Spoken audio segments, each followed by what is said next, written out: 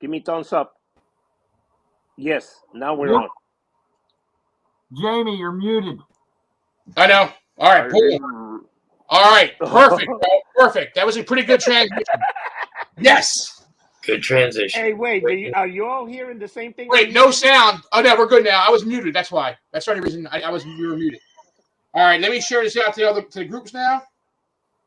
You guys, everybody watching, if you guys can share this also, share it out to the group, share it out to wherever. Just share this sucker out. We just lost somebody.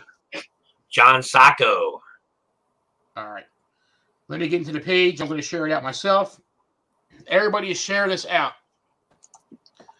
Share it out to Facebook groups. Share it out to everywhere you want. Just share. Share. Here comes Flip. I'm in, Gene. We're just waiting for Gene. We're just waiting for Gene. We're waiting on Gene's Gene. lost. Gene's lost somewhere. All right, now let me see what I got to do here, guys. There's Gene. Boom. Gene, we transitioned and we brought people in because they all followed the link. That was awesome. Yeah. Cool. Love it. All right. All right, now let me start sharing this out anyway. This is dude. So now we know what we got to do for the next one. Boom. This is perfect, man. Quick and easy. Painless. Dude, I love it, bro. Trying to make Painless. it For everybody except for John Sacco. It wasn't painless for him because he got the boot. I don't know. I don't know where he went. Well, he was here and then he disappeared again.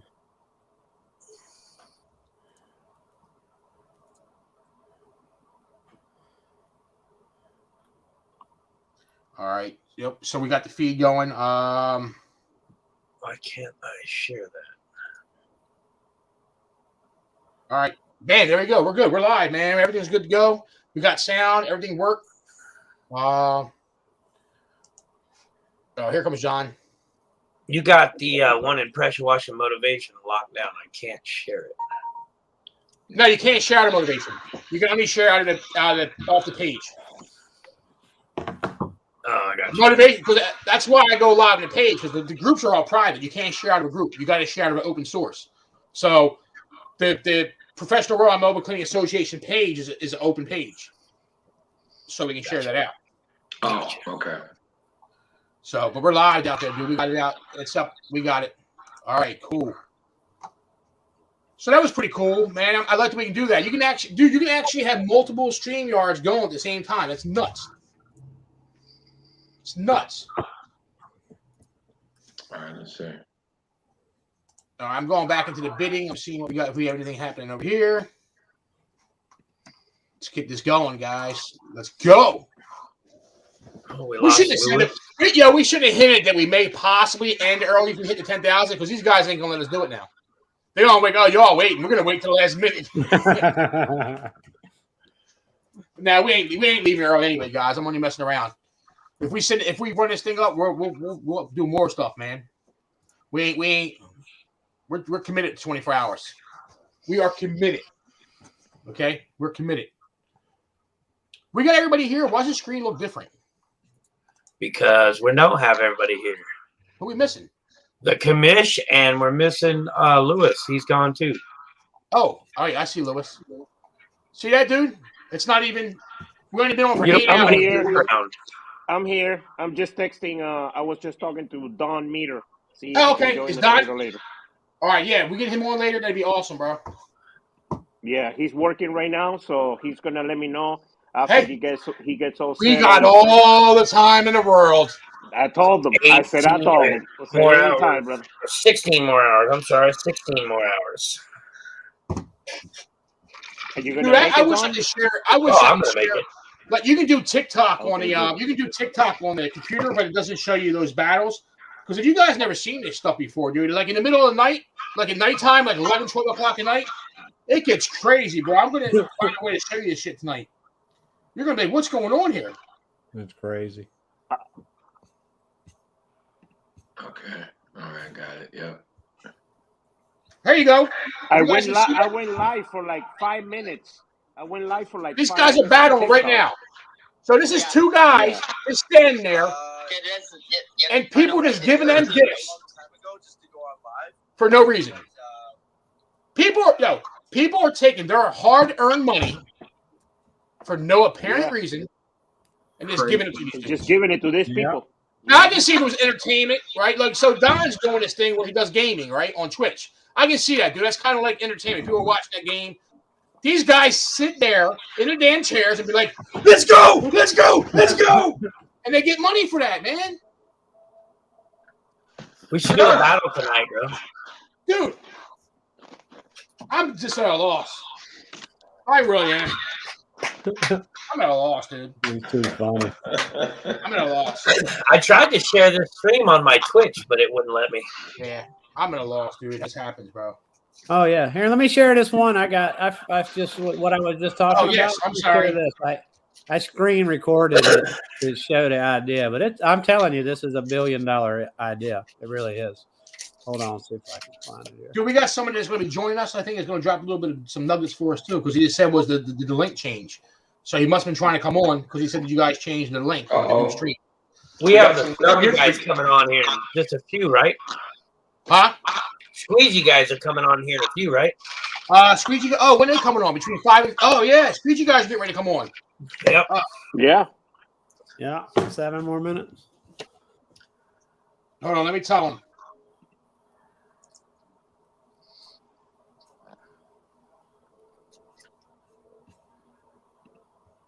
John, you got the link for them? You taking care of that? I send the link to Mark. This link, right? The new link? The new link? Yeah, no. Yeah, I gotta resend the link.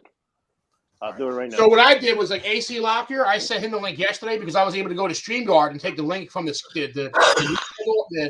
schedule and send it to him. Yeah, but remember, you just did a whole new link. No. So you're gonna need a new link. They were scheduled, so I was able to go into the scheduled stream and share that link out to him. Okay. You can get them ahead of time. You want to do a flipping battle? What kind of battle? Flipping what? Come on, give me money, come on. Flipping battle. Oh man, let's go. Let's go. Let's go. Dude, that's what they do. No, they had this one guy, dude. They had this one dude that is like, oh wait, he just jumped on. We're gonna have to tell him that. I'm gonna tell him. I'm gonna bring him on and tell him. That is like, so John, he just jumped on. We're gonna have to tell him that. I'm gonna tell him. It's like, we got the echo. The back feed, the echo. Back feed. It's on John, right? Yeah. Yeah, that's gonna be on John. Yep.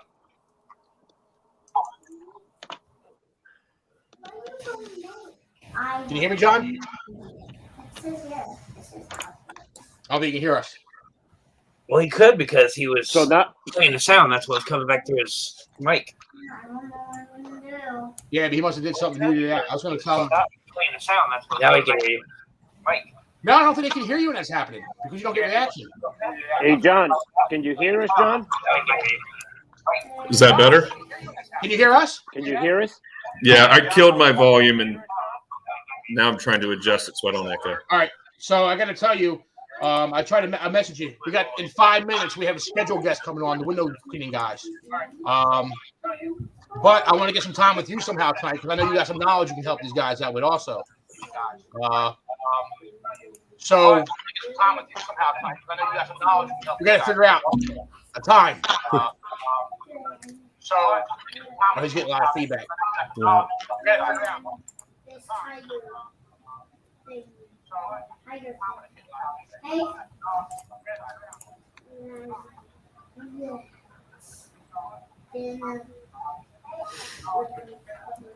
He turned his volume down so he can't hear us. How do you like that?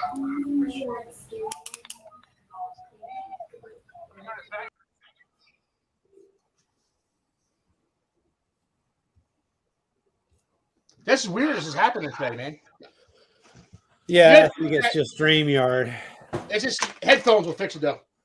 Headphones will fix it. Yep, that's why I got these headphones, because of a little earbuds kill my ears. So I went and got my gaming headphones and plugged it into my computer. These are wireless though. These are nice. Yeah, I got those too, but I couldn't. It's got a little adapter that goes from the 1/8 inch to the 1/4 inch thing. I can't find the damn thing, so I had to. He usually steals his son's gaming ones. Yeah, I use the. It's got a little box that plugs into the computer. It's the USB port, so it just plugs in or plugs into the Xbox or whatever I want to plug it into, as long as it plugs in. Mine's a little complicated. I got an interface and mic system and all kinds of crap, so it has to. Yeah, this has a mic system right here. I pull it down, see? Right. And then I put it up like that, and it cuts off sound. So if my wife walks in, I can lift it up and cut it off. But I'm using the mic on my webcam right now. Gotcha. TJ in the house. What's up? TJ! Oh, man. How you guys doing? Here it is. How's everybody doing? Window cleaning industry. What's up, brother? Not much. I don't know if I'm I'm as big as the window cleaning industry if you've seen the size of me, but No, you are. No, wait. TJ's on TikTok. She does some pretty cool videos. yeah. So I'm sure you. Uh-oh. Lost him. He froze up. Must be. I was really looking forward to that TikTok question. Yeah, He's talking about the guys that are on there that is yelling at each other, making money off of it. Oh, yeah. With the battles. The battles. Oh, I must have missed that. Oh, you haven't seen those battles on TikTok yet? No, I haven't. Damn, bro. Yeah, there's people that actually, they go on battles and people just give them freaking free money like crazy, bro. Oh, okay. All right. I now Jacob Williams did one of those. Yes, I think he did. Mm-hmm. I'm talking to Seth. Sorry about that, guys. No problem, bro. Take your time. So what happened to Jamie? Oh boy. We stole the stream from Jamie. John. Oh boy. So what's up, TJ? How you doing, brother? I'm doing pretty good. How's everybody doing? Can't complain, man. Nobody listens. How long have you guys been on? 8 hours. 8 hours. Yes, sir. Man, so what time are you guys going to stop today? 16 more hours to go. 8 o'clock tomorrow morning. Or 9 o'clock. 9 a.m. tomorrow morning. 9 a.m. tomorrow morning. Jeez. Yes, sir. But it's a good cause. It's a good cause. Very and good actually, cause. I don't know if you do not know the person we're doing it for. He's right here, Mr. Flipping. In the center. He's an awesome guy. Okay. That's the gentleman that his granddaughter is going through all the situations. And we're doing this for his family and for her. Awesome. So, just so you know, get to meet him. Awesome. Nice to meet you, sir. Yeah, you too. Thank you so much. Yeah, no problem. Anything we can do to help, we're going to do it. These guys are it takes a village. Hey, there's Seth. How's it going, guys? What's up, Seth? Not much. How are you? Good to have you, brother. Hey, thanks for having me. I appreciate it.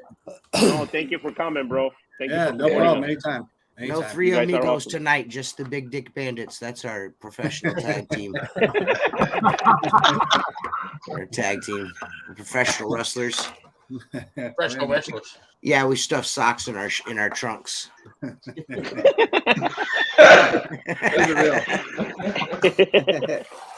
You guys are awesome. So what's I'm going on with we hear that Mark got into a little situation on one of his properties and things they catch on fire. What do you guys know? His neighbor, his friend's camp had a fire and burnt, like a bunch of stuff burnt down, and their cameras weren't responding. So Mark thought maybe it had spread to his house, and it didn't.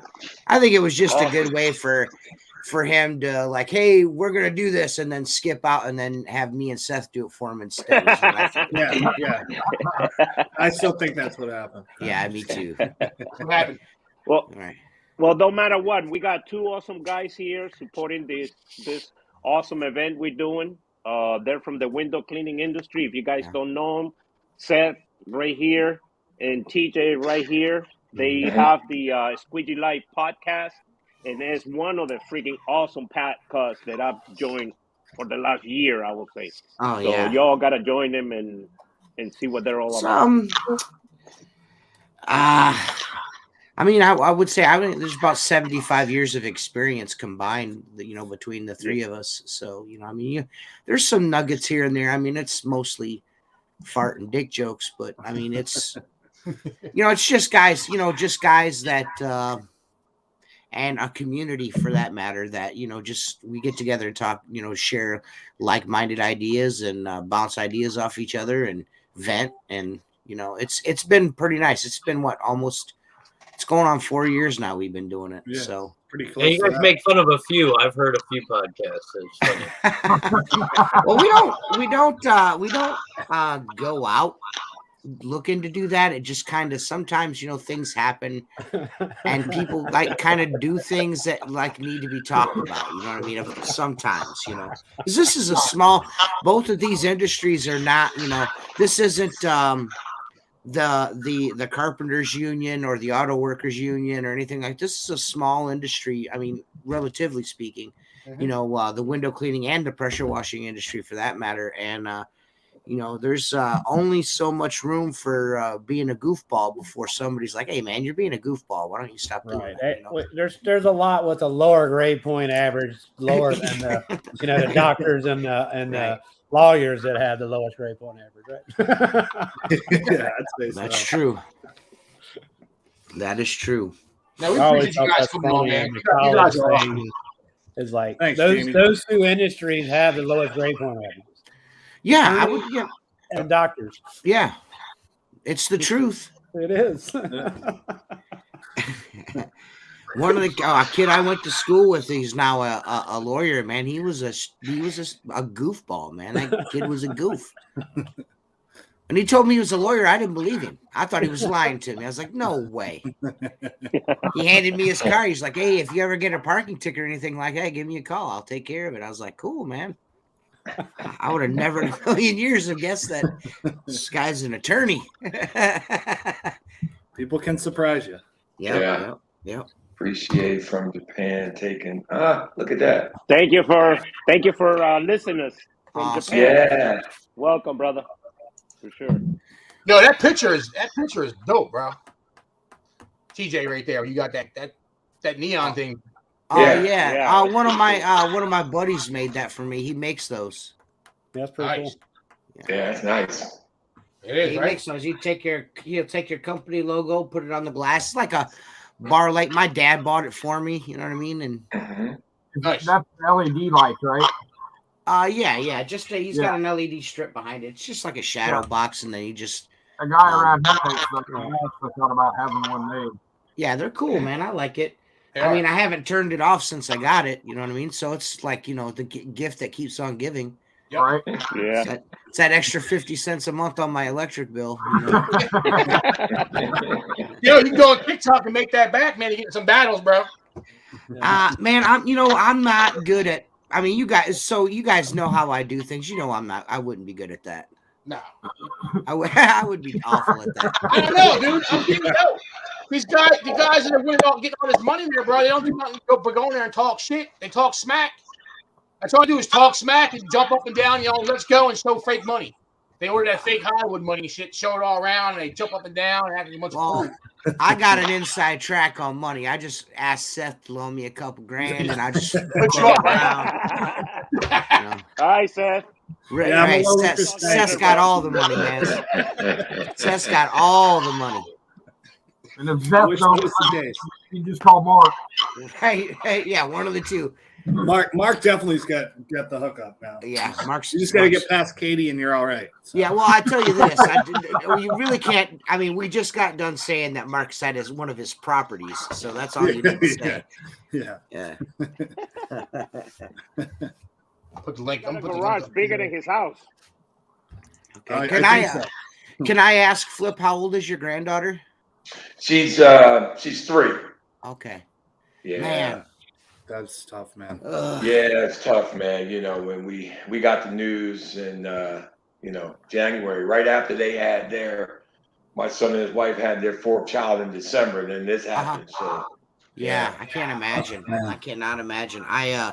My son, I almost lost my son and daughter, my son and my wife when she had him. She miscarried, or the real early, like 3 months premature. He was. I almost lost them both. And that's a child. You know what I mean? Of course, I was worried about her, but a child, she was also worried about him. That's man, that's a tough one. You know what I mean? That's a tough one. So this is a well worth cause, I think, here. Well worth it. I appreciate it, guys. Yeah. I'm really glad to be on, man. She was just on here a little while. You guys just missed her. She was on here a little while ago. Oh, cool. That's awesome. I'll have to go back. I usually go back and kind of skim through this like I did the last one. You know what I mean? Just to hear the people I want to hear, stuff like that. Skip over the dudes I don't want to listen talk. Hey, I'm a little we might have your favorite guest, John Eder, coming up. No, just for you. Just for you, DJ. No, he said no. What time does Perry come on? I don't know. Probably middle of the night, because I guess middle of the night. Hey, man, if you guys get bored or something, hit me up if he wants to talk. Oh man, yeah, if he's on, that'd be interesting. I'd love to talk to him. Possibly, bury the hatchet. Give it the old college try on being friends again. I think, you never know. We might be able to straighten all this out. I mean, I probably have to delete half my YouTube channel, but I think we could be friends again. He's half my YouTube channel. Do you follow me, bro? Do you follow me on TikTok, Jamie? Yes. Oh, thank God. One of you does, right? I do. Somebody besides John Sacco. Somebody besides John Sacco has to follow me. It's not John Sacco. Oh, the commish. I'm sorry. I read that wrong. I'm sorry about that. Still hands down to this day, that one chip challenge is my favorite thing John Sacco's ever done. Oh my God. What dude, I'm so disappointed. He embarrassed. Yeah, he was embarrassing to his culture, man. He was embarrassing, really. I'll be honest with you. I was like, dude, you're embarrassing to everybody, John. He was like, I thought you were gonna die. I'm like, we got to call 911 and go help this man. And I'm a person, I eat spicy stuff. That thing just went to my head in a weird way, bro. It was wild. I have the end, which is a bottle about this big, okay? And I eat it all the time. This shit, for some reason, and went in a totally different way. I don't understand. But I was really disappointed. Everyone thought that I was going to be the one to tap out, but me and Mark ate that one chip challenge chip, and refused to drink anything the entire podcast. We are so stubborn, the both of us. Like, I'm not taking a drink until Mark does. I went out when the podcast is over. I'm not kidding you guys. I got a belly on me, but it just imploded on me. It was humongous, full of I was laying in the wet grass, the cold wet grass in the backyard, screaming, hollering like a girl. Oh, it hurts. Oh, it hurts so bad. It was so awful. Bro, I broke out in cold sweats. But the key was weird. Listen, the key is I didn't do that on camera like John Sacco did. I didn't embarrass myself. I didn't embarrass myself, my family. You know what I mean? The Irish people as a whole. None of them. I didn't do that to them guys. Now John Sacco, on the other hand, listen. He's like, guys, I gotta go. He was talking mad smack, man. That's why I know he was. Get mad smack all day, shit, man. I eat all this shit. I eat all kind of, man. He got a chance against me, man. You don't know what I do. He was yo. Where's that at? Your YouTube channel, right? You got the video clip up there? It might be up there, yeah. I'm gonna find it. Oh, the one chip challenge. It's up there. The one chip challenge is up there. Yes. Yeah. I'm gonna take it and bring him up in this live feed at some point. Look at him! Look at this dude. He's the Hey, listen. Jamie, shoot me like an email or something, and I'll clip it out and send it to you. Him getting up. Getting up and leaving, poor guy. But he was supremely confident in Facebook Messenger. Oh, he was. Oh, he was like, "Oh, you guys are gonna do good. I eat the chips all the time." It didn't. No freaking way! I didn't say shit, bro. I didn't say nothing. Good to see you too, bro. Yeah, good to see you too, man. Yeah. Man, there's people everywhere watching this. That's great, man. Yeah, but we gotta get that number out. We're at 5920. Nice. We're gonna hit 10,000. I'm gonna have to do like they're doing that TikTok back and chat back. Let's go! Let's go! Now, my question is, it ain't working. It ain't working. How do you donate to this cause? So if you go, the easiest way, I mean, we have it on the website. If you go to pwmca.org and just say, fundraiser, you'll see the auction. So there's an auction or there's a GoFundMe page that's up that Power Wash Store PA set up. That's on there also. So we kind of made it easy. Okay. So you can. So if you want to donate money, you can only do it through the GoFundMe, correct? That's how it's set up. Yeah, and even when somebody wins the auction, when they win the auction, they're gonna when they get the email saying they won, they're actually gonna go to that GoFundMe and they're gonna donate that money of that amount. Okay. So that way you don't have to worry about PayPal flagging us, and you don't even know how it happens, man. You start. How many dozen towels did Mark donate? Like what did he say? Like 12 dozen? Oh, 4? You sure it wasn't 12? I mean, he's not here to say whether or not. Yeah. He's the one that set all this up. It could have been 12 dozen towels. He's probably gonna hit me up on Boxer screaming at me like, "Dude, what are you doing? What are you doing? My wife is gonna kill me." John and I both are telling people why they need these towels. You two need to tell people why they need these towels. These are the best freaking towels. Man, they are probably the best window cleaning detail towel on the market. I don't think there's anything better than them. They're just good towels. Just really good towels. I know it sounds absolutely absurd. Like these guys are like talking about how good this towel is. It's just, if you clean a lot of windows traditionally, you'll understand why a good towel is necessary. And the way these towels are designed, the weave in the towel, they kind of they don't get soppy wet. You know what I mean? It takes a lot. They are very super absorbent, and it takes a lot to get them drippy, wringing out wet. It's kind of neat. It's weird talking about towels, but honestly, like you get them in your hands and you're like, I don't really want to use what I have other than this. It's kind of strange. Yeah. It makes that much of a difference. Yeah, you can get those at windowcleaner.com or squeegeelife.com, or you could buy them from this auction right here. Which is the best way to do it. That's the absolute best possible way you can do it. All 5 packs have bids on them right now. So all 5 of the packs have bids on them. All 5 packs. If I had known, I would have included something, but you guys only talked to Mark, so Hey, don't you guys.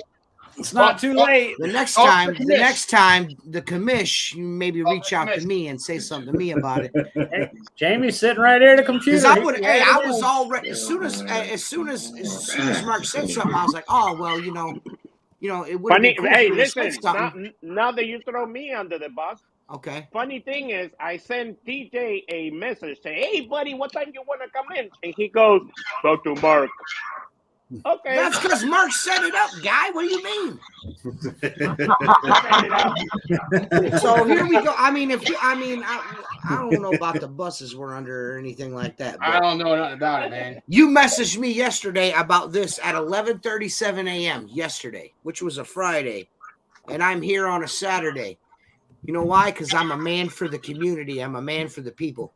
Oh, hey, listen! I thought we spoke on Wednesday on your show. Yeah, we did. Okay. But who set it up? Who did you talk to about setting it up? Mark. Yeah. Next time I gotta get you all 3 of them in the same message. Yes. So this way, yes. It's a 3-headed monster. Agree. I would have loved to. I would have loved to come on later on. I mean, maybe I still can. If you guys ain't got going on nothing later, let me know. If you need a little magic in your life, that would be awesome, bro. Man, after midnight, we got some battles. We got some. Come on, bro. Some rap battles, because I can. No. I'm gonna say because I can rap. We're gonna keep all that until after midnight, though. Okay, the last 24-hour we did. You guys had us on real late because that's when that's the best time to listen. No, I'll be honest with you. Yeah, you guys are like the best well-behaved guests. Were we? Well, yeah. Hey, I'm gonna have to. Like, yo, they got a reputation. You have to Man. step up your game, DJ. Come here and bring some shit. Hey, listen. I'll tell you guys why. The window cleaning community as a whole got a hold of us. Like, listen, guys, you guys are going to be up in front of the pressure washers. They look terrible, so don't make us look any worse. Be on your best behavior in front of those pressure washers. We don't want to give them the wrong idea. We are civilized, sir. Yeah. Funny, bro. We are a civilized bunch. We're not like you savages. I see you guys arguing in those groups. I'm like, my lord. Dude. Is there anything these dudes can do as a whole without arguing about it? No, man. Even when we were on, Sacco flipped out on that young kid like right when I was getting off. It was like 2.5 hours in. I was like, "Well, hold on here." Who? I can't remember. He was like John Utter. He called like a grifter or something. I don't know. He's some kid trying to sell packages and like he hadn't really. Oh no, he was selling courses and shit. Yeah. How to be a pressure washer, and he's like been doing it for like 8 months. Yeah, I can't remember what his name was, but John Eder. Like, John Eder. Yeah. Yeah, that might have been. Yeah, that was it. I'll be honest with you guys, man. The funny thing is with John Eder, I went live with him a week before that because I was talking like what you're doing is wrong, bro. And when he came to that, man, I didn't think it was gonna go sideways. I didn't plan on like attacking him. I thought, but he came in there like this, like with his goddamn popcorn, like we were a bunch. He called us idiots. If you remember, he basically said y'all are a bunch of idiots.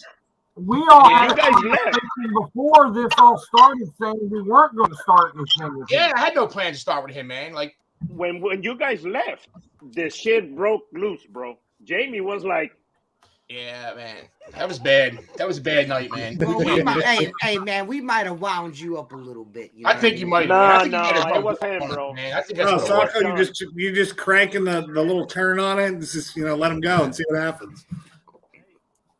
Oh,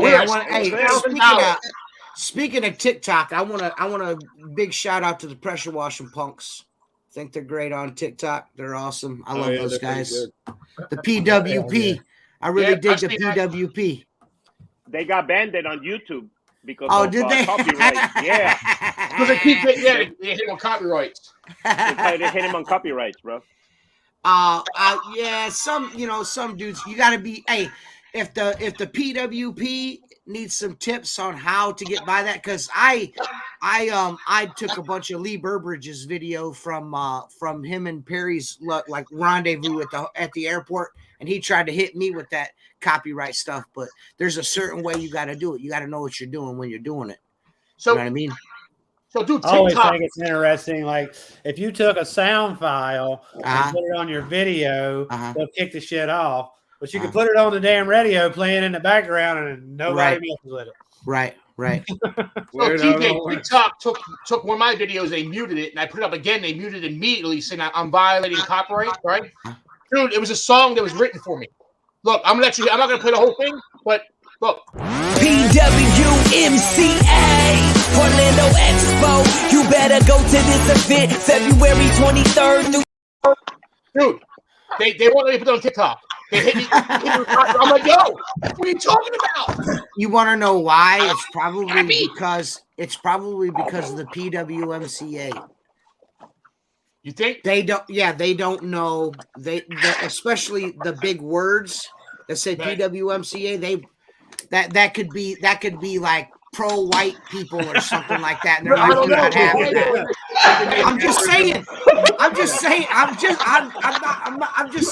not saying. You know what I'm saying? Like anything on there could be misconstrued. That's the way they do shit. It's really weird, man. Yeah, I don't know. I just thought they took it off, man. They won't leave it on there. I'm like, this is bullshit. How am I copyrighting a song that I had written for us, man? What are you talking about? Dude, they get you with acronyms. They get you with stuff all the time. If they don't know what it is, they just flag it. How do I get that logo off of Flip? I don't know. Like the PWA could stand for promiscuous white males. Bro. It could be all kinds of stuff, man. Hey, we're going to get shut down now. Promiscuous white males from California. Oh, we're done for sure now. Yeah, I don't know, man. It's bull crap, though. Bull crap. Yeah, I don't know, man. I'm definitely gonna have to come back later. I think, man. This is a drag. You have to. I'll have to come back. Both of you and Seth. Dude, I don't know about Seth. Seth's a newly married man. He's trying to make children. Congratulations. Yeah. Thank you. I appreciate that. Yeah. So, and I, however, am a middle-aged fat white male, and I've been with the same woman for 25 years, and all my kids are almost grown. So I have no life. So I may be able to come out here later. Oh wow! Because I can't even practice anymore. You know what I mean? I can't even practice making babies anymore. You know, so she's always sick or tired or something. Sick and tired. Sick and tired of you. Yeah. Sick and tired. So many ways. The only thing is, it seems like the older I get, she keeps looking just the way she did when I met her, and I'm like, I don't know what I've turned into. I don't even know myself anymore. Yeah. The feeling is mutual, brother. I used to be a young, virile, you know, I could pick up a weak mind, strong back, and now just like I've got nothing anymore. Nothing. I can't even fall back on my boyish good looks. You know what I mean? I'm just Hey, for everybody out there watching and for everybody bidding, when you guys go to the auction site, make sure you scroll down a little bit through it, because what I'm seeing happening is like we have 3 packs of custom sub-dye shirts, and they're all the same exact thing. And you guys are all fighting for that same one, bidding it, but you can just go down and bid on the other one and start the bid and be cheaper. Yeah. I'm just trying to help you all out. Like, I'm trying to help you all out.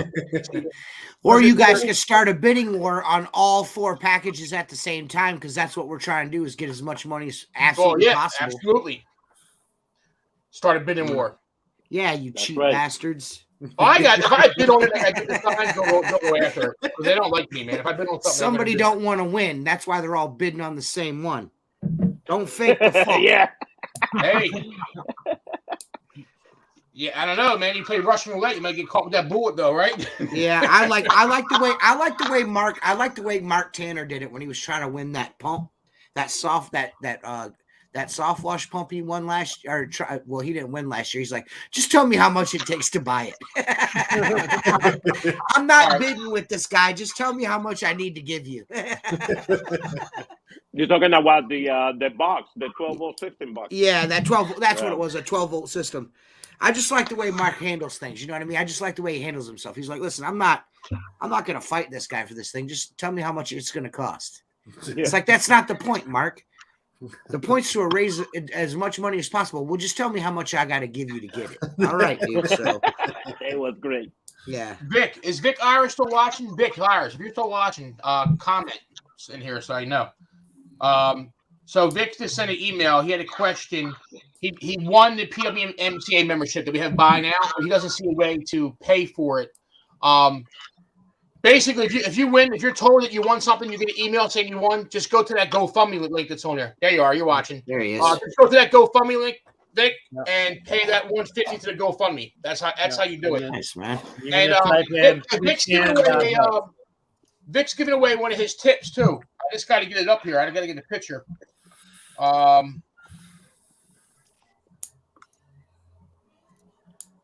right. Sorry, John, do you have the picture of the thing from Vic? I have one, but I have to go in the back of my shop. I'm clipping my fingernails. I look like a lady over here, so I had to trim my nails, guys. Sorry. Yeah. Perfect timing. You want to do mine next? Yeah. I'll give you a pedicure. I appreciate it, man. No, a manicure. I ain't touching your feet. PJ, you can auction that off. You can get a free manicure. If anyone wants a Ziploc bag full of my toenail and fingernail clippings, the bidding starts at $100. $100? No, hey, and I don't want no creepy guys bidding on it neither. No creeps. No creeps. That's it's a souvenir. I'll even sign the Ziploc bag. You know what? I'll even throw in the nail clippers. That's weird, man. For provenance. That way, when later on you try to get a lot of money for it, like these are the actual fingernail clippers. It's got his fingerprints on them. You know what I mean? Yeah, you got to sign the fingernail clippers too. Yeah. Yeah, I always you talking about the feet, man. I always thought like the first time I went and got a pedicure, I was like, damn, dude, if you had a football TV screen in here and some cold beer, I said I could fill this place up with some rednecks, Right. That's how I judge people, is by their feet, to be quite honest with you. Hey, but I said you could literally open like right at Christmas time, open a men's only. It's a sports bar, manicure. You get your damn pedicure done. You're going to get cold beer, and you're going to, watch the football game. Feet. You don't open up. You don't. Like my grandfather used to go say. But one time, but the women are going to go out and buy the gift certificates, dude. You can make $1 million off that place. My grandfather used to say you could really tell a lot about a person by their feet, like their shoes or how their feet look or smell. And I think he's right. Yeah. Like the worst people I know have the worst looking tennis shoes, the smelliest feet. Honestly, you know what I mean? Like, you're not right. I couldn't leave the house. With my shoes dirty and my gig line not straight. When my shirt was buttoned, I had to make sure that my belt buckle and my pants, it all lined up, or I would get, my grandfather was a stickler about that. You know what I mean? He's like, you gotta look the part to be the part. You know what I mean? So you can't just be out there playing around looking like goofball. You know what I mean? Now I'm just a fat, slovenly, tattooed moron. Now when I grew up as a kid, I was extremely poor, so I didn't get all the fancy clothes, but my mother would give me like a set amount of money to buy every year, and that's what I would buy, like the best damn tennis shoes I could buy, and the most badass jacket that I could find. Right. It didn't matter; I could cover up the other shit underneath. Right. Well, I was raised by 2 Depression era people, so don't think for a second that they took me somewhere nice and bought me clothes. I got my clothes from Kmart. You know what I mean? Oh, yeah. I wore husky jeans. You know what I mean? So my mother used to hem them up, man. I had blue jeans. Take the hem out, and they're like faded at the top, dark blue at the bottom. Yeah, my grandma would be like, she'd be like, well, why don't you just buy them a size longer? I'm like, why? She goes, so you can wear them next year. Yeah. And I had the same problem. I had that crease at the bottom that was a little bit darker than the rest of the pants. Yeah. I always laughed. I said, if the style was in now when I was a kid, my mother would have bought me a pair of pants at the age of 3 and said, you can wear these the rest of your damn life. Well, they buy clothes now with holes already in them. Yeah. And already bleached. Yeah. Already bleached. It's nuts. That's the thing now. But we're in Peru. They actually, going back to what Gene said, they have this actually special places for men that you can go, and they have sauna, they have the heating pool, they have, the massage and a happy ending, whatever. You know what I mean? It's up to you. Oh, we got those. But right they do here, when dude. they do the you go there. You go those there are right down the 8 street. What you there at 8 o'clock in the morning, and you won't come. You come up so relaxed because you go to the sauna. Yeah, I bet you are. I bet. I didn't know you could take a nap afterwards. I never heard of that. You do. They actually have a bench after they're done with the massage and everything. That you freaking fall asleep and freaking get up and go get a couple, some whiskey and just don't eat the sushi. Don't eat it. It's all fish. He said, "Don't eat the sushi." Wow. John Sacco, spackling back porches in Peru. I'm telling you. Oh boy. Oh shit! So what are you guys doing these days? Just working right now, or are you not working where you're at? It's really cold, and I'm cleaning glass still. You know what I mean? That's just part of my everyday life is cleaning glass. What part of the country are you from, man? Where you at? I'm from Ohio. Oh yeah. I'm right in between Cleveland and Toledo. I'll be in Columbus on Wednesday. Oh really? Yeah, I got family out there, man. Okay. Unfortunately, I lost a cousin, so we got to put him to rest, man. Yeah. There's a lot of that going on right now. A whole bunch. Way more than I'm used to. That's for sure. Yeah. I've lost quite a few family members over the last couple of years. Our family's like a rudderless ship, to be quite honest with you. I mean, all the people that kept us in line are now gone, and we're just like, we still get together like we used to when my grandmother and my aunts and stuff were still alive, but you could definitely tell we're a rudderless ship. Like, we're just blowing around right now. I mean, we have none of the whole lot of us don't have any sense. I mean, my mom is still alive, but she's just as goofy as we are. You know what I mean? She was the youngest. You know, my mom was the youngest out of all the kids. So so we we don't know what to do. You know what I mean? You guys had some weather up there, man, yesterday. We've had weather for we had that big storm blow through. I think we got about 8 to 11 inches, and then it started blowing. At first it was rain, and then it froze, and then after it froze, it started snowing, and then once it got done snowing, it blew for almost 10 hours, just wind. I mean, it was nice and packed, nice snow, and then it turned into giant drifts everywhere. Wow. Yeah, it was that's crazy. Yeah. Of course, my customers wanted to know why their windows weren't cleaned. I was like, but if I would have showed up, they would have complained that I was cleaning windows in a blizzard. Right. So either they're never happy. Never happy. Can't win. Nope. That's how it goes, man. Yeah. Oh yeah. Seth, however, he's absconding to islands and warm places. I take the winter off, so I don't. All I've been doing is shoveling snow for like 2 weeks. So other than that, just kind of hanging out. How is the married life treating you, brother? It's pretty good, man. Yeah, I got no complaints on that end. So just his wife is probably one of the coolest chicks you'll ever meet, man. So like we all meet up, me, Mark, and Seth, and our significant others. All the ladies, we all go down to Tennessee to Brimstone, where they do the ATV rentals, and you could drive the ATVs through the hills. What are those? What was that thing we were driving, Seth? The side by side. The side by side. So Christine's like, I really want to drive this. So Seth was, like driving. He was like it was kind of like driving Miss Daisy, and then his wife jumps in the driver's seat, and I've never been so terrified and shocked in my entire life. She was like totally kicking ass up these hills that were like this. It was absolute insanity. I didn't even want to drive. So it's like, you want to drive? I'm like, no, I'm cool with helping pay for it. I'll sit back here. You know what I mean? She didn't. I was like, let Christine go. She's doing a really good job. Yeah, dude. Then she absolutely soaked me in that like 3.5 foot like mud puddle. Yes, halfway through going like 35 into it. I was like, all right, cool. I'm talking like trails. Like if you look over the side of the side by side, it's like a 40-foot sheer drop. And she was just, wow. I'm like, this is the craziest thing I've ever done in my entire life. That sounds like fun, bro. It was a really good time. Mark knows how to have a good time. That's for sure. Yeah, we got fed well. Mark barbecued for us. It was a really good time. It was a lot of fun.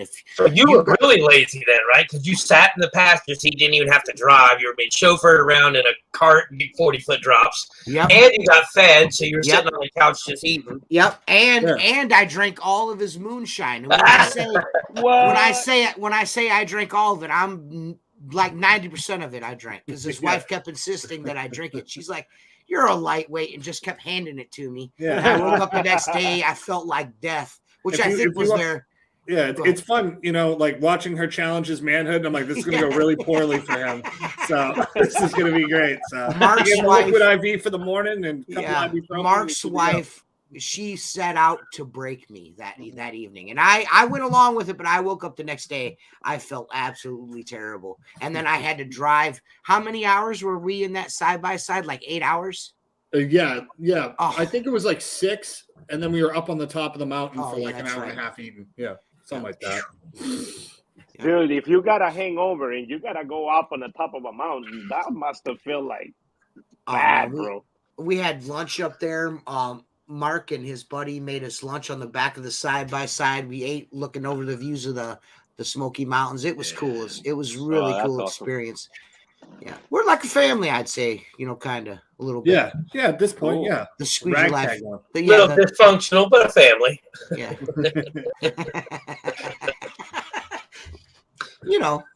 Yeah.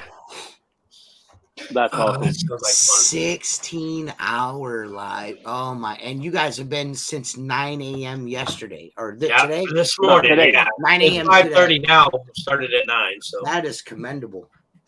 I'm not ignoring you guys. I'm putting something in the auction block. I had somebody messaging me, so I'm working No, on you that. pretty much you do this every time we come on here. You don't say nothing. No, man, no. Cool, Jay. I'm trying to add the Vic shooter, the Vic tip that goes in the water fed pole. Yeah, those are nice. I've used them, bro. I've used Those them are for some hotels. They work well. Yeah, they are nice. They like we say all the time on the podcast. There's a tool for every job in every situation. Yes. Tool for every job in every situation, and why not have all of the tools? There's nothing wrong with that. Say, man. My dad was a TV repairman. He had like the ultimate set of tools. Yeah, you gotta have it. So. That went over everybody's head. I feel like you kind of have to make yourself a setup where you have to have every tool for any industry you do. Because I do let's say I do ramps and I do stair lifts. Sometimes if I don't have the tool, I'm like, dang, I should have put that tool in the truck.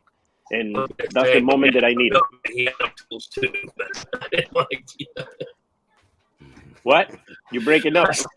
I said I was going to say my dad was a milkman and he had all the tools too.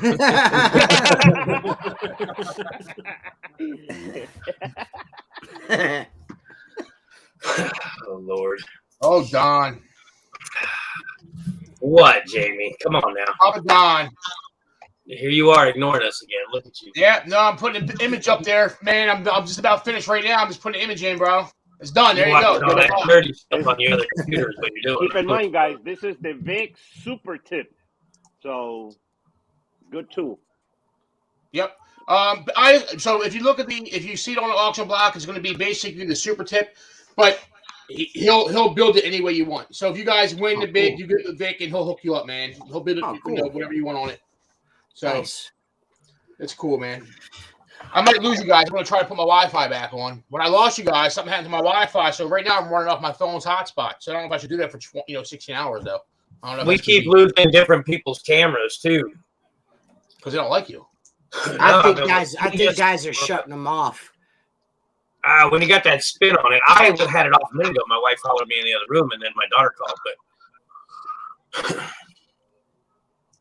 I've noticed some different cams going down and then coming back up. They're got the little spinny thing, like mine and Jamie's right now. Yeah, we got two Jamies now. We got Jamie number 1 and Jamie number 2. We have future Jamie and past Jamie. How cool is that? And now now we have present Jamie. Now we have present Jamie. Are you present Jamie? Or are you put you on the spot? When you coming on the Squeegee Live podcast again, man? Whenever, bro. You know that, dude. You know I'm easy, man. You know that, bro. We have to. I mean, the last we changed our membership meetings, bro, because of your podcast. I like that, man. I like that, dude. See, man, that right there. I like that kind of thing. That's why. Because, dude, it's not there. Because, like, how about if we have a meeting and we're teaching something we want to learn about, and like, they can't go watch. But you got to choose, man. We don't want, dude. Yeah. Let's not choose, man. That's like, let's not choose. It doesn't make any sense. Be fair to each other. Let's be fair to each other. You know what I mean? Let's share the viewership. Yeah, I think we ought to have you on, man. We'll stir up some controversy, you know what I mean, about something. We'll talk about something. You know what I mean? Our last podcast, we thought we had like one of the most straight-laced guys in the universe, Luke the window cleaner, on our podcast, and he went ham sandwiches on our podcast. I like completely blindsided the three of us. We were like, dude. Afterwards, you're like, dude, you probably could have like maybe said that you were coming on to grind the axe. You could have like, you could have gave us a heads up, man. You know what I mean? Just let me know. He was like, man, I can't help it. It just came out. I was like, he goes, you don't know how long I've been hanging on to that. I was like, clearly. Yeah, when he went in on like 2 or 3 people, and I was just like smiling. I was like, all right, yeah, bro. Nobody say a word, bro. As the viewers, we're looking at y'all, and you're like. Yeah, I didn't know what to say. I didn't know what to say. But you know, for a long time, he had to represent himself and a company for, to keep a certain image. And then he finally is like, you know what, I'm going to step away from this. And now I'm just going to tell people how I really feel. Because I actually thought Luke was one person and that was that. And then I met him in person. He's the complete opposite. I was like, man, we are a lot alike. We share a lot of things in common. You know what I mean? I was like, how can you get by without like being like me and just like having verbal diarrhea all the time, because I find it hard when I see something like, if I see the snake oil salesman, I can't help but say something. I can't prevent myself from doing it. I need to be on that show, bro. Because see what happens to me. That's when I get in trouble all the time. See, in the Brady Bunch thing here, wait, which way is this facing? You see this guy all the way up here, Mr. Gino? Yeah. See, when I do that on the Facebook group, he kicks me off. Bro. So I'm not allowed to do that. Oh, yeah. Listen, I got some stories, man. I got some stories to tell, man. But if Mark knew how to work Facebook to get me to stop from talking, sometimes he would. It's hard. You can't get in trouble if you don't give a shit. Do you know what I'm saying? Like, so it's like, if you just own it all the time. I mean, there's plenty of times we've gotten off and TJ's like, are you fucking serious, man? Like, what are you doing? Like, come on, guys. Because these guys, this is what they do. And just like Luke did, they'll walk into my living room, take the pin out of the grenade, toss it, and be like, all right, man, I'll see you later, buddy, and then shut the door. And then I got to deal with all the blowback. Because nobody's going to be, Seth's not on social media. So, I mean, who do you think everyone's going to talk to? They're going to talk to me. Because Mark can't even work his cell phone without somebody helping him. Unless he's photoshopping, that's about it. Unless he's photoshopping, which he's really, really good at. He is really good at that. Yeah, he is. I get those messages. He gets himself in trouble about once a month on that. I don't think Mark. I'm sorry. I don't think Frank Rave has posted a picture in the last year and a half that Mark hasn't put Bernie Sanders in. Like Frank posted a picture of him. I'm assuming and his daughters on Christmas, and Bernie Sanders was put in that picture. I mean, Mark, I'll tell you guys a story. So I did a YouTube video in my garage once, and me and Mark and I had 2 or 3 weeks previous, had been talking about my late grandfather, and I was in the shed or in my barn. I call it my barn. It's other people would call it a shed, but we call it a barn. You know what I mean? Because it looks like a damn barn. But anyway. I was doing a YouTube video on a sim pole, I was showing everybody how to, they disassemble and go back together and all this stuff. And there was no wind. I was standing right by the door. And then, I said something in reference to my grandfather, and the door kind of moved, you know what I mean? And kind of closed. And then I upload this video to YouTube, and I never even thought about the video. It never dawned on me or anything like that. But Mark goes to my Facebook page, finds a picture of my grandfather, and puts my grandfather behind the door, like he's looking through the door, and sends me and then sends me a Voxer message, TJ. I'm like, bro. I was like, Mark, man. I was like, that's my dead grandpa, man. He goes, but that shit was funny though, right? I was like, yeah, it was funny, man. My wife's like, I cannot believe he did that. I was like, yeah, I can't either. But what do I say to him? You know what I mean? It was funny. It's funny. Mark. It's almost like he gets a pass. Yeah, he says some things sometimes, and I'm just like, I can't. I don't even know what to say, man. I don't even know what to say, dude. He is hilarious, bro. Yeah, he just says things. You know what I mean? He means well, but most of the time it's questionable. It's questionable at times. Here's a picture of your dead grandpa, dude. Creeping behind you. Yeah. I'm just glad that I don't post pictures all the time on Facebook, and he puts my dead grandpa in all of them. Oh my god. I'm glad I'm not like a 53-year-old man too. He's just might as well be 14. Yes. Yeah. Jamie's gonna deal with that tonight in his haunted shop that he's in. Don't even start with that shit. Look, I got the laptop here, so we gotta go in the car. Your shop is haunted? Yeah, we need to get him a Ouija Hell board. yeah, no doubt, bro. No doubt. Really? This son of a bitch be here smashing doors up, turning TVs on and everything, man. Hey, man, listen, just embrace it, dude. He's just trying to Yo, get I'm your all good with attention. it. He's embracing. He's gonna get in his car. Yeah, you're all good with it. I brought my laptop in case I have to flee. Yo, I got the window right here. He said he's got the window open, ready so he can jump out. I got it open, ready to go. Yeah, that's great. We ain't got no problem, to get his meters and stuff and go check his shop out. Yeah, that's what we got to do. Dude, that new how about Ghost, man? That new Ghostbuster movies was kind of good, man. I watched that. That shit was actually pretty good. I liked it. I really liked it. That new Ghostbusters movie, I really liked it. I didn't like the one with all women. I thought that was awful. Either. Yeah, and not because it was all women, just because it just all sucked. It just wasn't a good. It just wasn't a good story. They just didn't do it justice.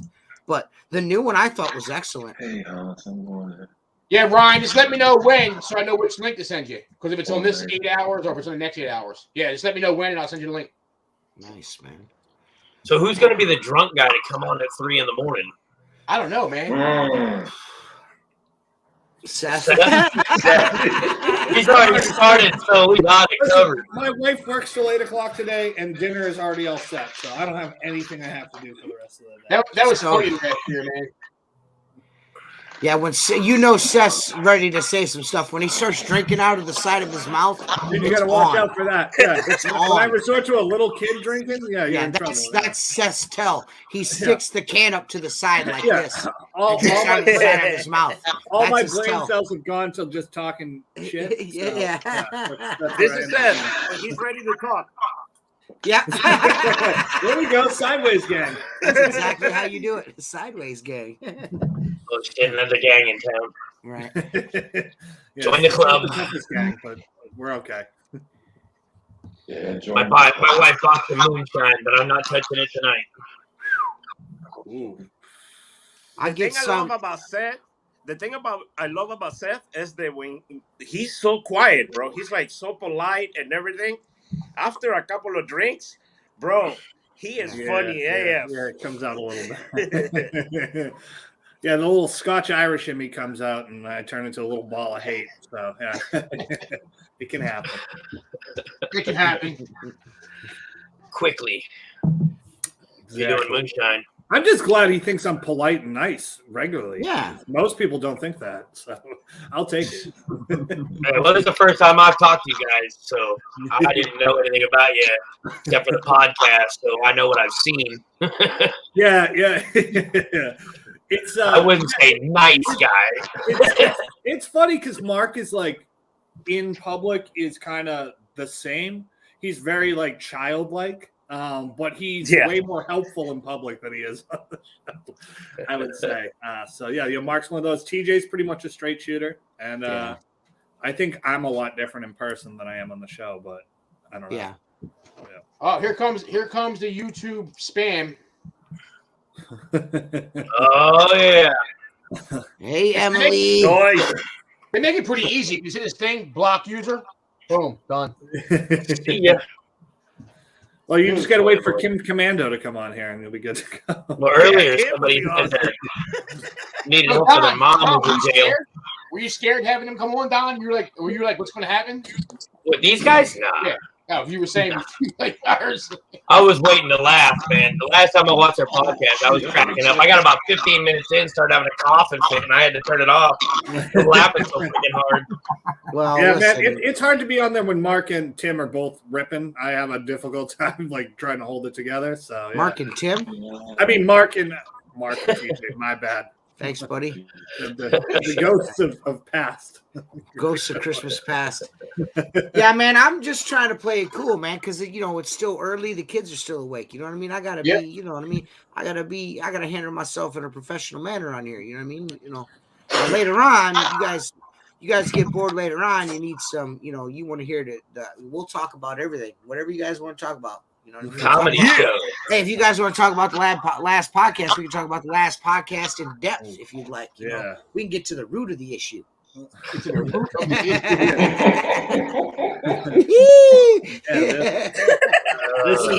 people on there we can go after if you want to. Yeah. Well, I'm glad that we could come on and take up an hour's worth of your guys' time and try to, get you guys moving around a little bit in your seats, get your blood flowing again. You know what I mean? I'm just glad you're here because I'm tired of talking. Yeah, I think a lot of people don't. I mean, I don't know how often you do this, but I know we've been doing a show. We used to do it two times a week. It used to be a Wednesday and Sundays. We used to do the podcast, and we did that for 2 years, two shows. And I don't think people can appreciate what goes into having to talk all the damn time. You think it's real easy, but it's tough to try to keep people listening to you. You know what I mean? I think that's probably why the Squeegee Live podcast has been around as long as it's been, because we haven't, it's kind of hard to talk about, how to estimate your job for fucking 4 or 5 years. I mean, that, you can only talk about industry related topics for so long. It's not bad to talk about. If somebody has a question to answer it, that's cool. But for the most part, it's guys that do the work that we do, having the conversations that guys that do the work that we do have out in the field, just 2 or 3 guys on the glass talking about life, or this job or this customer, or why is the sky blue, whatever the case may be. So I think that's what keeps it going. It's tough to sit. I mean, I could not imagine sitting for 24 hours what I would talk about. Yeah, that's got to be difficult. Got to be tough. Not really. We talk about Gene singing and his fishing, and we talk about John Sacco and his little guns, and we pass it around, just talking about different shit. Jan Sacco, baby, Jan. And they told me after midnight I can talk about anything I want to. After midnight, he waits. Jamie's taking 6 hours to go, my friend. It's going to Wait be for him to go buy 12 hours. Hey, listen, Guru hours are going to kick off midnight. Yep. I will shoot you a message or something later on this evening and see what you guys got going, John. If you guys got a spot, I'll try to get back on later on tonight. Come in. You don't even have to ask, brother. You're welcome. Okay. Anytime. Yep. Okay. Oh yeah. All right. You're ready. I'm gonna choose my timing wisely. Yeah, midnight. 12:05. 12:05. Let him get his train of thought going for 5 minutes, then blast it in.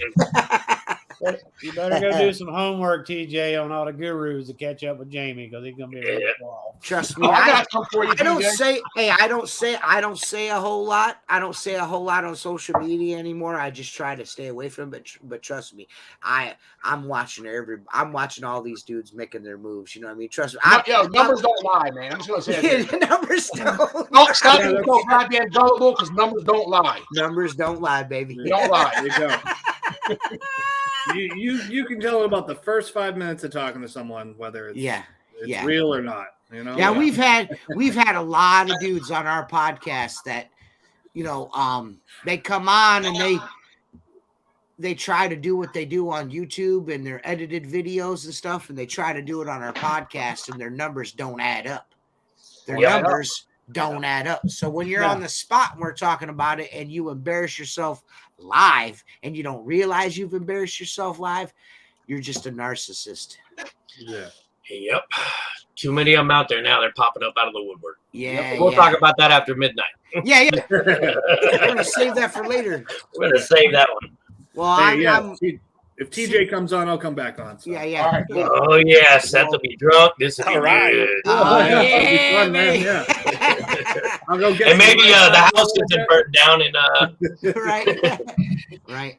I get my favorite Asian joint down the street, so maybe I'll go hang out there for a little bit. Favorite Asian joint. Getting your toes done while you're on podcast. Yeah, exactly. Right. Get my toes done. Get a massage like John recommended. Yeah, get a nap after happy ending.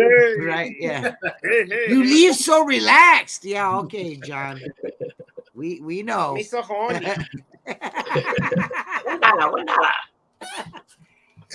I really appreciate you guys having us on. There's skills to steal away, guys. There's skills in there. Congratulations to all the bid winners out there. You guys are doing a good thing, man. You should seriously pat yourselves on the back, because this is for a good cause. Hey, we're at 6,500 right now, so it's climbing. Yes. Yeah. We're awesome. That's good that some money's being raised. That's a good thing. Absolutely. Hell yeah. If somebody would just spend another $4,000 or so, we can go to bed, right, Jamie? Isn't that what they said? Man, we're 24 hours. I'll see you guys at midnight. Yeah. All right, man. All right, guys. All right. See you at 12:05. See you Peace, guys. guys. Thank you. See you, bro. All right, thank you. Peace.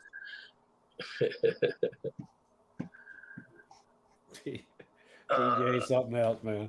We got two awesome guys right there, guys. Seth froze up. Yeah, he's just gonna leave his face here for the rest of the time. Yeah. That's a great group of guys. So yeah, Wednesday night. We are so glad they made it. They have a good podcast, guys. Go check them out. Yeah, Wednesday nights they do it on YouTube. And they don't hold back. No, they don't. Nah. And not everything is about the industry, bro. They discuss different things, different topics. Sometimes it gets you off your mind of a rough day, so it's fun. They're good. They're good people. Yeah.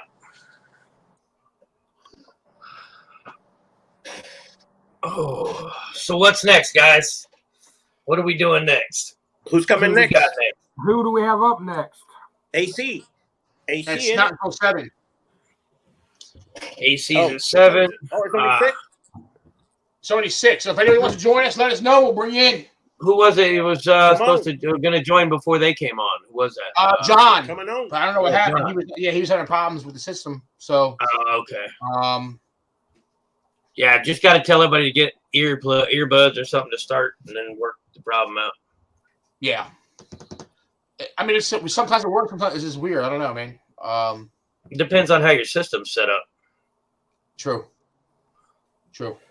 No, I think it's just platform because there's never had any problem on my other computer. Yeah, I know. Yeah, we've never had issues. Just recently with this. Yeah, I think it's just the server's lagging. It's definitely lagging. When everybody was here, but I don't know if you guys saw, but different cameras were just black out and start spinning different times. I was like, "What the heck?" I'm good now, but earlier when y'all were having all the problems with Carlos, it was like watching a Chinese movie or karate movie. Everybody was talking, and then the sound was coming afterwards.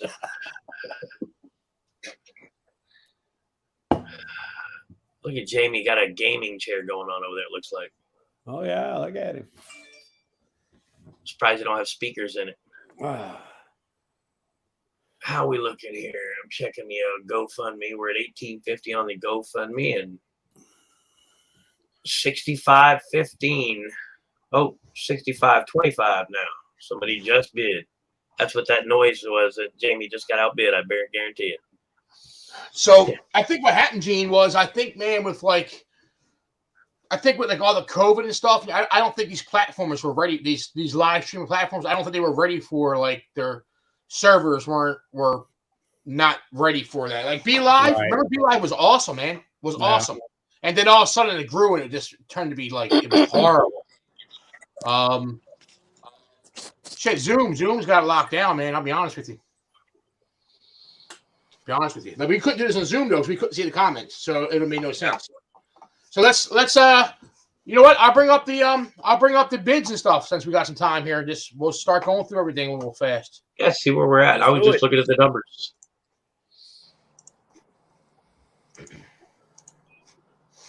All right, here we go. All right, so we're at $6,500 and $65.15. Let's view the items now. Let's see what we got going on. Oh, you've been outbid on those signs again. We got 2 PWMCA memberships that are sold. So that's awesome, man. Congratulations to you guys that won those bids. We have a whole bunch more. So we put 8 of them up. 10 of the signs from 72-hour print. One of them that one's at a $60 bid. He has another one, the same exact thing, that's at $55, and another one, the same exact thing, that's at $50. Dope Marketing, David Carroll has 100 double-sided yard signs with stakes. One is at $270, and the other pack is at $300. So that's still really great value. Radio Brush has no bids at all yet. You guys got to check that out, man. The Solar Rocker has a $225 bid. So that's a pretty good bid, man. That pressure washer from Doug Rucker is still at $700. 4 gallons a minute at 3,500 PSI. $700. That's a nice little skid. Smoke another one, John. $72 print. They're doing 5 sub-size shirts, short sleeve shirts. That one's at $260. They also have 2 more of the same exact item. So that another one's at $225, and another one has no bids yet. So you guys have some opportunities there. 6 months of Google Map ranking from Dominate Partners is at $650 right now. Dragon Grip from Power Wash Store PA. We have one at $100, and they have another the same item at $75. EBC. Now, this EBC is a 55-gallon kit. This is not a fiber. You get this, you get yourself a 55-gallon drum, and you make 55 gallons of EBC. It's at $300 right now, $305. Right now, that is an awesome, awesome value. So, guys, start looking at that. We got the Ederate kit. Starter kit is actually at $70 right now. That's a nice kit, man. Timfield Signs has 17 bids. It's at $360 right now. It is over the value. Dude, hats off to you guys for bidding over the value, because you guys can see that it's not always about the value of something. It's about we're here to raise money. So sometimes we're going to overbid. So awesome. That's awesome. We got these 2 lights here from Perry Tate. One has no bids. The other one has one at $34. You need a battery. You got to have whatever one you buy. One's a Makita and one's a Bosch. You'd have to have the battery for it. I've seen some videos. It's a really powerful light. Another PWM thing. We have a Radio Rocker Brush 14-inch, has no bids. We have 2 Radio Ultra lights. One has a bid of 70 and one has a bid of 65. We have a Start Smart box from John Sacco. This one comes with a lifetime warranty. It has the PVC ball valve, not the stainless steel. That's a $475. That's an awesome value right now, guys. 2 of these Ryobi electrostatic hand sprayers. They are both at $50 bids right now. 5 12-packs of the Squeegee Life towels that Mark Tanner donated. They are one's at $35. We have 4 at $35 and 1 at $40. We have 2 of these hose reels from AC Lockyer. These are the new hose reels he came out with, man. We got one at $400. The other one does not have a bid yet. They are lifetime warranty on those also. They are pretty badass. We got this Dominate Partner, man, this experience where they actually are going to come out. Gary Guyman and some of his teams are going to come out to your location, spend a day with you, going over your business, putting some stuff in your business, try to help you guys. So take a look at that. If you have any questions about that one, reach out to us, and we can connect you guys and talk. Tucker Brush, this was donated by Mark Tanner also. That's at $125 right now. The Vic Shooter Tip, we just added, has no bid yet. Hey, guys, check that out, man. That's an awesome little tool to have. I've used it. I have one. We have used it to reach some higher areas, like at hotels that we couldn't reach. We put that in a water-fed pole. That'll give you your reach. And he can make that for you. He can adjust it to like different things you need on there. So you can get with him with that. But that's $60 the opening bid in that. So get on that, guys. Go bid that $60. Website with 1 year hosting from Dominate Partners is at $420 right now, and the Whisper Wash Classic is at $650 right now. That was donated by Whisper Wash Company. So we're looking good, guys. Man, we got stuff going, man. But hey, let's do it, man. Let's go bid on some stuff, guys. Go there. Go to the link. Go to the website and bid on some stuff. Yes, sir. All for a great cause. Hold on, let me get back here. every single dollar that's you bid and you win the bid, every single dollar is going to the flipping family. Every single dollar. So it's for an awesome cause, guys. There's the link to the auction just in case you guys need it. And just for you guys also to have a little background, we're doing this. His granddaughter is got leukemia, and they need, they're gonna be doing this for a couple of years. It's unbelievable. So they are gonna need help with the extra expenses. Besides the money that is gonna cover by insurance, whatever the situation might be. But at least this will help. With extra expenses. So whatever you can do, guys. Little Evie needs all of our help. She's 3 years old, and let's come together as a community and make it happen. Yep, and that's what it's about, man. Coming together as a community, bro, making stuff happen. I mean, that's where we, that's what it's about. Coming together as a community. And we joke a lot. We'll joke a lot in here tonight, mess around, dude. At the end of the day, it's all about helping each other and shit, man. We're just joking around. We got to. We've been here for a long time. So if we don't joke around, we'll be rough. Flip sent me a message. He said he had to run to the shop. He'll be back. He just left his feed right up there. He said, I'm just leaving my feed. He left it off. He sent me a message. He had to run to the shop. He'll be back. That's cool.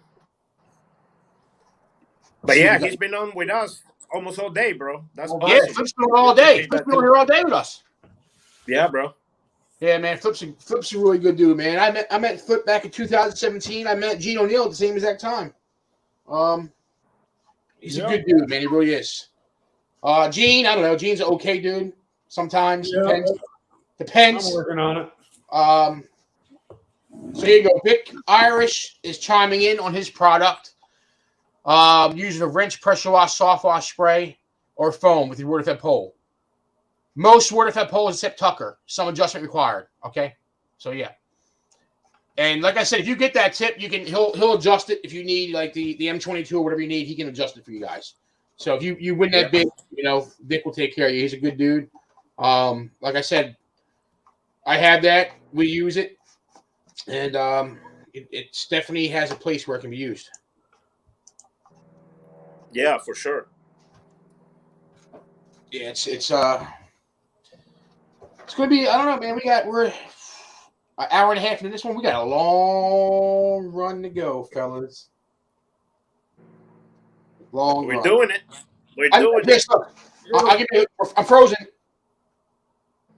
Right? You're frozen? Am I frozen? How about I can freeze myself like this? Oh. All right. If I can freeze myself like, I'll really be like this. Crazy. Let me get you frozen, bro. And I'll be like, that'd be crazy. I can't even see Louis. Louis, are you still there? Yeah, he's moving around. Louis got that couch over there, though. I got a feeling Louis is going to go to that couch later. And he's going to go to that couch. Yeah. Like, I get that couch and done. Yeah, and he'll be like, bam. I'm frozen. Like, Louis! Call him on the phone and shit. Get up! What's up, Jeremy? Come on, bro. Yeah, we need Jeremy Brook to get on here, man, too. Jeremy Brook to come on and get some knowledge, man. Is he watching right now? On, bro. Is he on? He's supposed to be coming on. Well, tell him to get his butt on here. Where'd the commission go?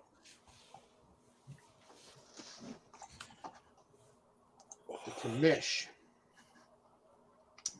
Yeah, I was texting Jeremy. I was messaging Jeremy. He's got like 50 minutes, bro. I think he's on here right now.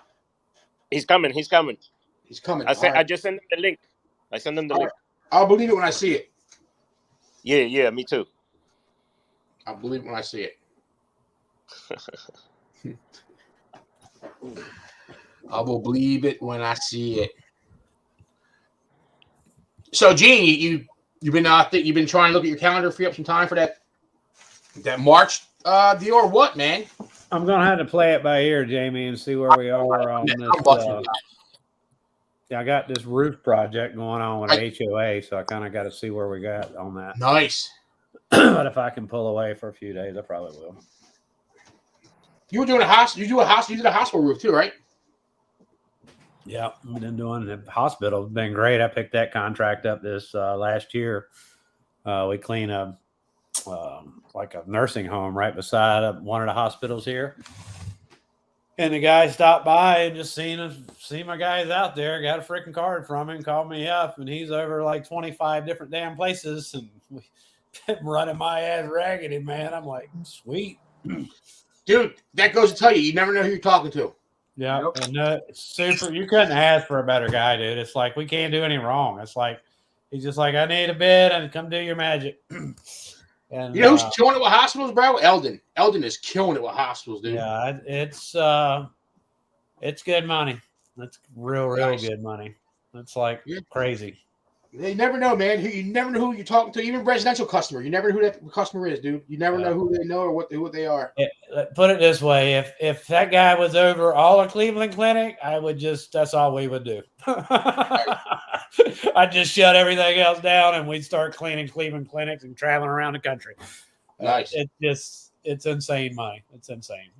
So that's good, man. Yeah, but. It's not always. It's consistent, but not like you got work every day from it. So yeah, you just got to take it when it comes.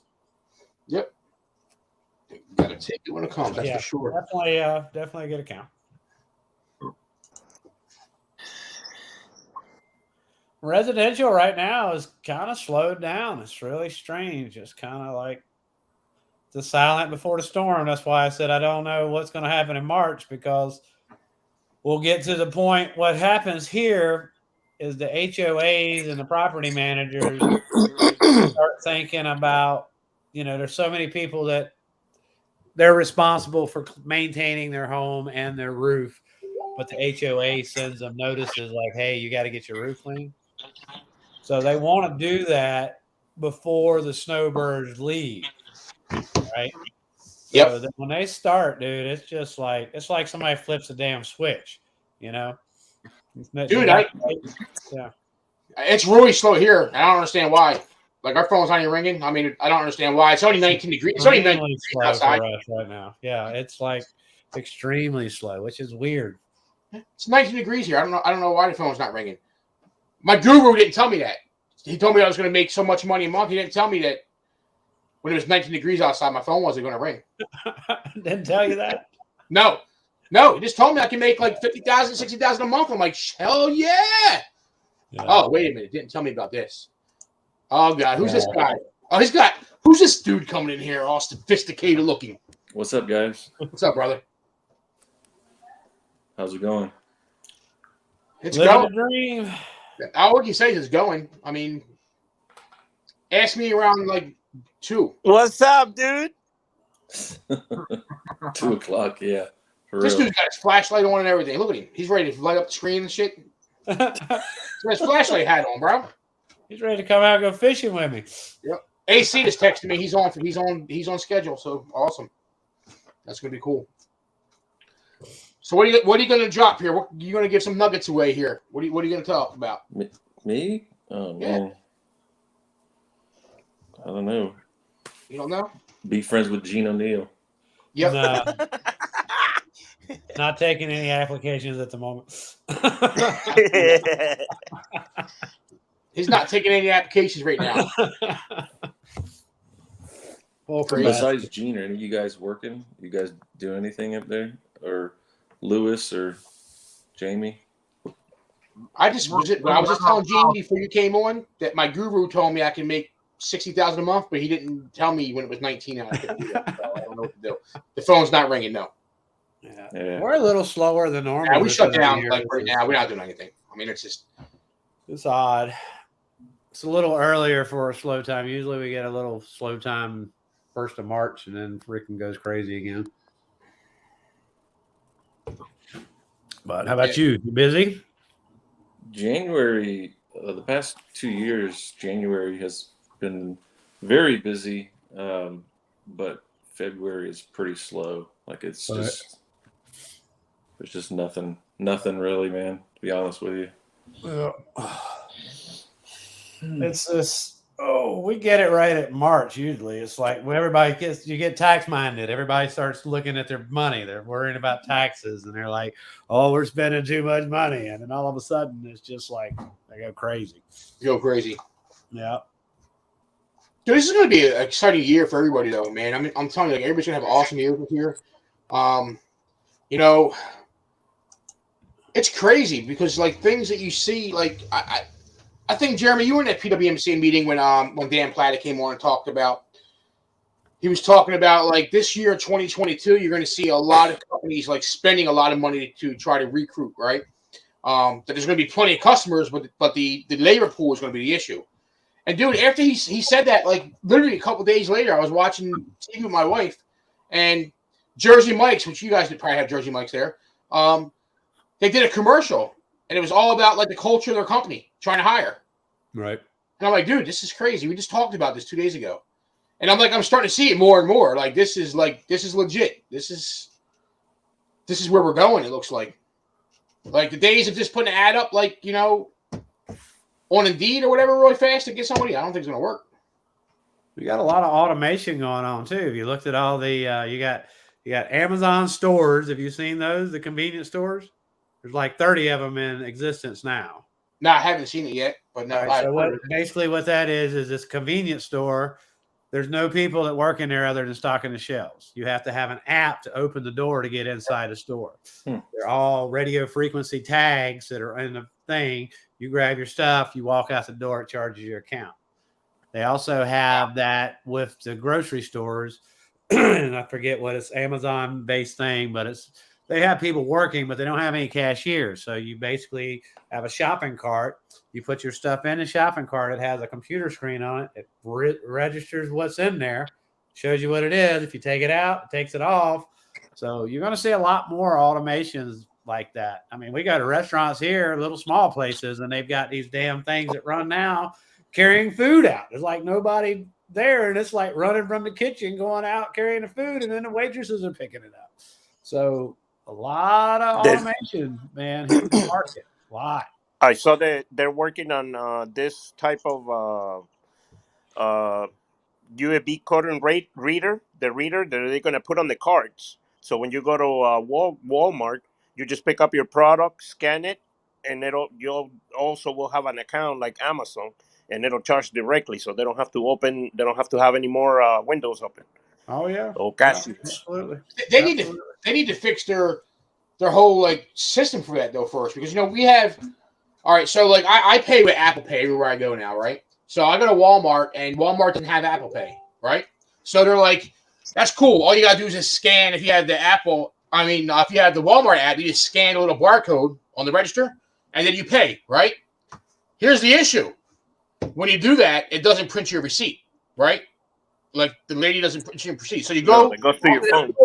Walk out the door with your stuff, and they stop me like, "Hey, can we see your receipt?"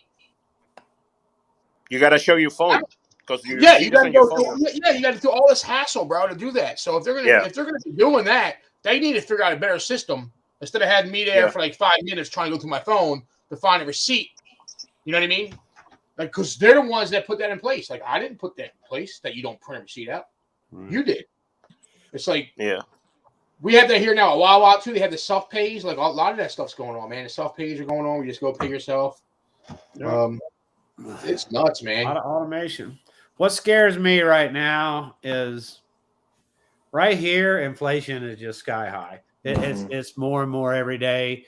House prices are like ridiculous, dude. I mean, we're getting to like California house pricing. It's just getting nuts, and it can't survive. There's people renting shacks now for $800-900 a month. I mean, literally a shack. A 3-bedroom, 2-bath house anywhere where I'm at right now is going to cost you $3,500 a month if you rented something. You're just not going to find it. Housing price is just like astronomical, and there's the only thing it is that's creating that is a lower interest rate, which allows people to buy more. You've got, during all this COVID stuff, a lot of people wanted to get the hell out of New Jersey and New York and come to Florida where, they're tired of being tied up, and their job allowed them to do that, because now a lot of these people that were never going to go to no office and work virtually had no choice but to do it. And now they were going, why the hell didn't we do this 20 years ago?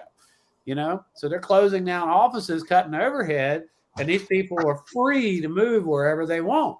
They're moving to Florida. I got news for you.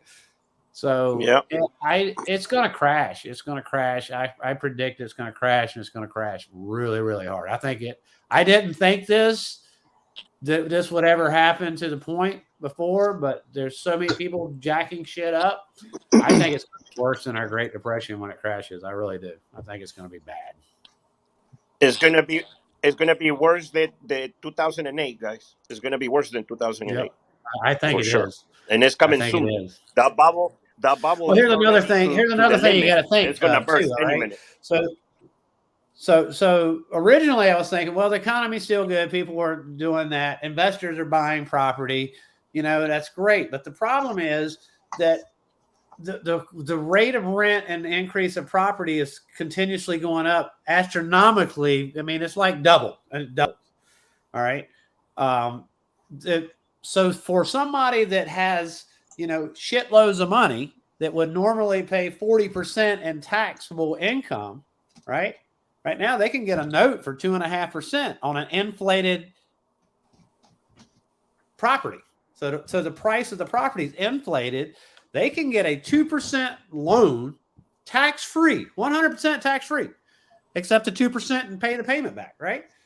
So if you're rich, you're stupid if you don't pull money out of the bank and take that money as a 2.5% tax, basically.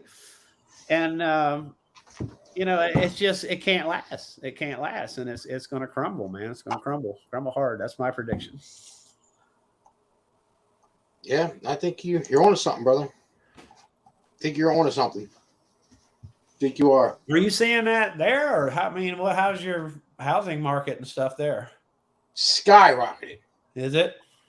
I mean, it's so the fight has settled down some, but it was at a point where they were fighting. They were like literally fighting. So right now you're still going to lose most of the bids on the houses, but it was at a point, dude, where they were just like they were waiving inspections. They were just like seeing houses online going for sale and be like, offers, boom, boom, boom, overpriced, no inspection.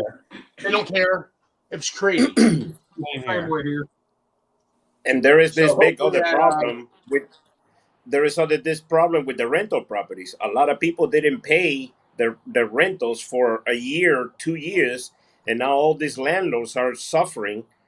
Some of them got ripped off because the relief money didn't get to them. Actually, most of them didn't. My girlfriend's family has got lots of money. Her brother owns like 600 rental properties, and we had this conversation whether that was the case or not. And he said, no, my property manager just gets on the phone and calls people. There's so many things that are available for these people. He said, they just call, they talk to them, and boom, they paid a bill. There's a couple of guys, the landlords that they own hundreds of properties in other states. They didn't have that much of a luck. They actually lost the money. They're suing the people, you know what I mean, for the money that they spend. But they're all over TikTok posting it because they want people to know that, you're not supposed to keep the money that the government sends you to cover the rent for the landlord. And a lot of people been doing that because of necessity.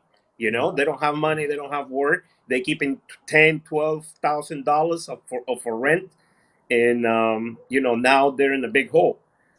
Just like all those people, they applied for those PPPs illegally, and they went and bought brand new Mercedes, Rolex, and the whole thing with money that was supposed to be for the employees, for the business to grow. There you go. I asked Jeremy can answer that question. He'll tell you.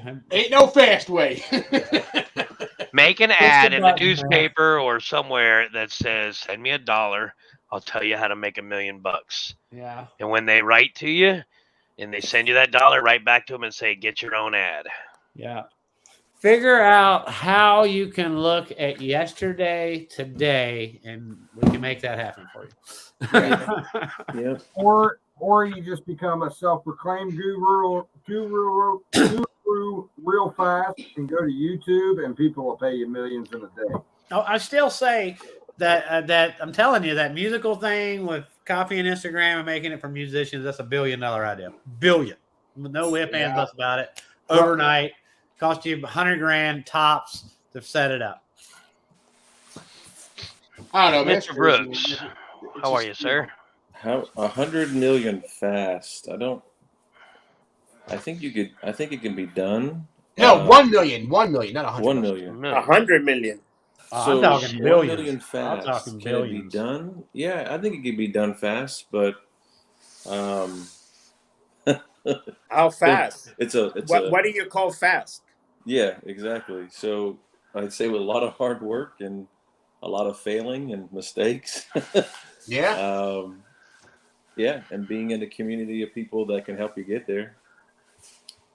Yeah, there's no doubt. There's no doubt you can get $1 million. You can get to $1 million. There's no doubt about that. But it takes work. It's going to take dedication, and it's going to take repeating some things over and over. And it's not go take my class and you're going to leave here and you're going to go make $1 million. That's not where it's at, man. If you want to gross $1 million a year, it's really not that complicated. Yeah, grossing. Yep. Yeah. It really isn't that complicated. 250 I mean, each. And pressure washing, if you can keep 4 trucks running, 3 sometimes, 4. 3 will be close. Yeah, 4 trucks you can make them. You can gross 4 $1 million trucks, a yes. year. Yeah. But are you going to profit anything? You're going to profit a hell of a lot less than you would if you had 2 trucks. 2 trucks. Yep, that's a fact. Yeah, so you got to figure that out and where you want to go with that, and that takes time. If you want to get to the same place that you would make with 1 to 3 trucks, you're basically going to have 3 times that amount to produce that because you got more people to pay. Overhead is a lot higher once you start getting more trucks. Things break all the time. Absolutely. Yep. They don't take care of your stuff. So you guys have to vet the information you get in these groups, man. You have to vet. I mean, you even see me, man. Like I'm looking to do some things, and I'm vetting, right? I'm asking my other peers for some feedback and stuff, right? So I'm not just going out here and looking at what people post, but I'm saying, hey, give me some feedback. Who's done this? Who's been there? And because some of the stuff we see out there, it's just crazy, man. And like I said earlier, we're not going to talk about it too much now, but numbers don't lie, man. Like, numbers don't lie. If somebody's saying they're doing this kind of money, but then they're contradicting themselves in post. Who was the guy the other day? It was a post that was like he had 2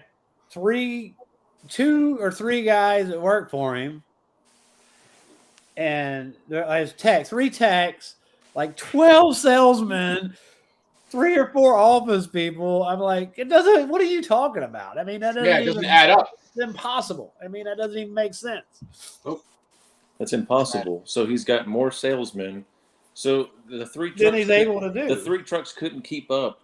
He wouldn't have the capacity to keep up with 12 salesmen. It's impossible. There's no way. Yeah, it's impossible. Yeah, and you get AC on here. AC will talk to you about salesmen, and there's nothing wrong with salesmen, but they can break your company real quick.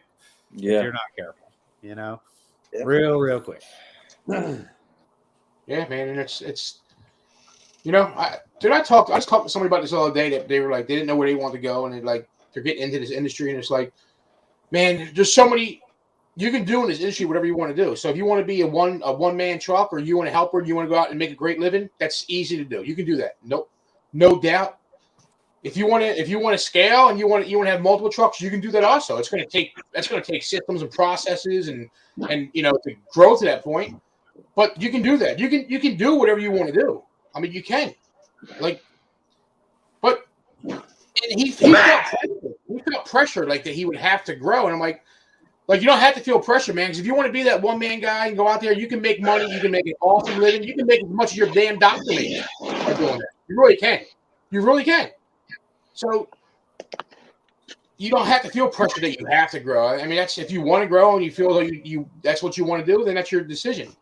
But at the end of the day, man, you can make an awesome living doing this stuff, but it's not as easy as everybody. Not everybody, I shouldn't say that. It's not as easy as a lot of people try to portray it, though. There is a lot of gurus. There's a They lot make of it look like it's easy peasy. Right. It takes a lot of work. You have to work. This is the thing that pisses me off as much as like, and don't take this wrong, because you can build systems and you can step away from your company a little bit. All right. Mm-hmm. But you have to have check systems and accountability in place. All right. To run a business. You cannot just disappear off the face of the earth and say, my company is going to run and everything's fine. Right. You will be out of business just like that. You know, can you take 2 weeks off, 3 weeks, even a month and go freaking do something? Absolutely, you can. Can you leave your business and walk away and go do something else and never come back to that business? No, you cannot. Never going to happen. You know, you have to get to a big scale for that to happen. And probably have some stockholders if somebody's going to hold your ass accountable for it.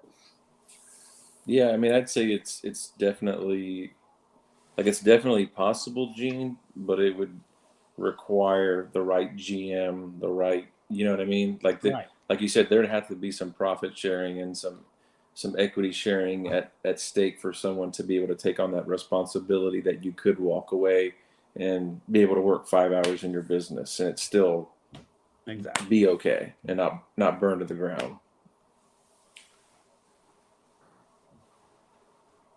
Yeah, there has to be accountability.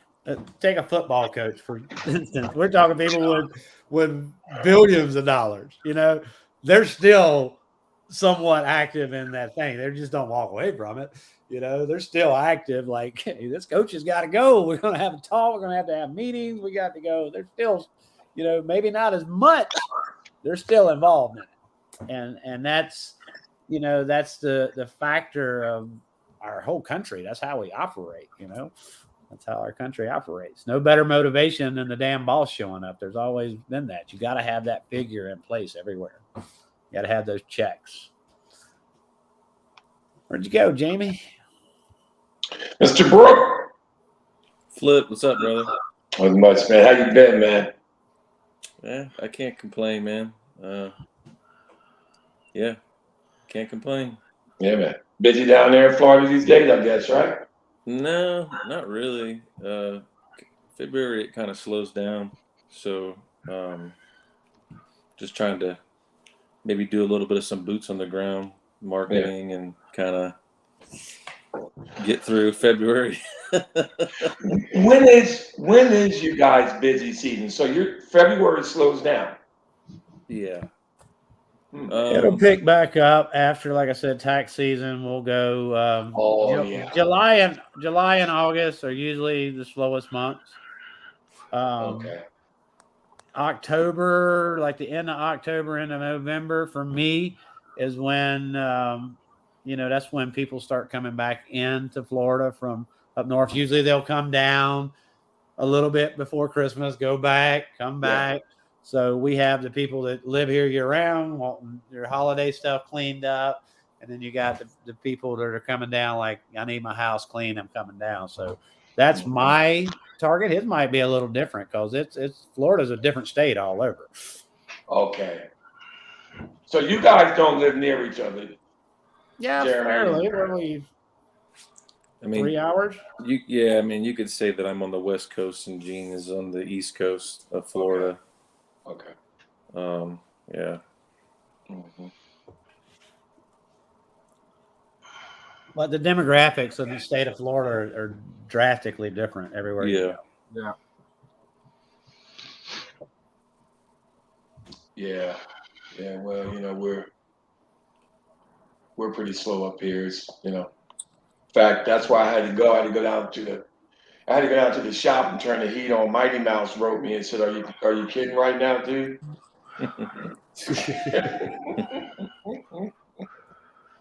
Yeah.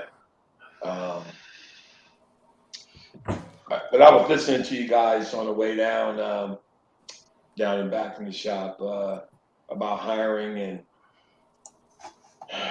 what's, you know, how that has slowed down. And we just hired a new office administrator. I ran an ad for a good 3 weeks. Only 3 people responded. Was a young lady we did hire. She's really talented. So that's going to be good, and she's close. As far as how things are here in Delaware, where is the economy hitting us hard? I haven't seen it. The prices of housing has gone up a little bit, but most folks that are probably a little over half the folks that are here, these are their second homes. Like they're retired already, and it may be perhaps a couple bucks already floating around. So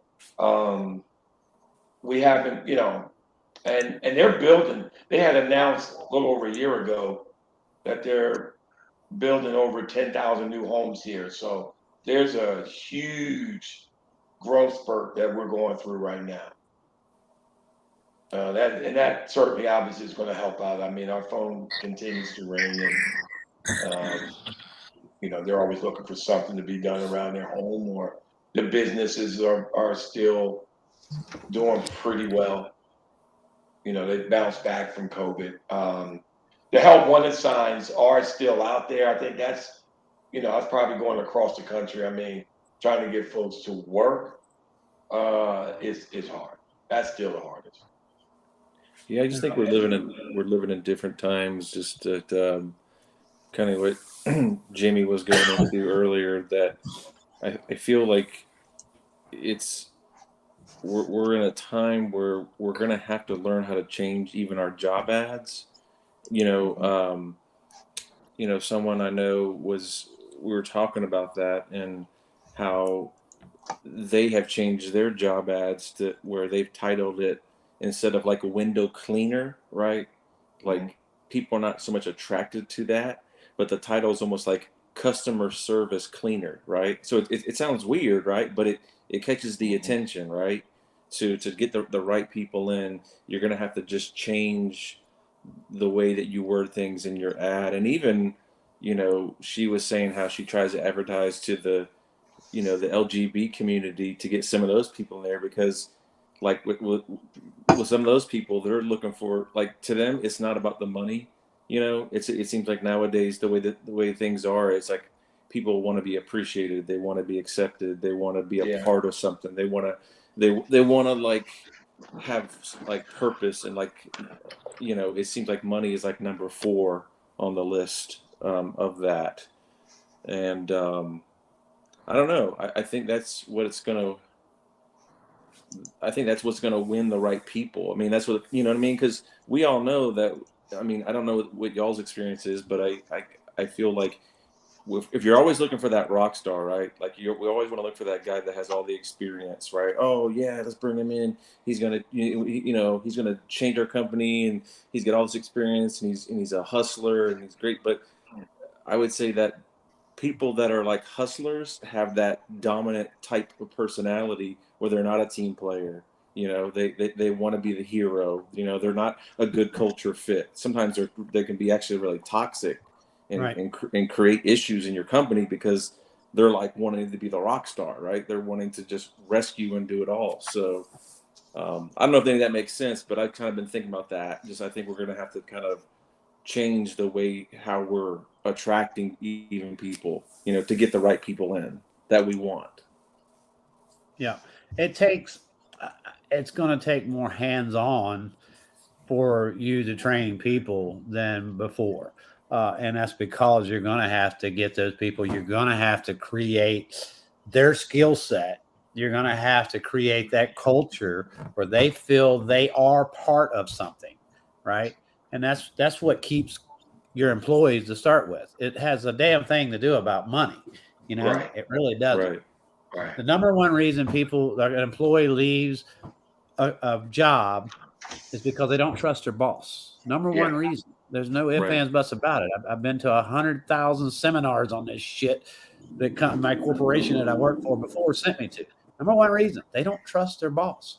So why is that? Why don't they have the trust factor between their boss? But they don't have that hands-on. There's so many businesses that got into micromanagement and hire this manager and throw him in there, and they lost that hands-on approach to running a business where, hey, John, let me show you how to do that, man. I know you look, this is going to make it better. You're doing great, but here's some other things, So I don't know. It's tough, man. It's tough. And it seems counterproductive or counterintuitive, right? That you would have to change your job ad that way to, bring these people in, but yet alone, like creating a culture where you're really investing in your employees. Like you're finding out really what their dreams are, right? I don't know if you guys, I haven't read it, but a lot of people talk about that book, The Dream Manager, right? Where, this person was supposedly sharing how when this company started investing in what their employees' pursuits were outside of the company, turnover, reduced greatly, and employees became more productive. So at least for me, I have been recently asking my guys, like, hey, what's your why? Everything starts with your why. Like, what's your why? Like, what do you want? And sometimes they don't even know. Sometimes they'll even say to me, well, Jeremy, is to get a boat. Oh, well, okay. So that what? You know what I mean? Like Josh Latimer is really good at saying like kind of getting people to go beyond that. So you're saying you want a boat so that what? Like what's your why behind that? Whatever it is, this thing or whatever you want. So I've been doing that. Me and my wife have been doing that.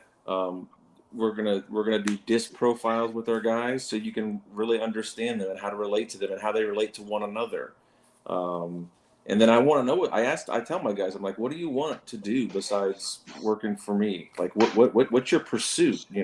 Some are like, well, I want to get into real estate. Great. Well, how can we help you with that? Like, I don't know anything about real estate. I know you do, Gene, but the point being is they feel like we're there to support them in any way we can with their pursuits. Right. And I know that we all know that these guys that we get in the field, they're not going to be with us forever. No employee can stay with us forever. It's just the reality of it. We have to face that.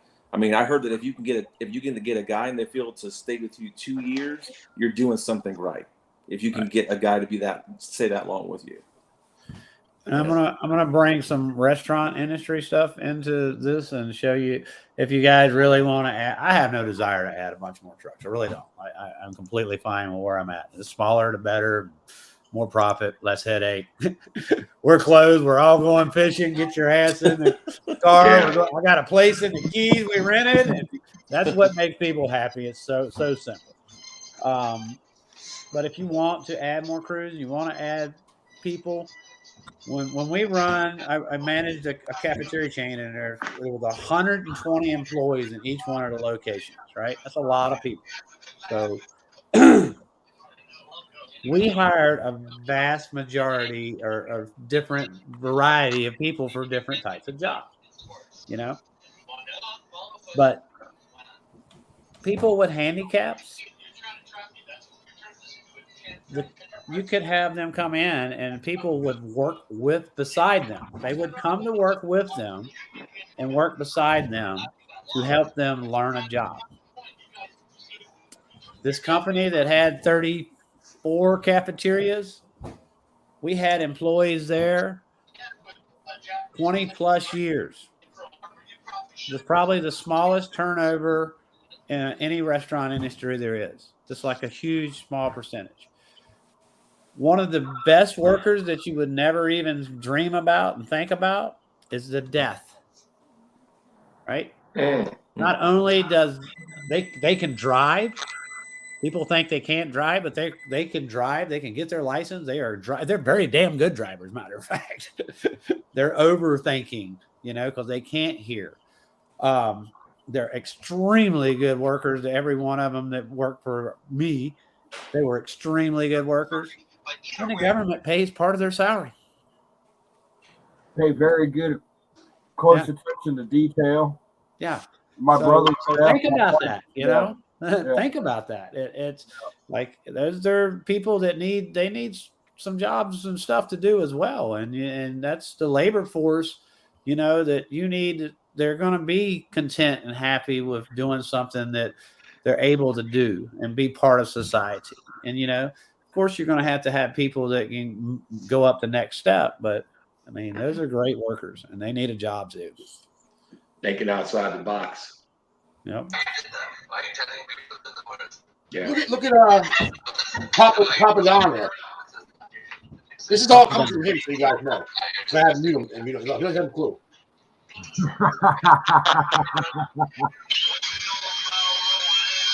He's watching TikTok. He's watching. You hear it, right? He's watching TikTok. Oh, I'm not watching TikTok. What are you doing? I'm not. What are you doing? I'm watching a video on Facebook on my phone.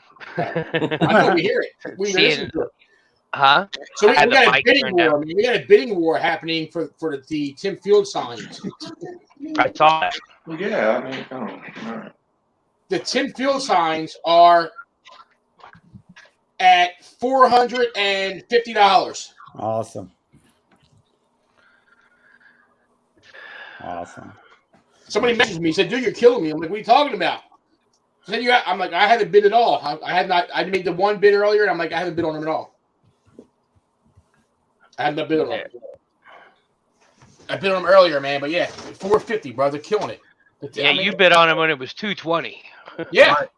And then $275, and that was the last time you bid. Yeah. Say, hey, man, that's awesome, dude. Donnie, you watching TikTok for real? Me no. Somebody watched something. Somebody you rolling. It wasn't me because my mic was closed. So it wasn't me. Yeah, we were muting you, and the noise was going away. Muting me? Yeah. I don't know how you're hearing anything. We were whatever you were watching on your phone, we were hearing it. You were hearing yourself. What are you talking about? No, seriously, we did. I mute you and stop. Unless it was a coincidence. All right, look, show this video. This is something I just want to show you. This is somebody wants to make $1 billion. I'm telling you, this is going to do it. But I have to explain it to you.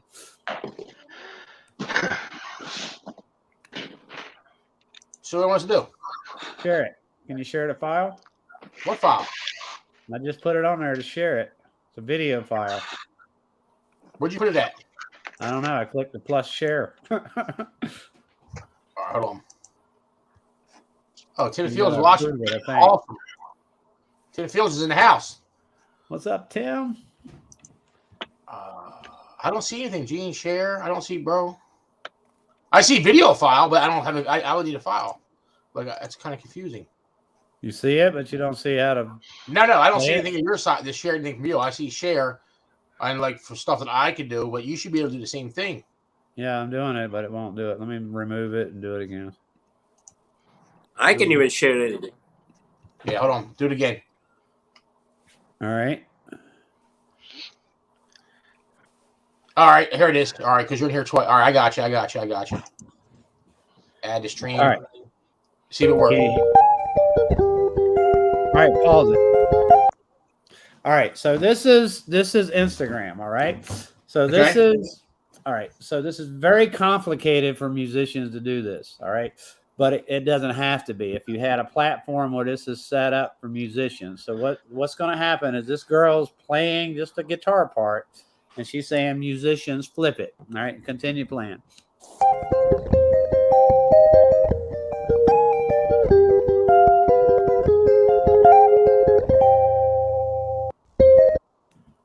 Now here's another guy adding to it.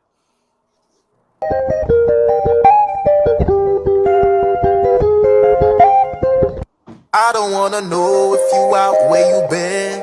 I don't wanna know who you with, what you drinking. I'm just trying to get you on my system. Get you on my system.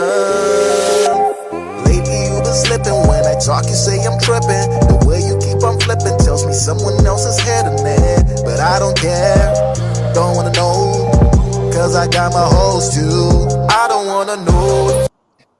So they're collaborating, but not right. But you see how many likes? It's only 222 likes. And there's another one going. Let it play again and check this one out. This one's up. Where you been? I don't wanna know who you with, what you drinking. I'm just trying to get you on my system. Get you on my system.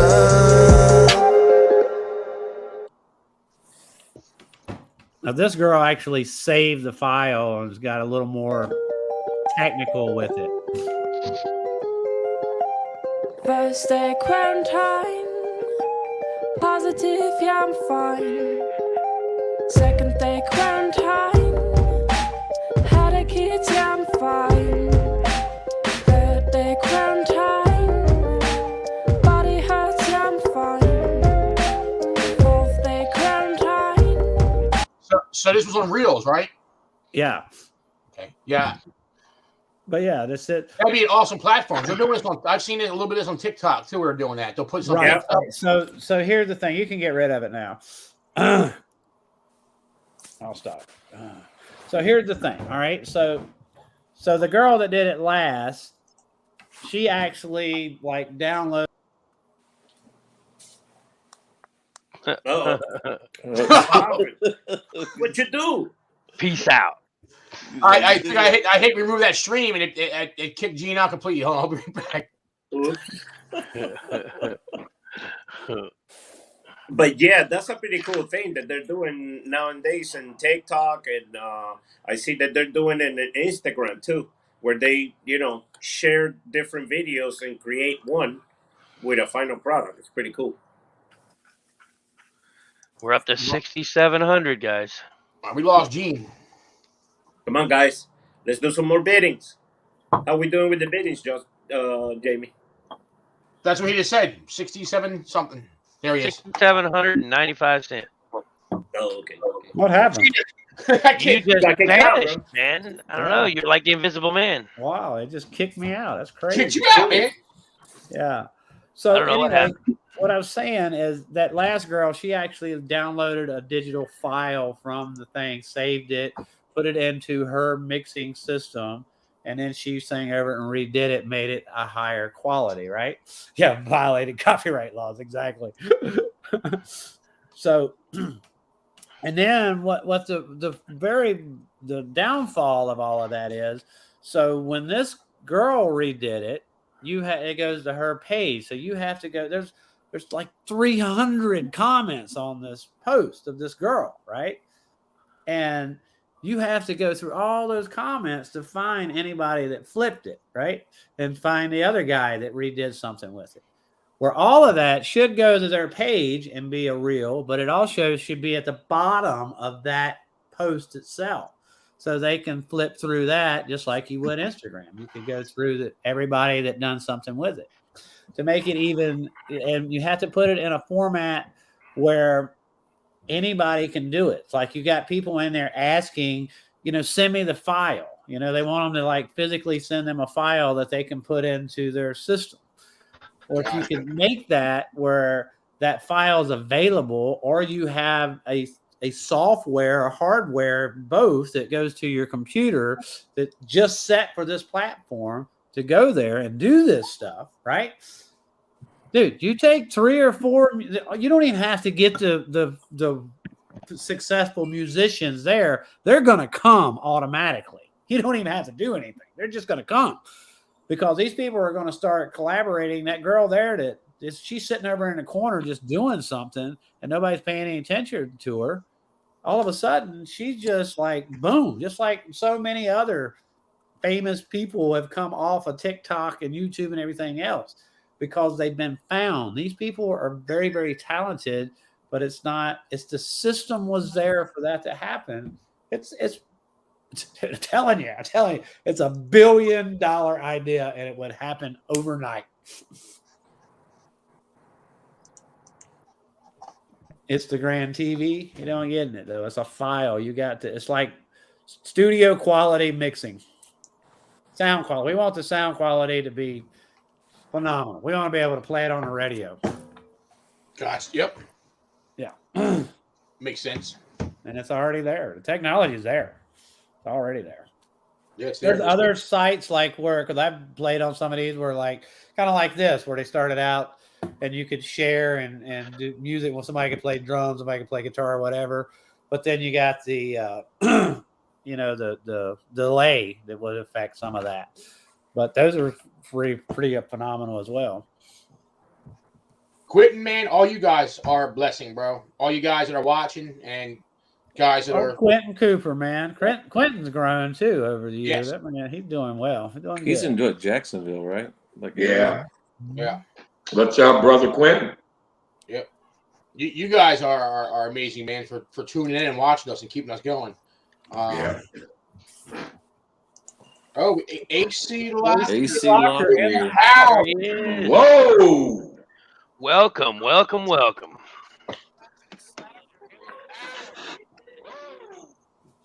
Can you hear us? I don't know. We got to stop one of the streams here. I'm hearing you guys double. Cool. So how's everybody going tonight? Good. How you doing? Good. Doing great. Good to see you.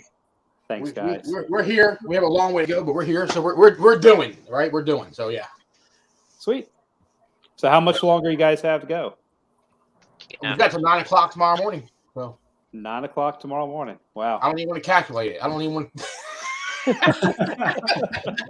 Hey, the good thing is better men than I. The good thing is we're at $6,700 right now so far. That's awesome. So yeah. So very cool. That's good. So I know you're going to drop some nuggets for us, right? Because you always bring nuggets. Well, yeah. I mean, whatever you guys want me to talk about, I'll talk about. And I was working on my truck all day today, so. I see you put a remote control on it. Yeah, getting it all modernized. So I want it to have everything that my red F-150 has on it. So I'm getting the push start and the automatic door locks and the remote start. So it's going to be fun. Very cool. The truck is awesome. Very cool. Awesome. We're going to have it at Bluebell's going to be at the PWMCA Expo in Orlando, Florida in 2 weeks. Nice. Yeah. It's a beautiful truck. Yeah, we got this all picked out for you. Yep, it's a beautiful truck. Cool. So what's up, guys? What do you want to talk about tonight, or want to talk It's about what we're all all yours. off, or What do you guys want AC talking about? Somebody pick a subject. AC, you talk about it all, brother. You got the swag. Just throw it out there. What you got? I think a good thing for you to talk about, AC, is what I just kind of touched based on a little bit ago is everybody wants a sales guy, but how quick a sales guy can kill your company.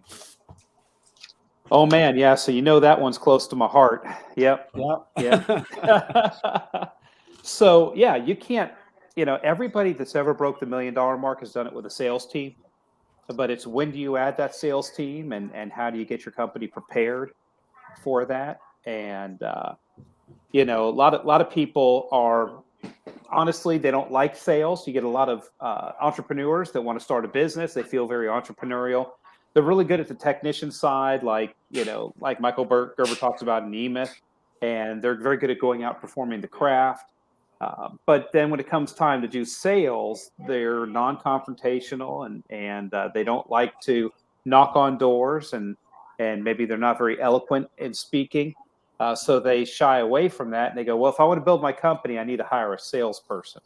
And man, that could be the wrong decision sometimes if you're not ready for it. And so a lot of companies out there, we see these discussions on the boards all the time about pricing and getting their pricing up and charging what they're really worth.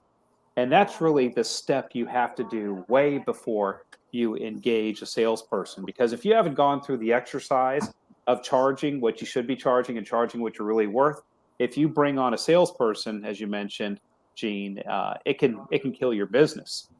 And what a lot of people don't realize is you got to pay that salesperson a small base salary or an hourly wage, and then you're going to pay him a commission. Generally, the base salary plus the commission is going to equal somewhere between 10 and 15% or 10 and 15 cents on the dollar of whatever they sell. And then those salespeople, when you bring them in, usually don't sell the jobs as good as you would have. So if you were getting $1,000 for a job, just to use easy round math, if you were getting $1,000 for a job, they might sell it for $800 or $850.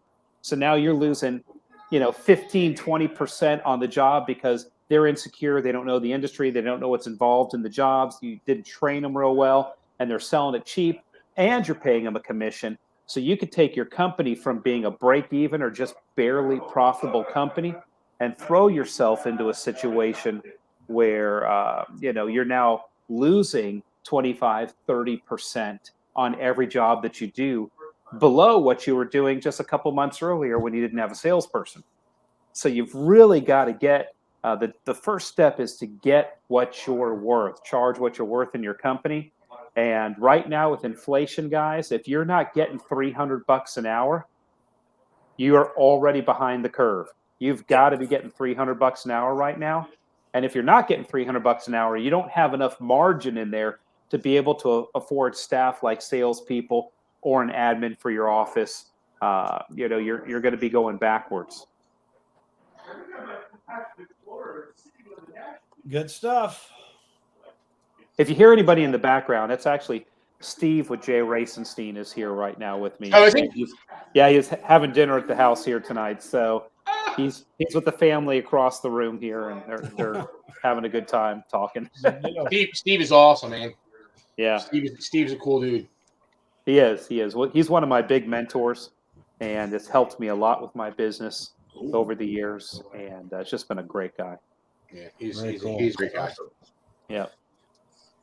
Been doing any fishing lately? Well, I went some during Christmas, and boy, the lagoon is just suffering, as you know, Gene. And there's no grass on the bottom. It was really difficult fishing over Christmas. We caught a few, but not many. And between the algae blooms blocking out the sunlight, and that killing some of the grass, and that creating turbidity, which now makes the water even darker with silt. And then we had 2 hurricanes come through 4 or 5 years ago, which swept with erosion, a lot of the grass off the bottom. And then in the last 20 years, our manatee population went from 2,000 manatees to 7,500 manatees in the lagoon. And they eat 200 pounds of grass a day. There's no grass left in the lagoon. And what was once a beautiful, pristine, just incredible jewel here on the east coast of Florida is just... It's a tenth of what it used to be, right? And it's just sad, but I still love going there because it's the closest saltwater fishing for me. And but boy, I remember the days when you used to go out redfish fishing and you catch 35, 40 redfish in one day, and it was just a blast. So we don't have as much redfish in our area. This area has definitely suffered too. We suffered from all the, dumping the Okeechobee in here, and I will say it has cleaned up a lot in the last couple of years. Is it back to where it was once upon a time? No, nowhere near. But the water is a lot cleaner throughout than it's been. But I don't know. I fish quite frequently. It's been kind of odd here lately. This little cold front is. I went out one day, like right after the cold front, and it was like we had a little sunshine and caught the outgoing tide, and I couldn't stop catching snook. I was like cast after cast after cast.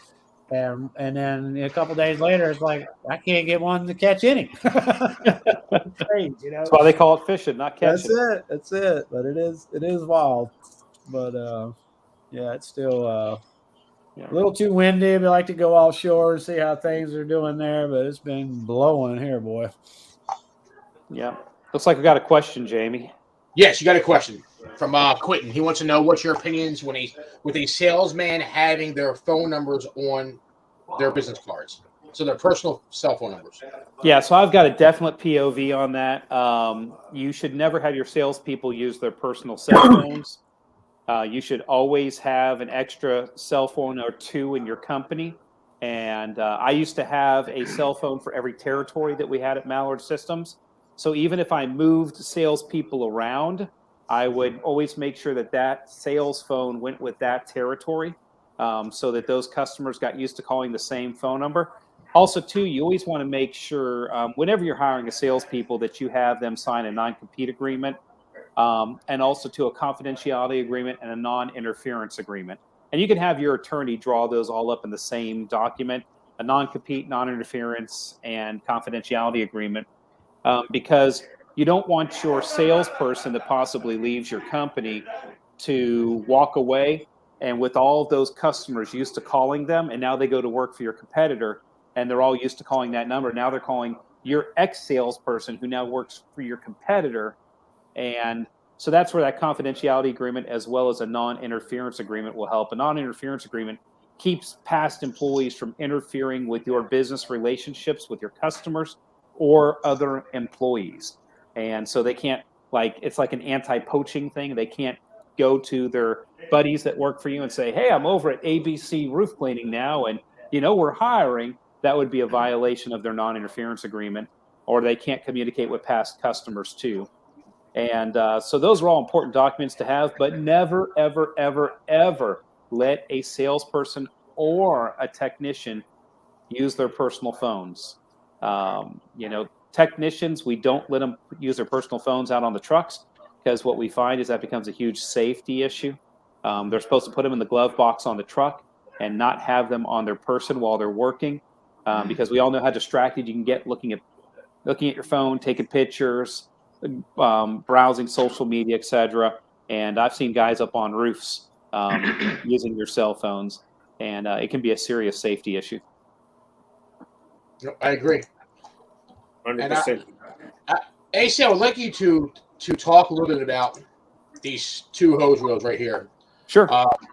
Because I keep explaining to guys how these are, like, this is an awesome value, but maybe you can explain a little bit about these hose reels that we have in auction block, about, you know, because they look freaking awesome. I'll be honest with you. Thank you. Well, you know, when we do stuff, it's got to be beautiful. That's my number one rule. I'm very much like Steve Jobs in that, and that everything really has to be beautiful. And then with Disruptor Manufacturing, my other company I own Softwash Systems, but also own Disruptor Manufacturing. We really try to disrupt the industry. So when you look at these, when hose reels got to be scarce, you saw a lot of companies out there entering the marketplace making their own hose reels. And everybody made their hose reels look just like a Titan. And there was no innovation that was taking place. There was nobody that was trying to improve the hose reels. I saw one design. I can't remember who did it. It was at the huge convention. They had a really cool inner spindle and did their manifold through the side, kind of like we do ours. And it was a really great design, man. I thought it was awesome. I can't remember who the company was. I think it's the guy that makes the upstream machine, isn't it? Yeah, it wasn't a hose reel manufacturer. Yeah, it was somebody that made another little part. And it was a cool kind of skeletal design with ribs of aluminum going like this, like in a star. And then it had the manifold coming in from the side. It was really, I really congratulate him on it. It was a really cool engineering design. But I want to see more stuff like that. I want to see people make the same crap over and over and over and over again. And so they were just replicating the same flaws in the Titan reels. And so when you buy a Titan or a Kings or any of these other reels that are out there that look similar to a Titan, some of the Coxes, the Haneys, if you want to stack them, you have to buy a separate stacking kit. And so making a reel already self-stacking has a lot of benefits. Now, I didn't invent the self-stacking reel. They've been doing this in Europe for a while, guys, and it just hasn't caught on here in the States. So self-stacking is a huge thing. And then we went ahead and, you know, everybody has these really bulky, kind of gaudy rollers, you know, for doing hose reel guides on the front, or hose guides on the front of these hose reels. And we wanted to come up with something that was integrated, something that was lesser expensive, something that was more sustainable, and something that we could just include in the reel. So we came up with the self-lubricating plastic, what we call the mandibles. So if you look at the name of this reel here, is the reel line is Stingray reels, but this is the Manta Ray reel. And so those hose guides are supposed to be like the mandibles. Y'all probably make a GIF out of this one day or something. Be me go ooh. Ooh. It's those are supposed to be like the mandibles on a manta ray, and so those guide the hoses off to the right or left. Then you have that bottom lip that comes across there, and so it's just integrated right into the reel. And then what we did is when you look at like a manifold on most of the other reels, it's a through pipe, and then they make a little V cut in the pipe called a fish mouth weld, and then they make another little V cut on the pipe that's going to go onto it. They put it on and they weld around that, and then they come up to another 90-degree fitting coming out through the hub on the reel to hook the hose up to. So you're going through the actual spindle or swivel on the reel. You're bringing fluid through that and going 90 degrees, and you're going to a fish mouth weld, which is just a little notch cut in the pipe and going 90 degrees to that small little hole, and then 90 degrees into a barb fitting, and then into your hose. And you don't realize how much flow and how much pressure you lose, and how much that stress that puts back on the pumps.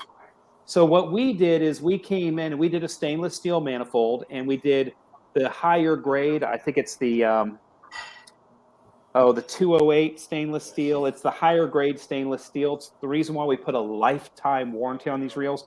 These reels have a lifetime warranty, no questions asked.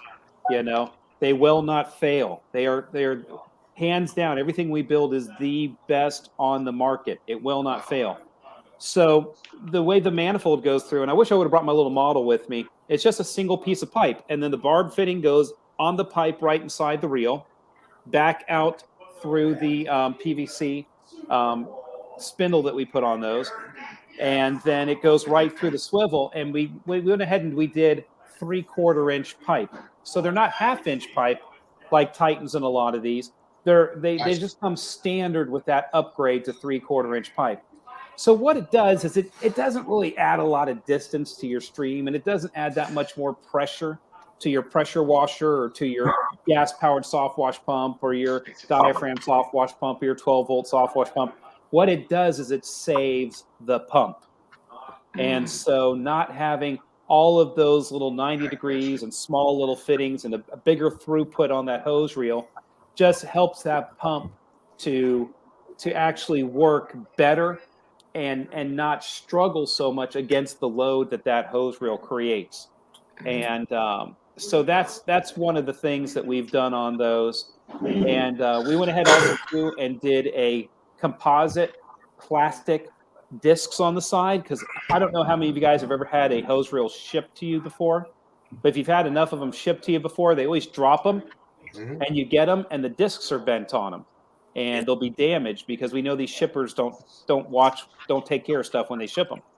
And so we did them composite, and we literally have videos of us dropping these composite discs off of the roof on our shop and then bouncing off the ground and nothing happening to them. So we've just done a lot of things to improve these reels to not only make them function better. Like we don't have a pin that goes through the disc that breaks the reel.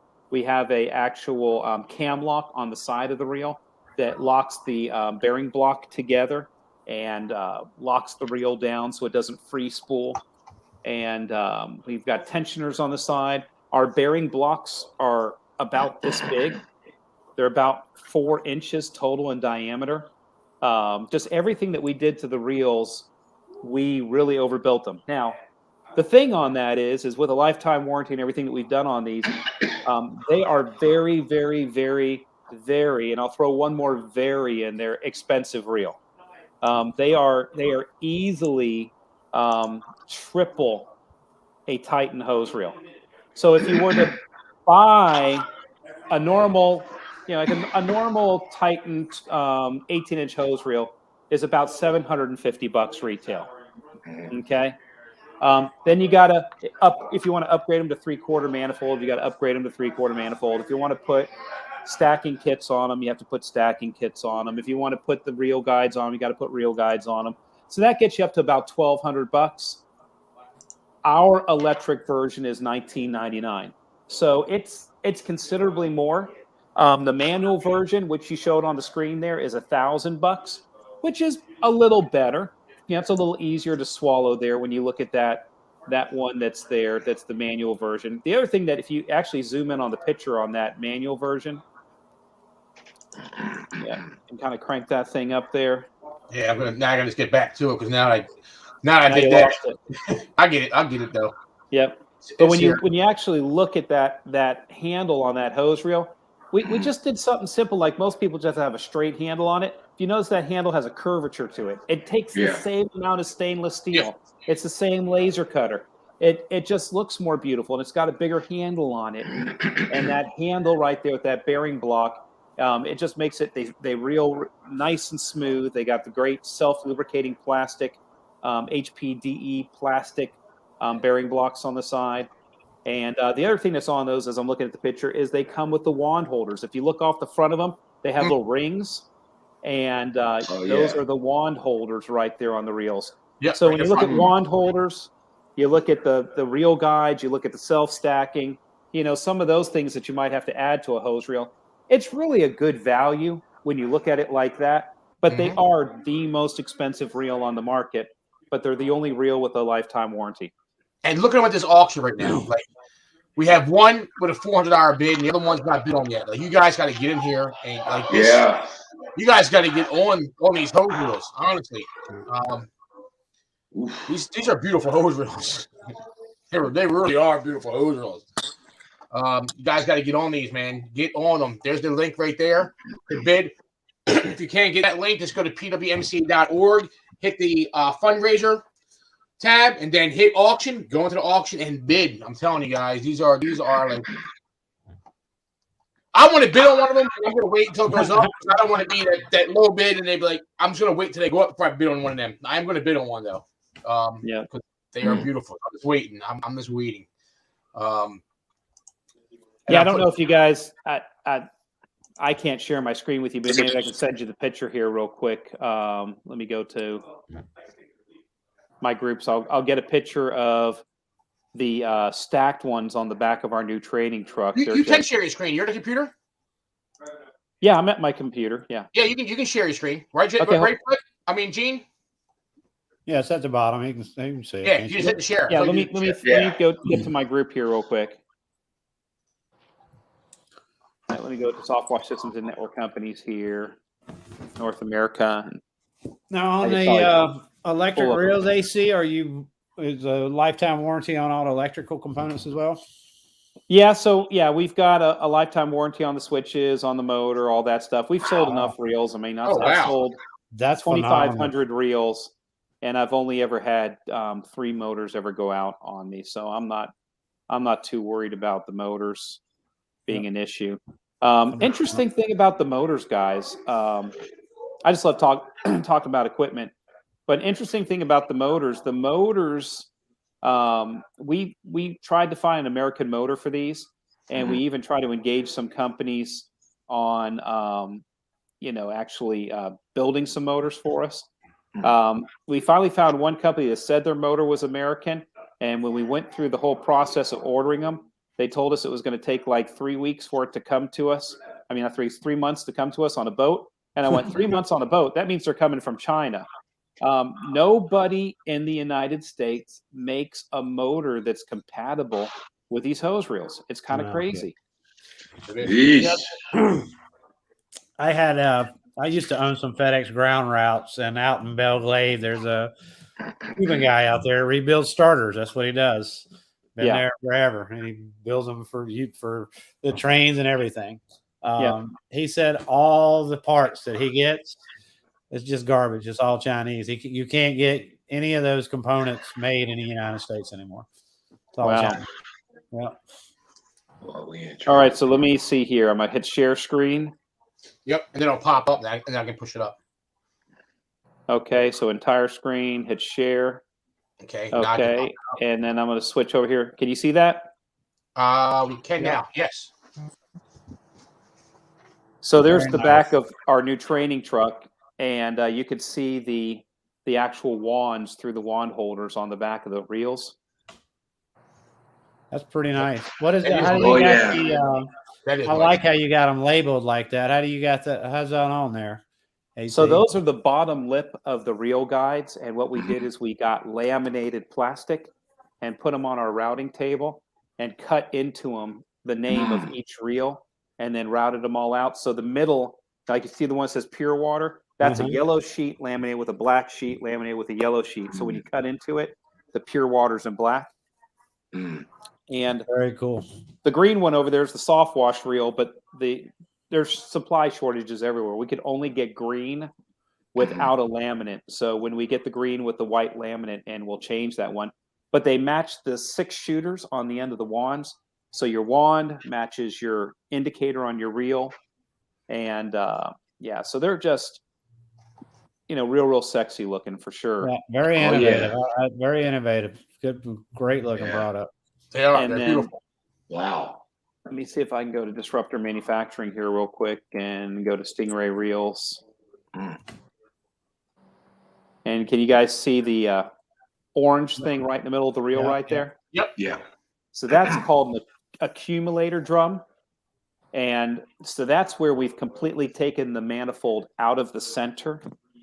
And that's an actual rotomolded polyethylene center drum that goes in those, that it acts like an accumulator, like an external accumulator that you put on your system. So half of that fills with air and it acts like a bladder. And that furthermore takes the pressure off of your pump and saves pressure switches and pump heads. And that's a patent pending thing that we have on the reels. Very cool. Beautiful. Yep. So yeah, we just didn't want to do the same old reel that everybody else was doing. We wanted to make sure that we were doing something that, really looked unique. Nice. Yeah, they are. They are really nice. See, that's really cool right there. Just like having that wand holder, like do you know how many times my guys will take the wand and go around and they'll stick it back on the other side and then they'll break it. That's like the perfect answer right there. I like that.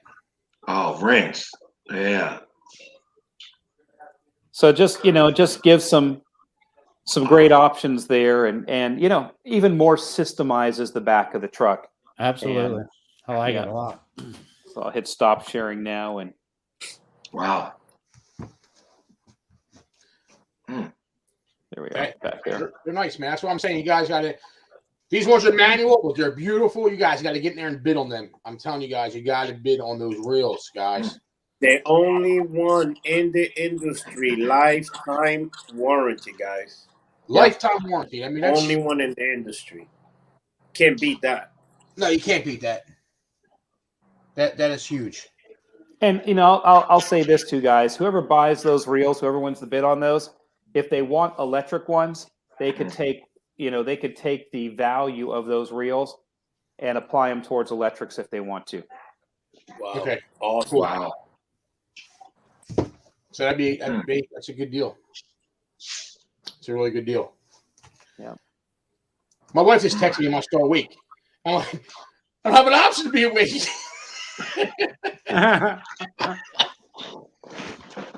Oh, yeah, they are.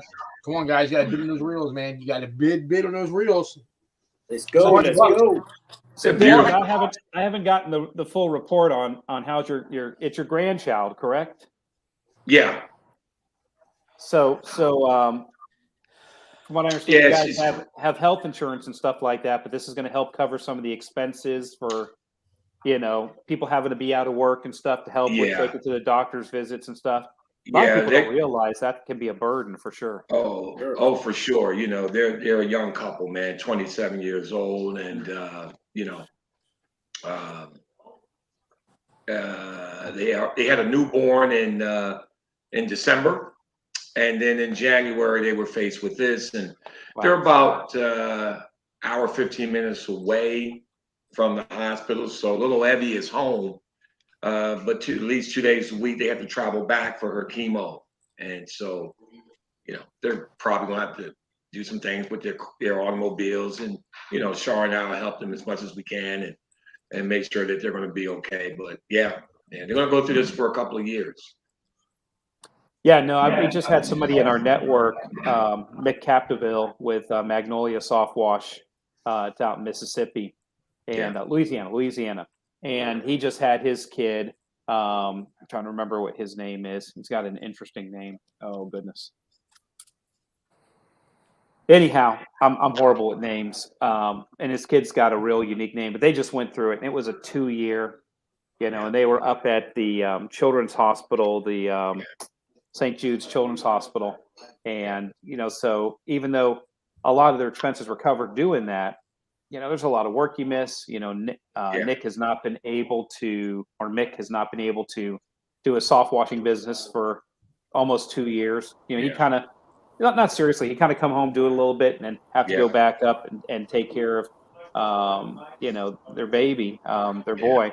But it's a tough time for him to get through. The good thing is it's leukemia, and nowadays that's a curable thing.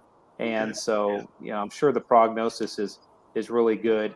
It's just it's a lot of stress on a young marriage for sure.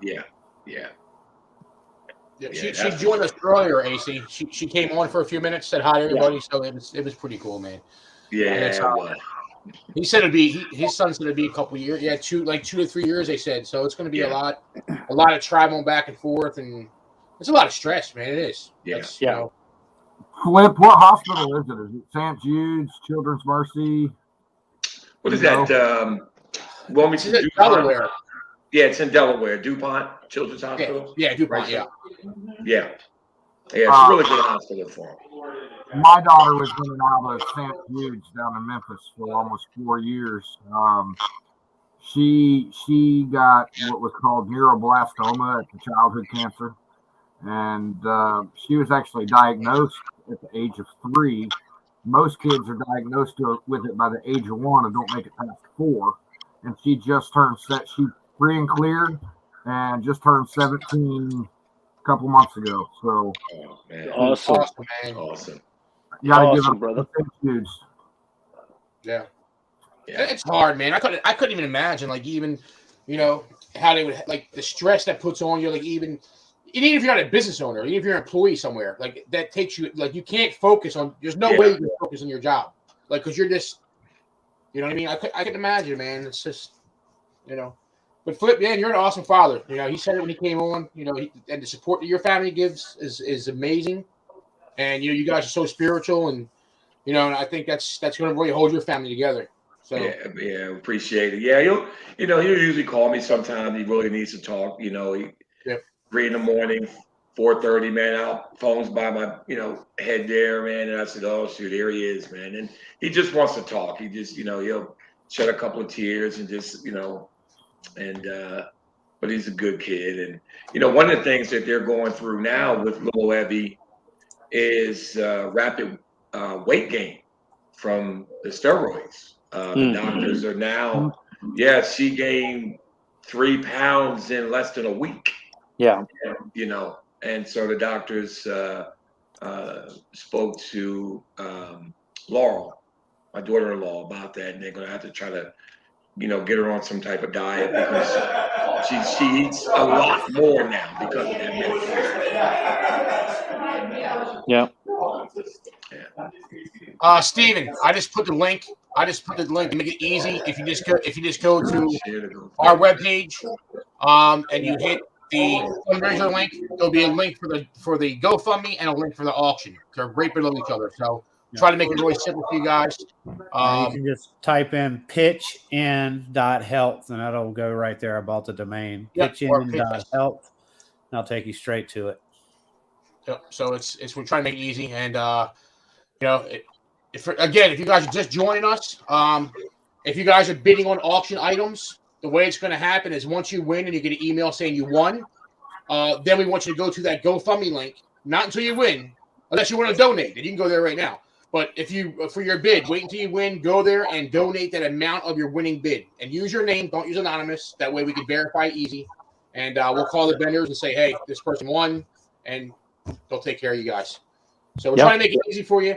I mean, this is a brand new platform we're using, this auction thing.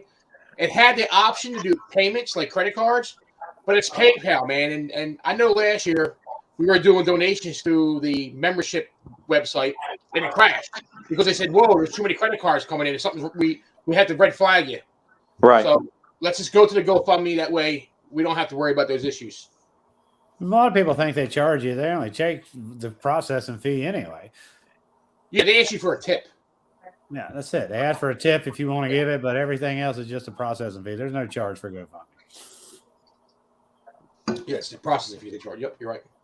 Yeah, But, everybody, you got to pay that no matter where you go if you're using a credit card. Absolutely, I agree. So, Jamie, you got any spills or any cool things, announcements, or anything about the convention coming up in 2 weeks?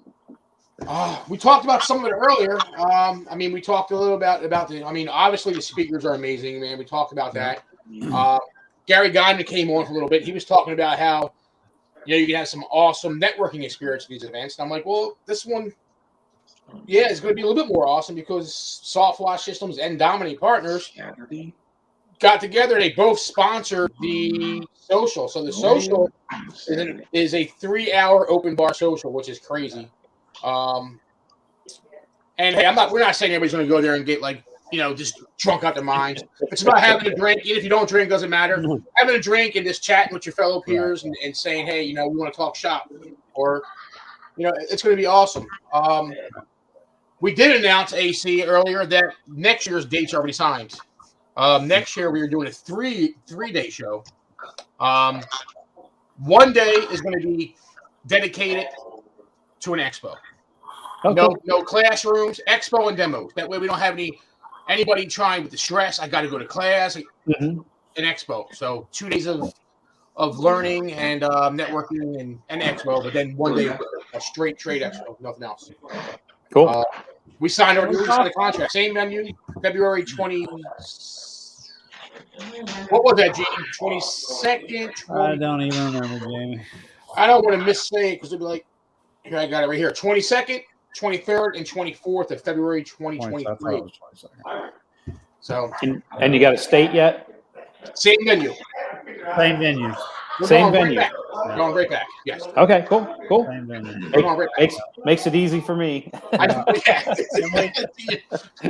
We talked about, we've talked about doing some other things like I'd really like to do like a give back to the community type thing for optional to people who wanted there, maybe get some sponsors, they get a shirt and a lunch and a bus to take us go do something. And it doesn't have to be, pressure washing. It could be trimming shrubs or painting somebody's house or, fixing a fence or whatever for somebody in need. I think that's just, it's a good thing for not only the organization, but it's good to help and it's a good feeling for people to participate in those things like that. So no doubt. Yep. I would like to see something like that. It is. I mean, that's going to be, I think, Jim, we got to really start doing that early because I think that'd be great. Also this year, this expo, we also do have 2 certification classes now. We had one, which was AC doing a house wash certification, but now we also have Deco doing a paver sealing certification on the 23rd. It's going to be a full day. Awesome. It's all day long. So, guys are gonna you guys have opportunities, man, to come out and learn some stuff, and I'm a huge believer in certifications as far as I've always used them as marketing tools. I know some guys disagree with that. That's fine. I have the emails, I have the data that prove that they do work for my company, so I use them for what they're meant for. It shows everybody we're educated, that we take this serious. This is what it does. It sets us apart from the guy that just wrote the price on a business card to hand it to somebody. Yeah. I think the social's going on over at AC. It's not like they're having a blast. It is. Yeah. Yeah. Well, Steve Blythe, he's the life of the party. We got that. We got the Eterate kit here from Jay Richardson in the auction block. Also, that's pretty cool, man. The box is awesome. It has the motorcycle on it. Just buy for the box. Just buy for the box. That's very cool. Well, cool. I'm going to be going all Nutty Professor. I went and bought a brand new 8-foot by 4-foot dry erase board on wheels, and I'm bringing that for the certification. And deep into the science of why pressure washing works, why power washing works, why soft washing works. I was just interviewed this last week by Cleaner Times, and they were doing a story on soft washing, and they called different people in the industry to get information on soft washing and stuff. And one of the questions they asked was, well, can you soft wash with a power washer? I went, no. I said, or with the pressure washer. I said, no, that's called power washing. They went, what? I said, well, you know, a year and a half ago, CETA, the Cleaning Equipment Trade Association, actually came out with a definition of what pressure washing was, what power washing was, and what soft washing was. And she was like, they did? And I'm like, yeah. And, you know, power washing, what a lot of people have started calling power washing, and it started really with the PWNA, is if you took a pressure washer and then you used a downstream injector, whether it was back at the pump or up at the gun, like an X-Jet, that power washing is where you're using the power of chemicals mixed with pressure washing, and you don't have to use as much pressure because you've used chemicals on the surface, and they call that power washing. And then, of course, soft washing is where you're using more of a dedicated agricultural pump where you can get a lot stronger mix ratios than you can with a downstream injector and some of those systems. And we were explaining what pressure washing is, what power washing is, and what soft washing is. And I go really, really deep into that, you know, how to clean a house or do an exterior on a building with a pressure washer, what things you have to watch out for, how power washing helps, and how those chemicals help emulsify what's growing on the surface and how you can more easily get it off the surface when you're power washing with a pressure washer, and how even the use of chemicals then saves water, and saving water is a big deal.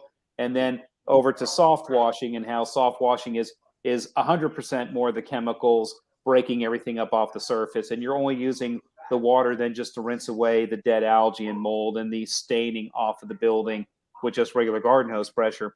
But as you go from each stage, a pressure washer uses water 100% of the time and the pressure from the pressure washer to remove the stain, and that's a little more wasteful.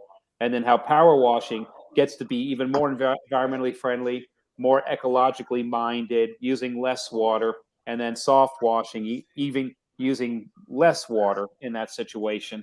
I'm going to be getting really deep into that kind of stuff, and I actually go in and show on the dry erase board when I kind of go crazy on these things. I show that there's really no difference, and this is going to be weird coming from the soft washing guy's mouth right now, that there is really no difference between pressure washing, hot water pressure washing, power washing, and soft washing, that they all still use the same two planes of existence. Okay? They still use the same two things to clean, and I'm going to explain that in the class. I'm not going to tell you what those two things are right now because I want a lot of people to come to this class. But there's some really cool things, really eye-opening things I'm going to talk about. I'm going to talk about the difference between a surfactant and a detergent.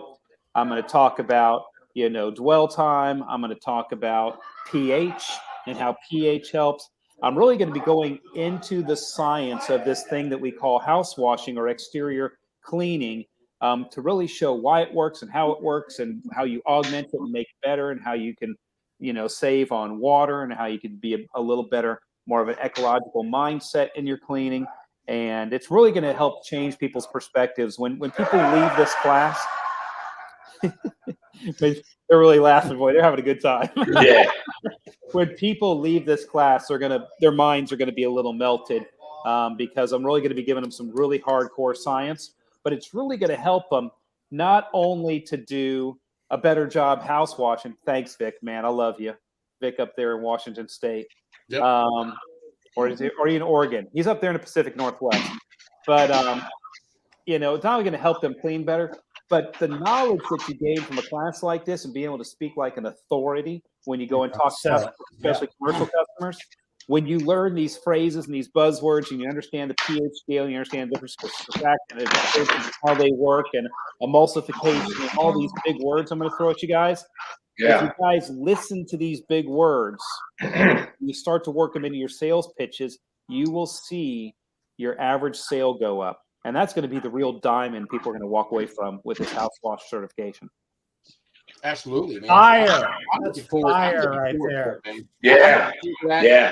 And you hit something with the big word thing, because, you know, way back in the day, I used to be a carpet cleaner. I was just telling Howard Partridge the other day, man, like I'm talking about 25 years ago, right? But we were taught like words like micro-occlusions and stuff for like, wear areas of carpets, how there's scratches on the fibers to give it that appearance where it gets shaded, but we were calling them like micro-occlusions and like big words because clients would be like just blown away. When you're there selling the job and you're talking about micro-occlusion, trying to sell Scotch Guard and stuff like that. Wow. It really, really is powerful. You're absolutely right. I just want to talk about percentages. I know you are. I know you're going to talk about percentages because that's the one thing that drives me insane in this industry is every day I go in here and guys are like 50-50, 50-50. And I'm like, it's not a number. It's not a number. Please stop. So I'll know you'll talk about percentages because I know you're definitely a percentage guy. Well, yeah, and the DOT just recently changed some stuff here in the last 3-4 years where we don't even call it 12.5% SH anymore. It's actually 10% SH, and the DOT doesn't want it by volume anymore. They want it by weight. And so it's great because I don't know about you guys, but when I start doing math at 12.5%, the math gets a little fuzzy. But we all know our 10s real well. So DOT coming in and saying, hey, it has to go by 10% sodium hypochlorite by weight. So what we're all calling 12% or 12.5% SH isn't that anymore. It's 10% SH. It's the same SH. They just don't go by volume anymore. They go by weight.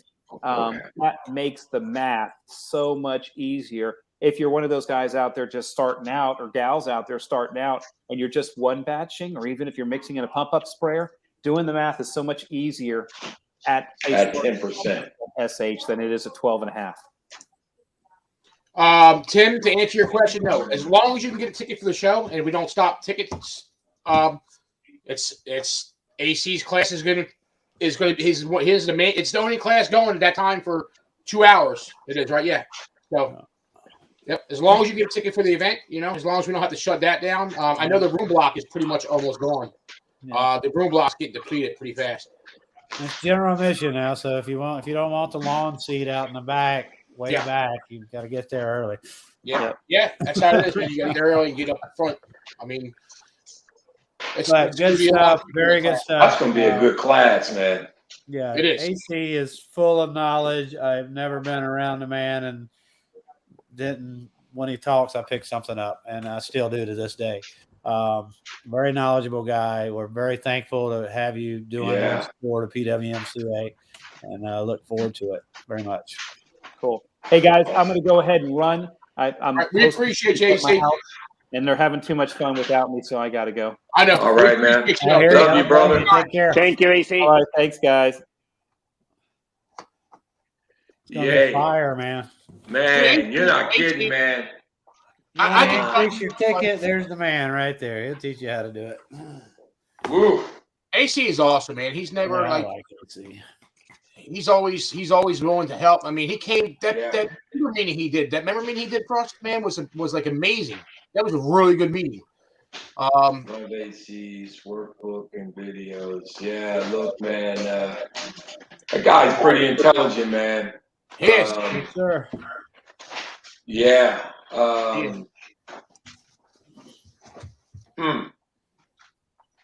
We were, that's something when you.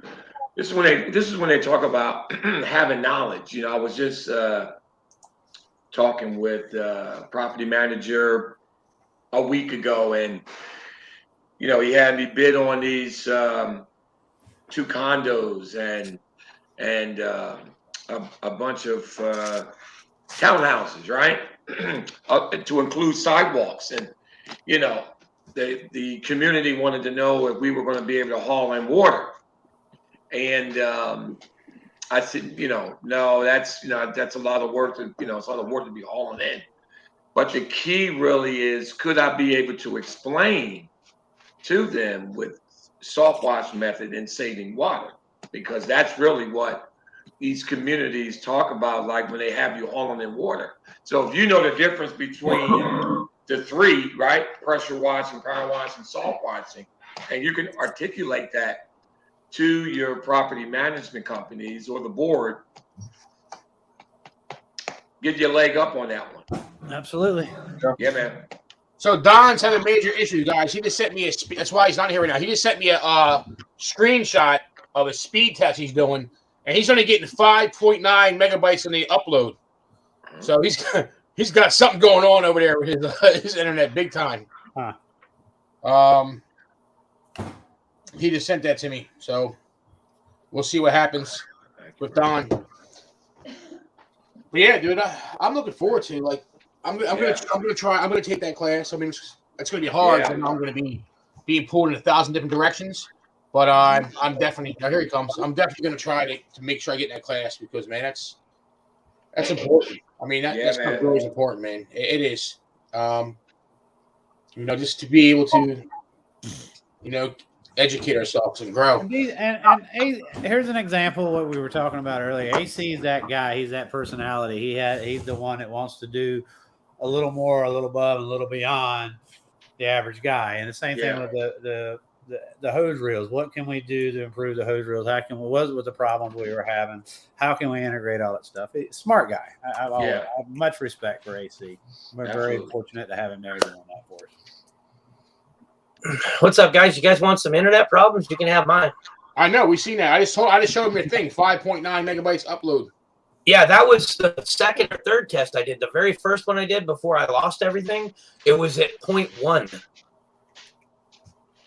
My upload speed is horrible. They told me it should be above 20 when I called them. That's what took me so long to come back on. I called them. I said, hey, what's going on? Fix this.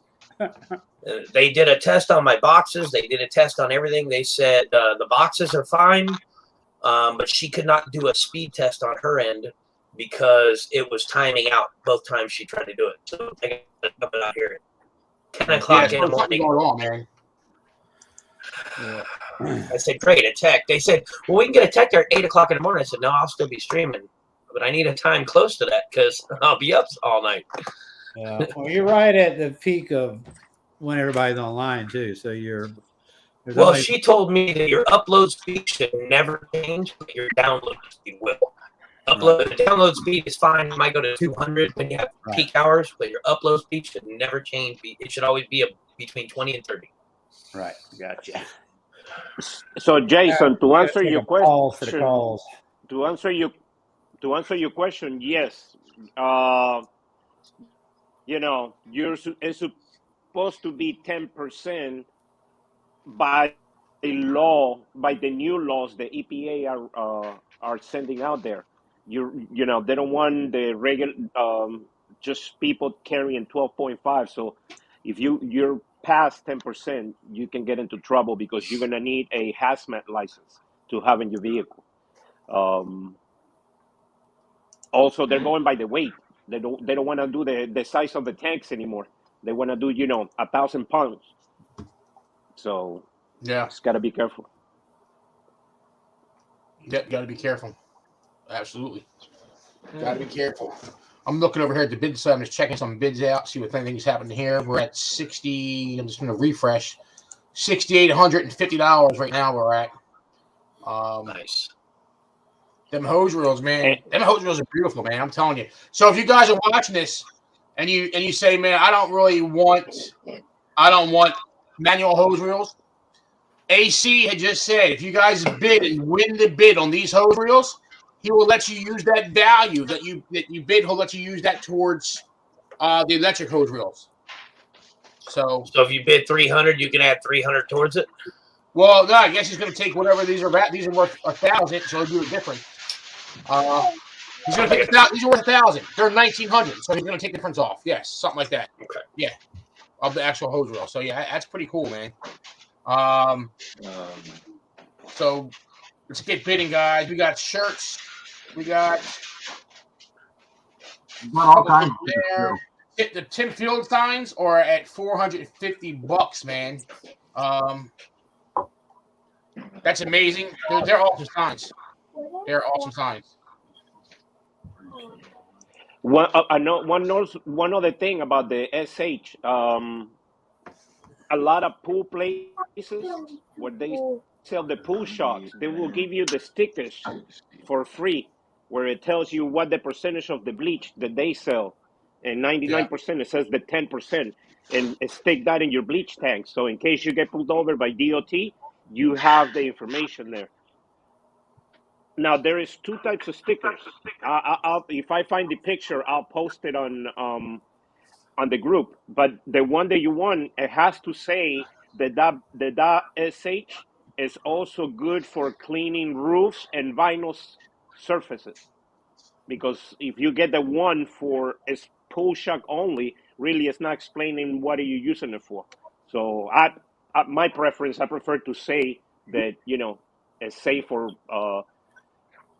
roofs and vinyl fences, siding, whatever. Yeah, there's so much, man. So much that we have to, even all of us, even as vets, so much stuff we have to learn about some stuff that we, what I mean? We think we know some things, and things change and stuff too. So that's where it's always like that continuing education is important, Well, that's the thing, everything changes daily. Yeah, it changes, man. It's like, that's like even stuff like Facebook ads changed all the time so much, man. What's working, like what's you can go in there and do today, you might not be able to do tomorrow. It's completely different. They change so much. Things just keep changing. That's why we got to keep up with the times, keep with stuff to change. Yeah.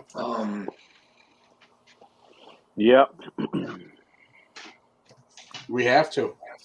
And it varies in every state too. You got to check your local DOT regulations and all that. Don't go by what we say, because on other states they might go by, the size of your tank, and in other states they might go by the weight. Yep, absolutely. You got to keep an eye on that. I'm just looking here. And that 1,000 pounds is a total weight of chemical combined between your vehicle, your truck, or your trailer. So that's another thing to keep in mind as well. Nice, guys. I'm watching the GoFundMe. Also, the GoFundMe's up too. The GoFundMe's up like $600 from what it was when we started. So the GoFundMe's going up a little bit besides what we're doing with the offer. So this is good stuff, guys. Yeah, Keep it going, man. That's great stuff, man. Keep it going. If I get my TikTok, let's go. Let's go. Let's go. Papa Don's having a lot of problems over there, man. Yeah, if this keeps going, I'll just switch over to my phone. Heard y'all. That's what I had. So when I lost my feed earlier, that's what I had to do. I had to go to my phone. And then it came back home. I heard y'all talking about SH, and I just want to touch a little bit on that. So what he was talking about is the, volume versus weight, and why they went to 10 pounds. So that basically gives you 1,000 pounds that you can carry without needing a hazmat license. I wouldn't go questioning DOT too much on that, because if you look up materials of trade, it's actually a whole different set of laws that they could push forth, like where your chemicals can only be in 2.5 gallon containers. So correct. Yeah. Be careful with that. I would be better to ask for forgiveness in that instant, because a lot of them don't even know. They really don't. They don't know themselves. They're like, well, you're under 1,000 pounds, you're good. But there was at one time some pool companies that were being fined in Florida for carrying bulk bleach. They're not supposed to, especially the pool people. They're not supposed to carry anything over 2.5 gallons at a time. Yeah, that's why you see them carrying 20. Yeah, that's material trade. That's why you see them with 20 DOT material trades. Yeah, that's why you see 20 containers on the back of the truck. Wait, all right. Let me make sure I'm understanding this. Companies, you mean in Florida, companies that are delivering bleach to community pools, they have to carry it? Okay. No, they're servicing pools. The service companies. They're cleaning the pools. So they're carrying chemical around. They clean the pool just like they carry chemical around to clean. Okay. They're carrying chemical around the service. So they didn't mess with the pressure washing company so much at that time. Yeah. And honestly, probably the reason that was there wasn't a lot of soft washing when that went through Florida when they were busting these pool companies. That wasn't as big as a thing, but they were fining pool companies for carrying bulk chemicals. So, wow. Yeah, I'll give you a thing here. Let's see. Yeah. Bye. I'm sorry. My wife is in here and she's got some papers showing the value of our house. It's time to sell. I can't post it in the thing there, but look under the private chat and you can copy that link and read it later. But that's material trade. So be careful. Okay. Like I said, sometimes better to ask for forgiveness. Yeah, here in South Carolina, it's and again, it's 100 different. gallons. It's different in every state. Yeah. DOT is federal. DOT is federal. Yeah, right. I know he said 160, but here it's 100 gallons. So they started doing, instead of 55-gallon drums, it's still in a 55-gallon drum, but they put 49 gallons in it. It's like he said, DOT changed it where it's by weight. So the controversy before was we said 100 gallons or 120 gallons or whatever. There was a certain weight and a certain volume. So that's why you had two different numbers. One was by weight, one was by volume, right? So bleach weighs more than water. 10% bleach is 10 pounds basically per gallon, as water is like 8.25 or something. Yep. So that's where the different controversy comes in between the two. But like I said, if you read that right there that I just put under the private chat, you'll have to post that somewhere if you want to see it everywhere. But I don't know how to do that. I don't have the other one pulled up here to do it. But that's the material of trades, and that's a whole nother ball game. So Yeah, definitely have to read that, man. Yeah, it's just like I said, they're most of the time unless and this is why these our groups like this are so important, unless pressure washers go out there with 100 and 200 gallons of bleach and they have the stuff not strapped down and they flip their trailer over and bleach all over the road, and that continues to happen, then that's just going to bring in more eyes and government control. Yeah. No different than the trucking industry in general. People start running around and killing people and tires blowing out, and that's why they pull them over and stop them and check them, because it's dangerous.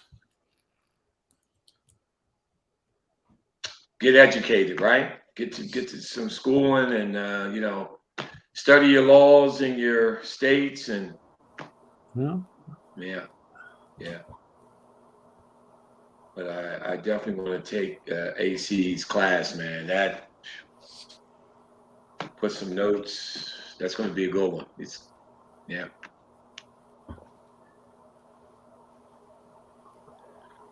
Yes, sir. He's got a lot of knowledge. A lot of nuggets there to learn. Like you said, it's not just cleaning. It increases your sales when you are able to talk about, what are you doing? What is going on with your house? And, like, what are we treating on your roof? And how is this going about? That knowledge is power, man. It's money. It's sales. Yeah. You go up and talk about what you're doing and a little confident in doing it, rather than going up, yeah, man, I give you do that for 200. Yeah. That's for sure. Yeah. And then you put that together with some presentation and some paperwork, and you present those things to people, and it like I said, it's never going to change every sale, but it's definitely going to increase a lot of people. Right. We get it all the time. I get you are 3 times the price of the other guy, but we're going to go with you. I get it all the time. So. I do too. I get that same thing. Yep. What's up, Remington? You gonna do a demonstration on cleaning some windows? I got fined 2 years ago. There you go. Will ask for forgiveness. Please forgive me for breaking the law, sir. Forgive me. Yeah. Well, Good man. I'm trying to check other stuff, but I don't want to lag myself out. I know. you got some internet speed going on over there, man? Lacking some speed? I'm lacking download speed. My upload speed is between 300 and 400, but my download speed is only at 1, and it should be over 20. Oh. Well, okay. So they did a test and said it timed out twice. And so they're sending a tech out in the morning to find out what's going on. They said that my 2 boxes are in good condition, in good working order according to their test. Let me see. So it's got to be the cable outside. We had a lot of rain the past couple of days, so water. Well, I don't think it's water, to be honest with you, because last time water got in line when in my old house, my upload speed dropped drastically. This time it's download speed. So they said there's a problem in the area or something they just didn't know about until I called them. So I'm just trying to look at something here. I thought you were napping. So I'm just looking at this TikTok thing. So if you want to buy 16,500 tokens, right? It's $250, right? That's how much it costs you. Yeah. The line that they're talking about earlier, right, is 30,000 tokens. 22,000. Oh, 30,000. Okay. 30,000 tokens. Dude, it's insane. Like, I'm looking at this because it just popped up. These guys just popped up on my phone. Battle and stuff. Dude. These guys right here, like, are right here, they're showing this thing right here, are like, and they do battles and get like 1 million. They'll get like 1 million tokens on one battle. Gene, you need to get on there. I think Gene can kill them all, man. Let's do it, man. Me and you, Jamie. Let's do it. Do some battle. Get in there and battle. Let's go. Do it. Auctions are at 68.61. 68.51. Wow. Somebody bet $1 No, on something. 68.65 now. Oh yeah, went up 5. So what? We sold another PWMC membership. So that's 3 donations going. So let me see who. I'm gonna pull out the master sheet. Uh-oh, not the master sheet. If I can find it, I seen it earlier. Here it is. Here, let's share it. Let's share it. So I know we talked about closing out some auctions throughout the time we were on. Are we still planning on doing that? Picking something and saying, hey, get it now or it's gone? Well, yeah, we can do that, but we're going to do it in $1 increment. I'll tell you how we'll do it in a minute. We can do it that way. So we have these 3 complete. They're done. The 3 memberships we did buy now for $150. Vic Irish, Steve Webb, and Stephen Button. They all got that. We got Tim Sparks in the lead for some signs from 72-hour print. Jeremy with some signs from 72-hour print in the lead.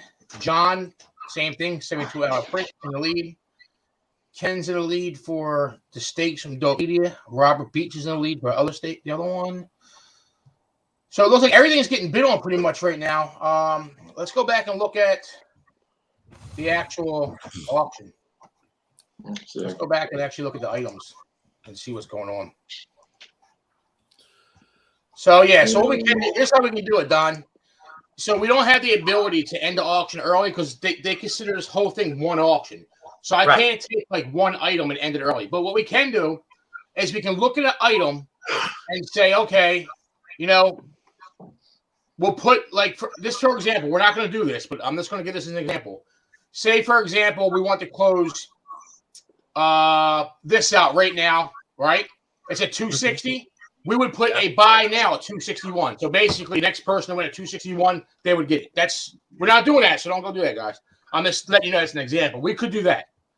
Well, I think what you should do is if we say the auction closes in 30 minutes, in exactly 30 minutes, the last bidder should just have to bid $1 more to get it. But what I'm saying is that we can't close it. We want more than $1. No, I mean, if we close the auction, if we say we're closing on that, right? Oh, so let's say that person have to in 30 minutes, that person would just have to spend $1 more. So here's the only problem we have with that.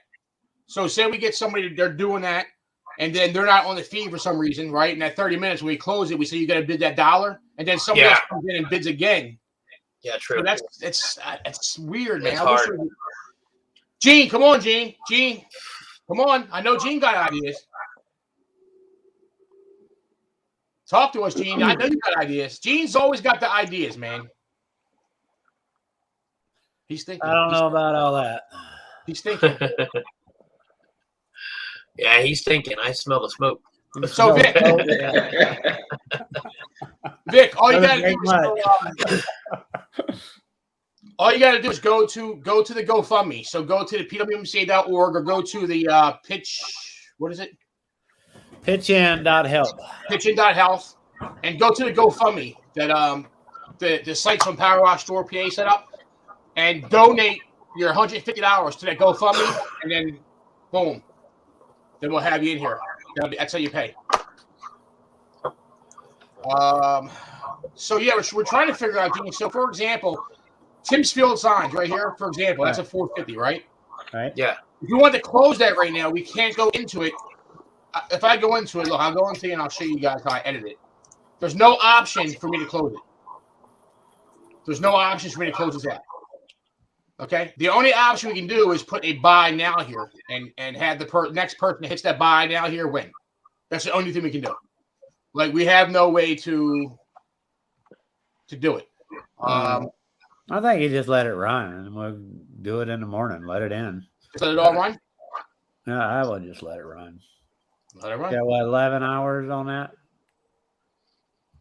I mean, why make it complicated? Yeah, only 13 more hours. Only 13 more hours. That's all. So the cool thing is that the bidding ends. This ends at 8 a.m. Oh, that's right. Yeah. Yeah. So that gave us an hour to, like, you know what I mean, go over who won. So you've got it all set up to end at a certain time. It's set up to end at 8 a.m. Yeah. See, it tells you right there. Okay. Right there, it tells you 8 o'clock. It's done. But you couldn't do that for each item. You had to do it for... No, you can only do that for the one auction. Yeah, it's the only thing that's a bummer. It is. Still going to have to go through it, make sure everybody paid. Yeah. But you know what's really cool? Yeah, you're right. And what I like about this, though, like when the auction's over, right, Gene? We just print this page out right here. We print this page out, and it only gives the one winner. So it's not like we got to go through a million people. It's like this guy won, that guy won, that guy won. It'll make it so much easier. So we'll see. But I will agree that having writing all the stuff down that we did last year, it did make the time, like, it took a lot of time up. Because it was like, always moving. You know what I mean? So that was a good. Yeah, but now Lewis has nothing to do. He's going to fall asleep on us. So let's see. We got, where's the John Sacco Star Smile box at? That's a 500. That's a lifetime value. Now these hose reels, man, the hose reels. Come on, guys, them hose reels, man. You guys got to do them hose reels. I'm telling you. Let's go. Come on, let's go. Let's go. Yeah, electric hose reel, a lifetime warranty. That's pretty huge. Yeah, well, these are manual, but he said you can use the value, so you can use this $1,000 value towards the electric, and it'll take off what you paid. Solenoids constantly go out on electric reels. The motors will go out eventually. They get water in them, and the seals don't work, and that's huge. I mean, yep, it's huge. Lifetime warranty. Yeah, especially lifetime warranty. Just replace it, or does he fix it? I don't know. Yeah, the freaking motor alone is worth a lot of money. Yeah, especially nowadays, man. Yeah. Yeah. What's that motor going to cost next year? Exactly. Exactly. Yes. What's it going to cost next year? We got this pressure washer here from Doug Rucker's store. That's at $700 right now. Nice. $700 for that pressure washer was a good deal. Man. Oh. What? I'm gonna have to go in here and take a look at this, man. I gotta up. You were outbidded, man. Oh, you got an email? I got an email, man. Oh, they're trying to take you out, Flip. Oh shoot! Oh, it's not all bad news, however. Oh, are you? Oh shoot! Are you serious right now? I'll bid you by $20 too, man. Let me take a look, man. See what they did. Oh, there you go. Wow, you went there, huh? They went there. Oh man. Hey, you're pissing off Flip, boy. You better be careful. Here it comes. Yep. So if you guys are waiting to the last minute to bid, like Matthew's saying, this ends at 8 a.m. Like automatically 8 o'clock, this shuts down. We can't control it. It's just going to be like boom, over. So and that's it. If you're waiting to the last minute, get up early. Then get up early. You better be ready. We'll be here barely awake, kind of our eyes slanted, slightly closed, looking at the screen, leaning over. Some of us might be laying back in our chair sleeping. We don't know yet. If Lewis goes over on the couch, you can almost guarantee a nap. That's right. I'll put nap. Good deal, I'm man. getting like, yes, we got. Did you just do one? No. Yeah, Jake, doing man, absolutely, dude. I'm proud of everybody too, brother. I mean, that's what we're saying, man. You guys are doing the hard part. Right. We got a guest coming in here. We got a guest. We got another guest. All right. We got Kenneth joining us, man. Kenneth's going to come in here. He's going to hang out with us. What's up, Kenneth? Gentlemen. He's getting bit by the old repeat. Yeah, the Echo Monster is getting you.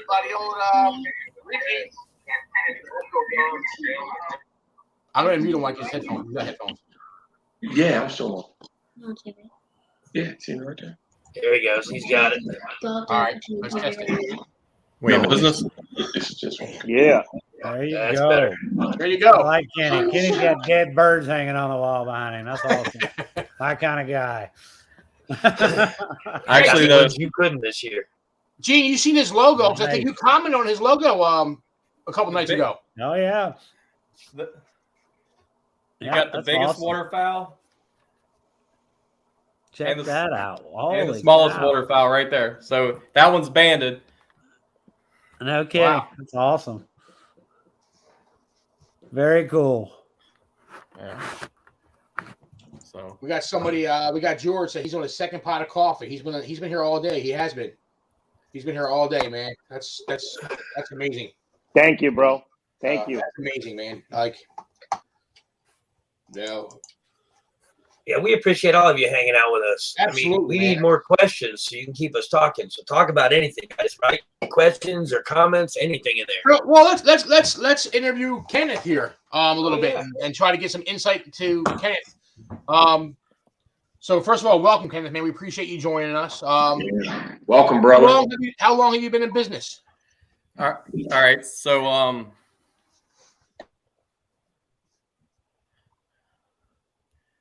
So technically started taking customers about March 1st of this past year. But started really the company about almost the summer before was when I started the building the foundation. Very cool. Yes, you're doing primary residential? Yeah, give me one second. I'm trying to figure. I got a little bit of a delay from what I'm hearing getting to you guys. Yeah,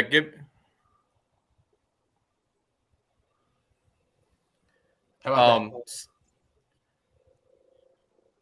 Yeah, so I basically do primarily residential, a little bit of commercial, but there's reasonings, and you guys even talked a little bit earlier about the market and how things are kind of going. And I didn't want to build my company on commercial just because I don't fully trust the market right now, and seeing something get cut back. So with the residential down here in the Myrtle Beach area, a lot of HOAs, they're strict. I mean, I've cleaned houses this past year that actually I felt almost bad cleaning them, but they had the letters from the HOA that said they were dirty and we had to clean them. So I cleaned them. I mean, those ones, to be honest with you, are probably harder than the dirty ones because you're trying to clean that thing up.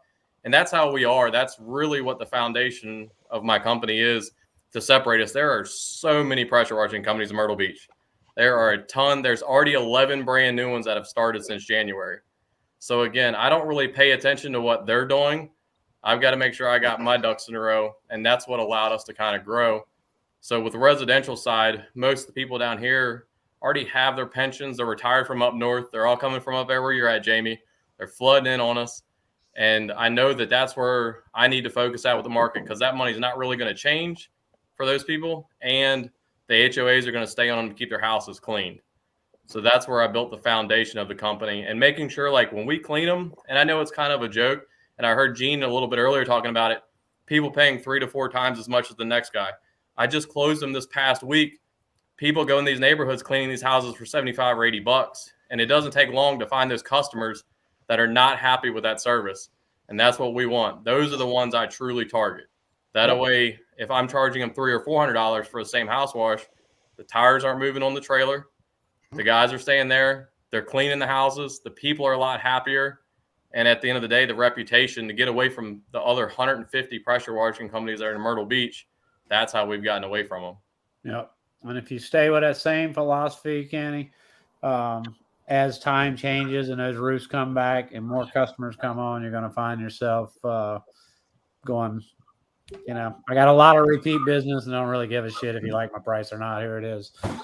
It's just, I'm not saying that you're not, going to still work on your sales and whatever else, but it's not going to bother you as much. You're going to be, people call you and like, hey, it's time to get my roof clean again.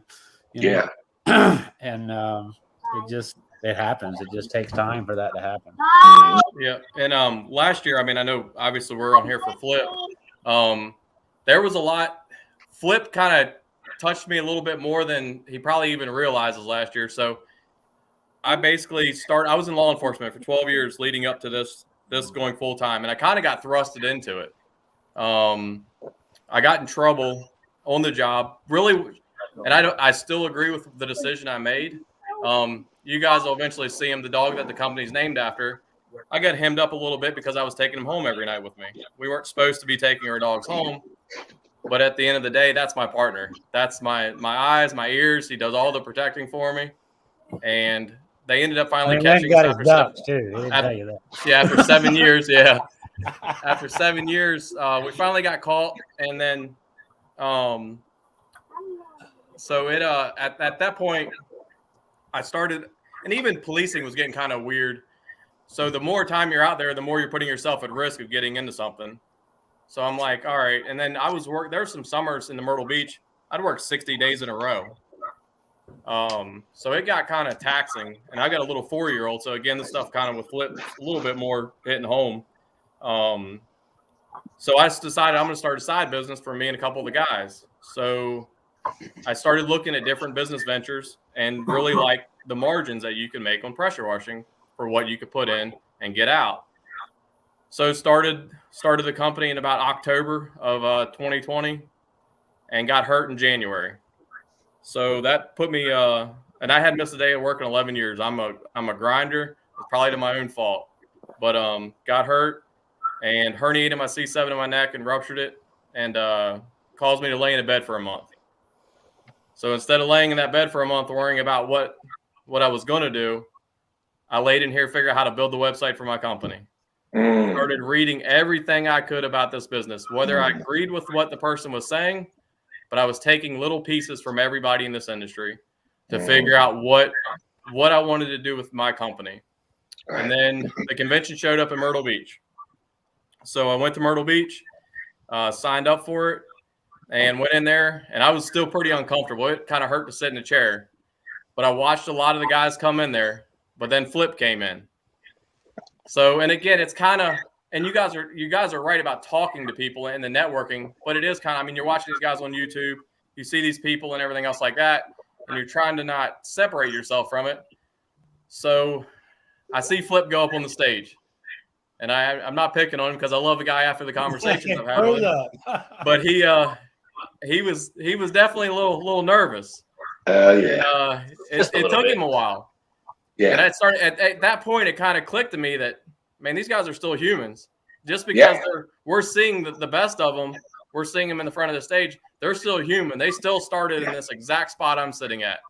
That's right. And then I had the luxury of catching up with Flip for a little bit downstairs in the lobby before everybody was going out, and had a conversation with him. So that was kind of nice to be able to talk to somebody in the industry that's been there a little bit and see these guys that just because they're on the other side of that table in the front of the room, that they're still human. You can still just have those conversations with those guys. So that was so Flip, like I said, I do truly appreciate that. And that's 100% why I definitely wanted to be here to support this for you guys. Awesome, man. Really appreciate it. Yeah. And there's, like I said, a lot of people. And I mean, I know a lot of you guys know Jeff Price. Absolutely. And Jeff Price, I've had a lot of conversations with Jeff Price. And again, he has the shop down here, but he still has a lot of people down here. And I've had the conversations with him. And he knows now, but he didn't realize at the time he set my first goal. I kind of had the foundation, but Jeff was like, hey, Kenny, if you do the right things and you make the right decisions in 3 years, you can hit six figures. You can hit $100,000. And I said, right then and there, I'm going to hit $100,000 this year. I said, don't care. I'm going to get it. And like I said, we hit that by July. I had a lot of people telling me, even other police officers that were in the industry, Kenny, you can't make it at this. And this is kind of for guys out there kind of listening.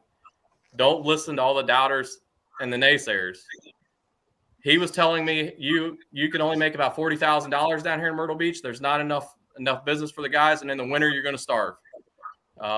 There was another guy same way. He'd been doing it for years, a Myrtle Beach sergeant. He said the only thing you can do is get 8 cents a square foot on concrete. I said, okay.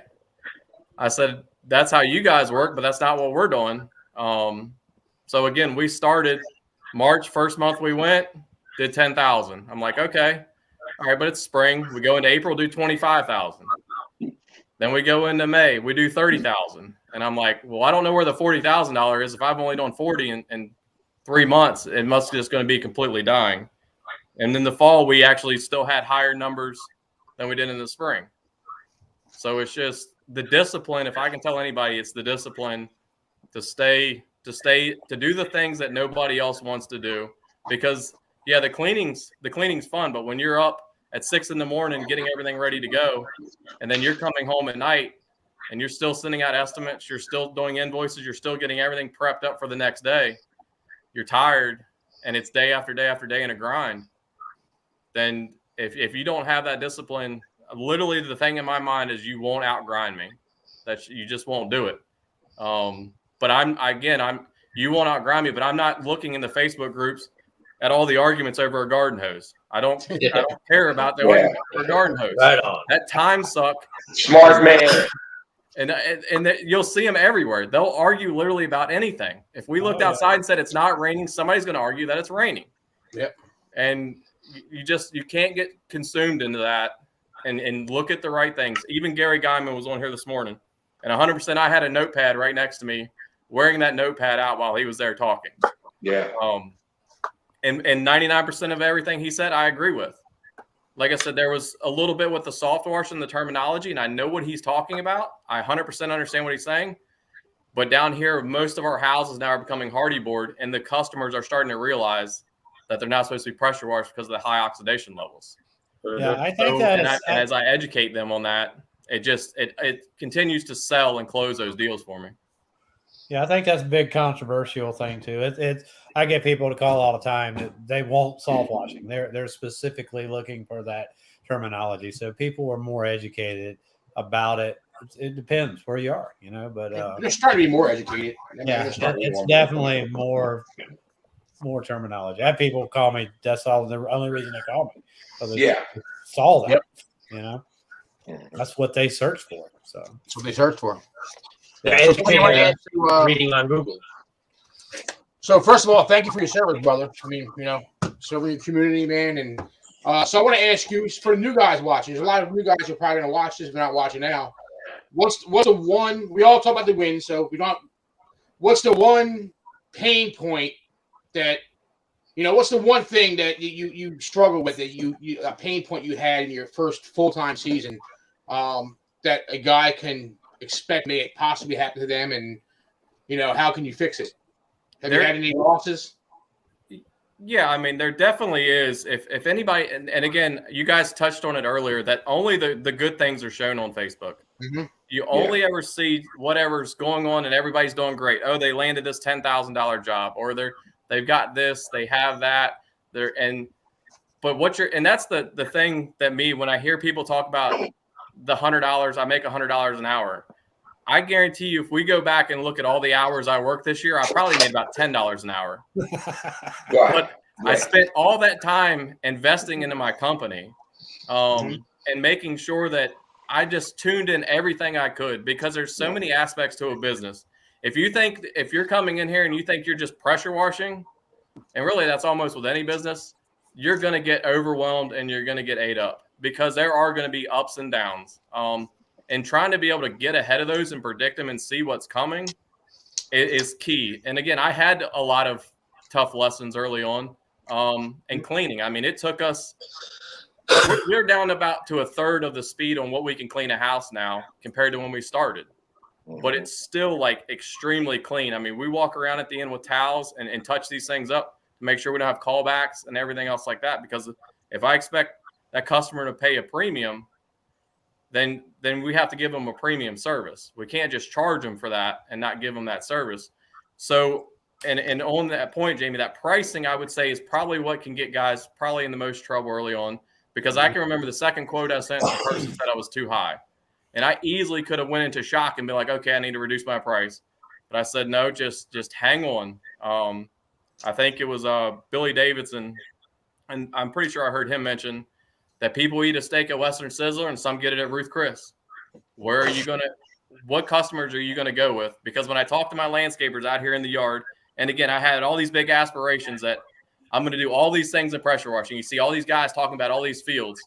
Slow down and pick one or two and get really dang good at them. Don't worry about the 10 things, because if you're going to try to do 10 things, you're just going to get hemmed up and you're not going to be great at it. If you're going to try to have other employees, you're going to overwhelm them because you don't even know what you're doing yet. And it just makes for a mess. And then it takes a long time to build that reputation. And it's very, very easy to get rid of it really fast. Very good stuff. That's awesome advice there, man. That's great advice. I think, you hit it right in the head, man. That's and if awesome. I could kind of touch on some of the stuff he talked about and add to it a little bit. Like he said, you got to know your numbers. And I think that's a big issue for a lot of guys. They don't keep records. I can look at what I did yesterday for next week, in my books. I can go back and look at what we did next week last year. It's going to be pretty consistent with whatever percentage of increases you're anticipating. Your numbers are going to be consistent. You're going to be busy at certain times. You're going to be slower at certain times. And there's really this big thing that drives me absolutely crazy, because we're in this for money. And I always tell everybody there's 3 rules to every business. And those 3 rules are get the money, get the money, get the money. So when you are in the peak of your business, and these are when people are wanting your services, what should you be doing? Should you be going, oh, I'm booked for the next 3 weeks and I'm sorry I can't take care of you? Hell no. Yeah. You get the money, get the money, get the money. Miss Susie, I'm sorry. I'm going to have to push you out for another month because I just landed a $7,000 job because nobody answered their damn phone, went out and looked at the job. Yeah. And I got a $7,000 job and you got a $150 patio. I'm doing a $7,000 job. If I lose Miss Patty, which I'm probably not going to, but it's really, really, really important to go get the money when it's there. Work your ass off when it's there so you can sit back in the winter and go, hey, let's chill out a little bit. Let me look at these numbers. Where did I struggle when that was busy? Maybe I need another guy and another truck. This week I can get them in. If I hire them here and get them in this week, that'll push me through, whatever my busy period is. And I can go get that little money. We can do Miss Susie's thing, It's really, really important to know that. And like I said, go get the money. And I think 100%, Gene, because I was nervous because again, all I knew is what I'm hearing is in the spring and in the summer, you're going to be dead. In the fall is pretty slow. So I saw these peaks and in the spring, we were booked out 6 days a week from sun up to, a month out, 6 days a week, sun up to sundown. And like I said, we were still closing pretty high tickets. I know where they keep saying, keep raising your price, but we were running as fast as we could go just to make sure that we could make enough to get through these winter months. And we can.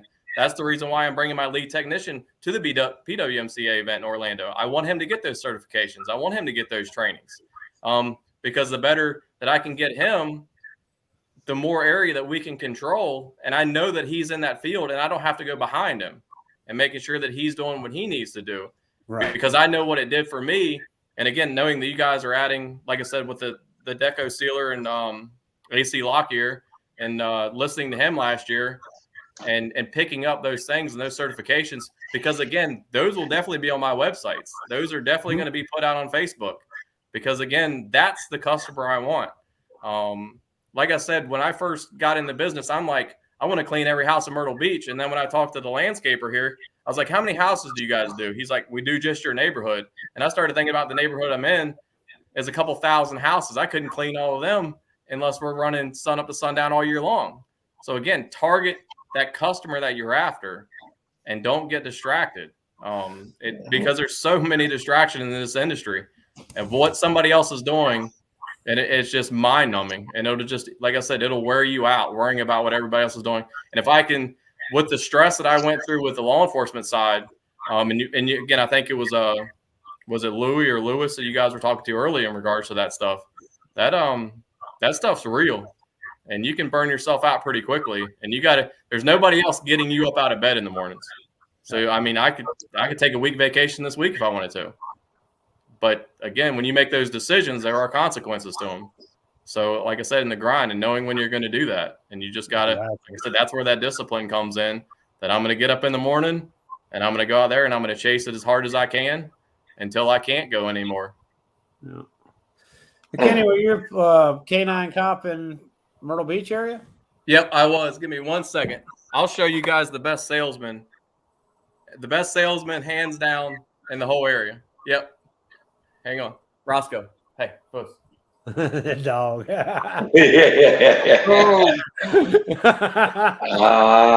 He kept his dog. Come.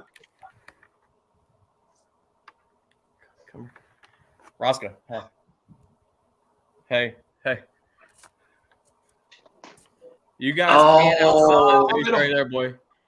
Let's just say what's up? We've got a home show convention coming up, and then for 3 days he's going to be with the Myrtle Beach Convention Center.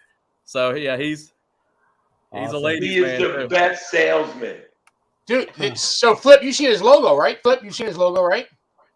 Look at his logo and his company's logo. Oh yes. Yeah, you see. I know you seen it on Facebook. Yeah. I think it's awesome. Yeah, it is awesome. And we're getting lit up like for hats and shirts. We live in the South, so these guys are digging these shirts and hats. So I'm taking them with me to the convention to sell them. And and again, I know it's something we haven't really discussed, but like Roscoe is a rescue. I know some of you guys know that, and then my canine partner. So when we're not cleaning something, and again, this is especially for the new guys, and I'd say I got a pretty good lock on it here. We go clean the animal rescues. That stuff is cold, man. And that's how I donate back to them. So I get the write-off. I love doing it. I can't see the dogs there because I'm going to want to take them all home. But we go there, and so when I sell the merchandise and stuff like that, I'll just take the profit and donate it over to the animal rescues, because I ended up paying for a certain amount of dogs to get out. I paid their adoption fees before Christmas. So those are the kind of things. I mean, it doesn't always have to be chasing 100%. We're chasing the dollar, but there's other ways to get to it. And the animal lovers, man, you can't mess with that. That group of people, about that so many times, man. And what we do for the AWA here, I've talked to guys about the people that support the animal orphanages.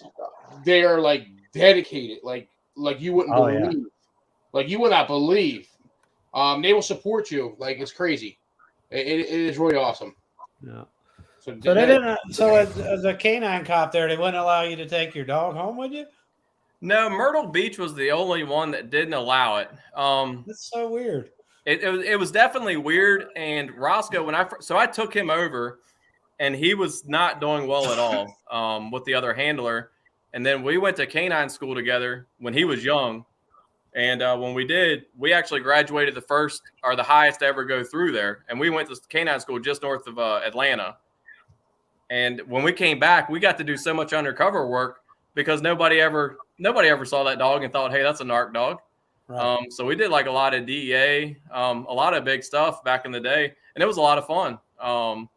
And like I said, he was such a great asset to the community. And again, that allowed me to get the massive network of people that I didn't know was going to pay off years later with running this company, because that's really done a lot of the marketing, I guess, for me. Is he has such a following, and that was the hardest part for me, was coming up with a name for the business, because I was in that realm of I need something pressure washing related. I got to be in that field, and I asked a buddy of mine who's the most artistic guy I know. I said, hey, I need a name for this company, and he asked me 2 or 3 questions. He said, Bird Dog Power Washing. And I was like, what does that have to do with pressure washing? And then all of a sudden I realized, I was like, oh, this is genius, because people know it's so far from everything else and they love it. And it just, I can't tell you how many people have called me just because of him. It is insane. At least 1 out of 10 in the spring, because I document all that. I run a CRM. Guys, if you're new, get a CRM. That was huge for me, especially going in what you were talking about, Gene. I have a list with all every date, the date that we cleaned every house last year. I have them on a schedule, so I know when I need to call them out, and I have my CRM that's got everything in it, and it's just super important. But I would watch, and so many of them would say, I love the logo, I love the dog. And that's why they call me. And that's, again, make yourself unique. You don't have to blend in with everybody else. Yeah. Yeah, branding is important.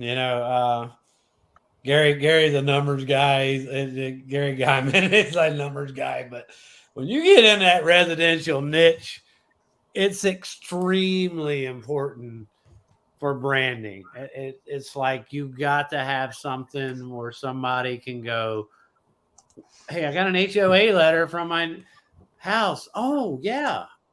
What's that company's name? Who did we use? Honey, who did we use? No. Bird Dog Pressure Washing, Oh, yeah. And you're going to remember that. We have that following. It's so stupid. You're going to remember it. Correct. I mean, they get on it. Vic, a CRM is a customer relations management system. There's a lot of them. I use Market. There's Jobber. But there's also add-ons. And one of the add-ons from Market that has done me very well is the reviews. For $10, setting that thing up and setting it up the right way has definitely helped me. Again, that's why I really wanted to listen to Gary Guyman and guys like that with not the CRM, the SEO stuff. Mm-hmm. Because again, I go in every day and I do log pictures in, and I do keep up with a lot of stuff to try to keep that Google stuff rolling to get my stuff up there high and keep that rank, because I do draw a lot of business from Google. And again, when you're new, you can't just, yes, I was very fortunate to buy very good equipment early on. And that's when my friends knew I was dead serious, when I started selling part of my gun collection off. They were like, all right, this guy, if he's selling guns out of his gun collection, he's okay. This guy, he's on it. This is not something he's going to Home Depot and dragging out a Home Depot pressure washer. And I'm not saying you can't do that. Please don't take that. That's just not when I said that I was going to do this thing, I didn't half what it. I went out and got what we needed to do to be successful, where I felt like what I needed to do to be successful for what area I wanted to go in and chase it. So that was huge. And we are growing. I'm currently building my second trailer right now. My first one was built by somebody else, but my second one I wanted to build, and I'm building it with my lead technician because, again, we were talking about employees and money and stuff like that. And he does very well making money. I make sure he makes enough and does well. But I'm also making sure he understands that trailer we're building is for him. He treats equipment amazing. He doesn't drag the trucks out. He takes everything it's more organized than if I had that trailer. So again, he's super excited and appreciative of that trailer getting ready to come on the road. And he knows how much money has gone into it. But also by having him help me build that trailer, he's going to know how to fix that thing in the field faster than if it's somebody else, because that's a learning curve I had to go through when I bought a new trailer. That I didn't know where every fitting was. I didn't know everything, and that I needed 2 of everything, because I promise you I've got 2 of everything and sometimes 3. And that stuff is important, but keeping him happy. But once that trailer hits the road, that's paid off. My current trailer's paid off. My trucks are paid off. Again, trying to bulletproof the company for what I'm just concerned with the market, so we can survive. Awesome. Yeah, dude, you're doing some, it's some good stuff, bro. You're doing. It's like, I mean, you shared some stuff that can really help some new guys out too. Honestly, man, it is about work and dedication, man. It takes some hard work, and it's not easy. It's not. There's no magic pill for success. You know what I mean? And you're doing awesome, man. That's pretty cool to hear. Yeah. You know what I mean? Kenny's on fire. You get it. I'm looking for my retirement. I want to be like a boat captain. So, when you get your Viking, your new Viking boat, I'll feed the dogs and drive the boat around. Well, that's good, Gene, because I need a tarpon. Tarpon's on my bucket list. Oh, so yeah? That's why I tried to say that if they were putting up a fishing trip with Gene, I would have come down there and sucked the knowledge out of for pressure washing and caught my tarpon. Yeah, there's actually still some. I just lost the damn lure out here the other day. I was fishing for snook, and freaking tarpon took it. I only had 20-pound test leader on it. Pissed me off. I was like, damn it, that was a good lure too. Yeah, if you want to catch tarpon, I will tell you though, go in the spring. April, May, June is when they come in, and they'll be in the Keys. Go to the Keys, go to Marathon, do a charter with 2 conchs charter.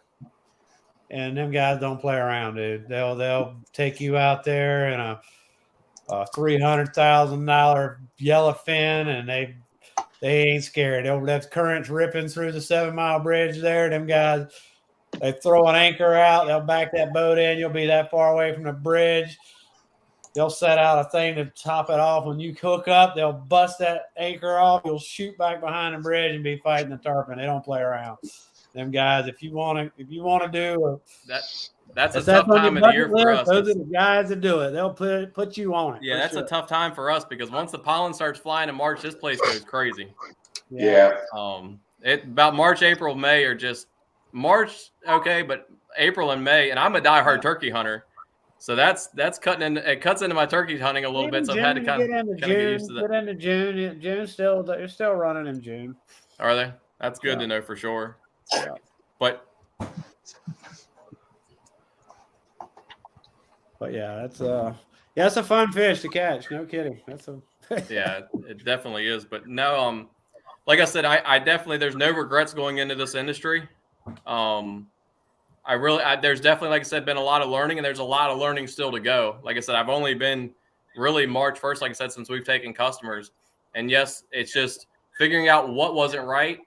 Set goals, but set realistic goals too. I hear some guys, I want to make $1 million the first year. That's fine to have those aspirations, but get something you can accomplish so you can continue to polish and keep getting better and better and better. I kind of like calling it like being a sniper. Like started out kind of with a little bit of a buckshot approach, and I just keep narrowing it down and funneling in exactly what it is I want to do, and making sure that's where my dollars are going for the resources, and where the money is going. And like I said, just not overwhelming my employees, because again, when I do hire guys, and I got to hire more here soon, if the first thing out of their mouth, and I know that they need to make money to make a job and survive. Like I said, I've worked around 300 police officers, and I promise you, even if you gave all of them $100,000, within 3 months, they're going to be upset they weren't making $120,000. That's exactly just because right. of the environment and how things were going in there.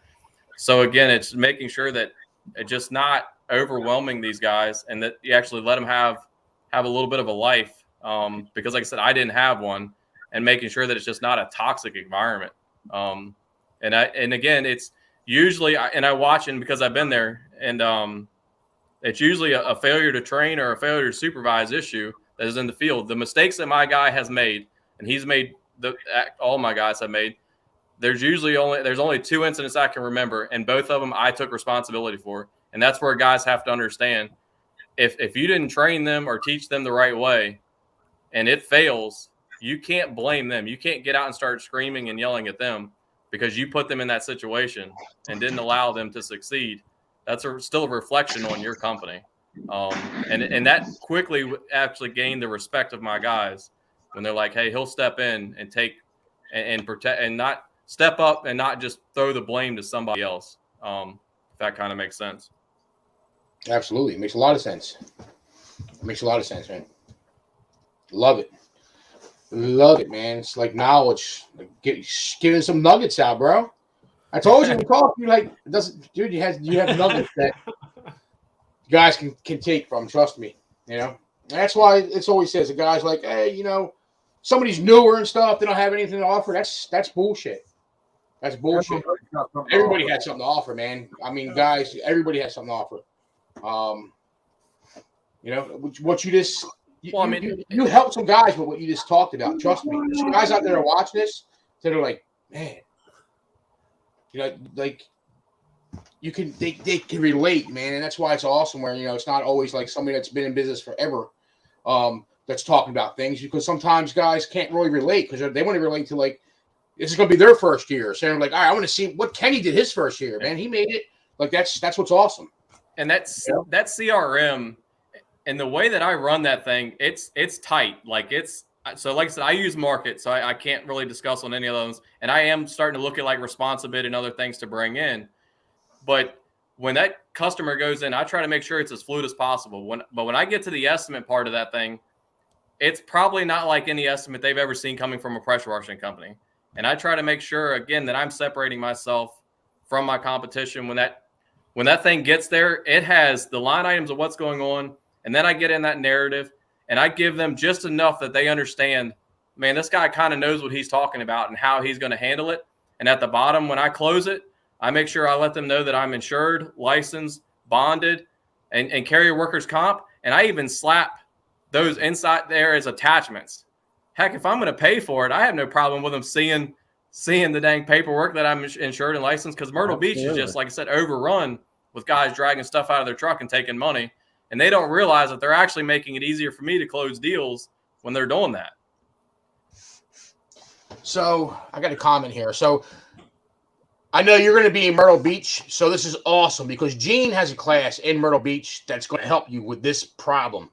So money, you don't have to have a big, you really don't. And I'm going to actually later on tonight, when we get slow and like we don't have anybody we're interviewing, I told you I'm going to talk about some social media stuff, and I'm going to give you guys some stuff that can really help you get work immediately without spending money. And, and Gene's going to go really in depth with that in not in Myrtle Beach, in Orlando. He's going to be, his class is designed exactly for this. Somebody who doesn't have a big budget. You don't have to have a big budget to get customers. You really don't. If you have a big budget, is it easy to like have somebody go out there and acquire those customers for you? Yeah. But there's ways to do things if you don't have a big budget. We're going to go, what I'm going to try to do in that class, I don't think I'm going to have enough time to do everything I want to do. So what I'm going to do, we're going to go over basically the mechanics of getting customers. and just break that down. And then when we get to the end, we can talk about all the ways, because it really doesn't matter. I mean, it really doesn't. It does. I don't give a damn if you want EDDM, if you want postcards, if you want clip flyers, if you want yard signs, if you want, I don't give a damn what you want. You know, it all comes down to the same identical thing. It's just focusing on finding who you want as a customer and getting in front of them. Yeah. It's just 100%. really that simple. It really, really is. It's just a matter of doing that consistently over and over and over and over again. I don't know. I don't remember if any of y'all guys are old enough to remember Amway, right? Or you had any girls that are Mary Kay consultants, right? Yeah, you know, that's multi-level networking. So the first thing you did when you got into this Amway, they took you out and showed you a seminar and drew circles, right? They got you in there to sell you. And the first thing you did was that person that you sat down with, you had them sit down and write every single person that they knew. Write down every single person you knew. Your mother, your sister, your brother, your cousin, I don't care, your best friend, somebody you met one time, whatever their name is, you got their name and contact, write it down. And you sat down and picked up the phone and you go, hey, this is Gene. I'm calling. We got a mutual friend named Kenny. Do you know Kenny? Oh, yeah. Kenny's super nice guy. Look, he thought that you might be interested in making, a little extra money using the same things that you're doing now. That was a sale, But the connection was Kenny. The connection was Kenny. And that person talked to you because you mentioned Kenny. It really ain't no difference. There's no difference whatsoever. You just got to ask for the customer. You got to go get that customer. It really is. But we'll talk about it a little more in detail. Yeah, I think a lot of people don't feel that way, Gene. They feel as though like they get discouraged. Like you don't have a big budget, and you get discouraged sometime. And people I realize and really you don't have to have that big budget. I didn't really spend that much money early on with marketing. If you go in those Facebook groups, like you've got neighborhoods around you that have free groups, and I can't tell you how much money I generated out of there. I built my own website for like $150 off of GoDaddy. The reviews and stuff like that, if you're not asking the customers for the review, and the CRM is $30, like I said, it's $30 a month. I probably spent a little bit more money in the equipment, and because I trusted my marketing side of putting my time in there, and that's kind of what allowed me to go quickly. And now it's growing more of the marketing stuff for me, where I'm getting a little bit of swag items and stuff like that to give to people. But Facebook ads, I may have spent $200 or $300 because I realized I was getting more return out of those Facebook groups, where I could go into the neighborhood groups and start marketing in there. And I know, Jamin, you guys talked not that long ago on it. Don't just keep running the same picture and the same information over and over and over again. These people get pictures of Roscoe with like roses at Valentine's Day, dressed as a leprechaun, all the stuff, just engaging, just to see the name. All I need them to do is see that name. And there's going to be a time they're going to want that pressure washing company, and then they're going to Google it. And again, I don't pay anybody right now for my SEO. I make sure I go in every day and put a picture in there, and I name that picture. That doesn't cost me anything other than my time and whether they're doing a blog and stuff like that. So like I said, marketing last year, I really didn't spend. I'd be surprised if I go back and pull the numbers, less than $2,000. And $1,300 of that was because I joined BNI. Now, again, that's a huge commitment, and that's something, guys, that you got to know whether or not you're going to work, and it's got to be the right chapter too. But my first job came out of that was $1,000. It's not easy when you're a one-man show doing BNI, and having to be there every week and being that committed. But I have used it as a sales pitch because I'm the BNI chapter pressure washing company in Myrtle Beach. So when they hear that I'm around 50 other legit business owners, they kind of like, okay, this business is actually somewhat legit in order to be doing all these things. Yep, man, that's some great stuff, brother. Yeah, absolutely, man. What's up, Ryan? What's your name ready to jam? Come on, man. What's going Oh on, yeah, man? I heard about the jamming happening. It's the shred off coming up. Shred off. Ryan, What's up, Mr. Flip? how you doing, bro? Good, man. How are you? Hanging in there. Nice, man. What's up, Mr. Flip? How you doing, bro? Uh-oh. Oh, he got it. Man, he's got headphones on. Nice, man. What's up, Mr. Flip? How you doing, bro? Nope, not him. Oh, he got it. Man, he's got headphones on. Hold on. It's not Flip. Who is it? Nope, not him. Oh, he got it. It's Kenny. Kenny again? It's not him. Kenny's got his headphones on. That's so crazy. Dude, what is this? This system is so weird, Yeah. bro. It's so weird. We never had this issue Bringing before. it down. We haven't had this issue before. Like, and then all of a sudden, like today, everybody's coming on. Same issue. I don't know. It even echoes a lot in my earpiece. Yeah, it's weird. Crazy. It's so weird. So wait, you're talking, but it says, "Oh yeah, it's gone now." Yeah, it's gone. It's weird, man. I don't know. What's up with you, Ryan? Nothing, man. Just got home. Getting ready for the weather to break. Staying inside all winter stinks, man. Winters in PA are no fun. Oh, I know, bro. I'm right here. I'm Yep. Yep. Yeah, gearing up for next season. Getting ready to get things rolling and get out there and start washing. Just excited for the weather break so I can get my rig all built and get out there and get busy. Yeah, I'm getting this system's acting so weird, Gene. Do you guys see on Kenny where it says mute mic? Am I the only one seeing that? Like real big and black across. No. Like, You're the only one seeing it. All right, so it's like my system is like basically freezing up. It's kind of weird. It's weird. I'm going to refresh mine because if I refresh, it doesn't matter. You guys won't see me, but I won't lose you. I don't know. Is Jeremy coming back in? Oh, he went out. Probably need to just drop him out if he's not going to be here. He's still there, it says. Can you guys still hear me? Yeah. So I kept having that echo in my earpiece, but when I actually muted the volume on the computer for some odd reason, it actually allowed me to not have that echo and hear you guys, and everything sounds normal. That's weird. Right here. Yeah, we can hear you. Can hear you perfect. Now I can hear you guys now, but it's kind of weird when I turned that volume off. All those issues for me went away. Wow, there you go. So somehow it's picking up your computer audio and putting it through, even though you're not talking. That's weird. Yeah. It's like an overlay. Wish I'd have found that out about an hour ago. I know. What's that background Ryan has up there? He put a background in. Oh my gosh. He's in the woods. He's in the Shrek. I see it. Shrek.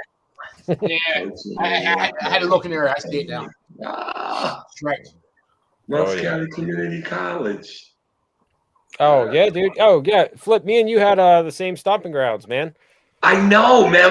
Think about that. Willow Grove Park. Yes. You remember that? Oh, yeah, I remember that. So you grew up in Bucks County? Yeah, I grew up right in, where's it, right, like Warwick Township. Yeah. Right outside of Doylestown, right little nook, 263 Alms House Road. So yeah, it was great. I remember when I met you over at the Power Wash store in Pennsylvania. I remember we were talking, and we both used to work for the Rose Group. Yes, right. Well, you work for I did a little work for the Rose, but I actually worked for Apple American Group. That was the big one. Yeah. Oh wow. Yeah, when the Rose Group was just as big as the Apple American Group at the time. Yeah. Yep. Awesome, bro. Yep. Good old days. Oh yeah. You ever get that coffee mug made, man? You sent me the picture of. Oh no. No. That was funny. Oh my gosh, man. I love getting those texts every once in a while from you, man. Yep. Yeah, I remember that one day I posted like a Monday motivation. So I posted a link to the Jock Jams infomercial they used to run in the 90s that everyone remembers. I was like, wake up, everybody. Wake up. Ryan, Yeah, Dad. Man. Yeah. Yep. Right outside of Philadelphia. How's business up that way, man?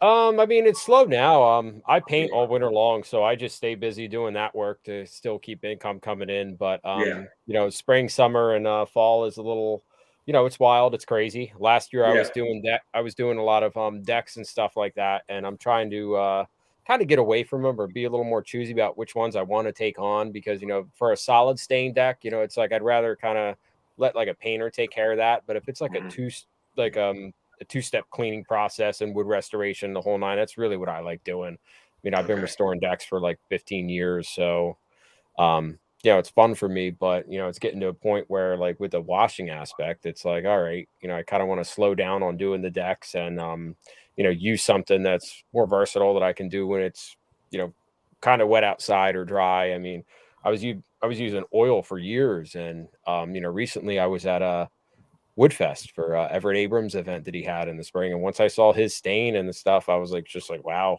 I was like, I really got to pick some of that up and start working with it a little bit. So maybe offer that for some clients this season, but like 2 decks a month is kind of like my goal this year. So other than that, I just want to wash. Everett stain is the only stain that all you. Oh, look at this. Yeah. 20 years. So yep. Yeah. Another home guy, man, from the way. Yep. There you go. Out there in Florida. Out there in Florida now. He's in Florida. Who's in Florida? Jason. Oh, nice.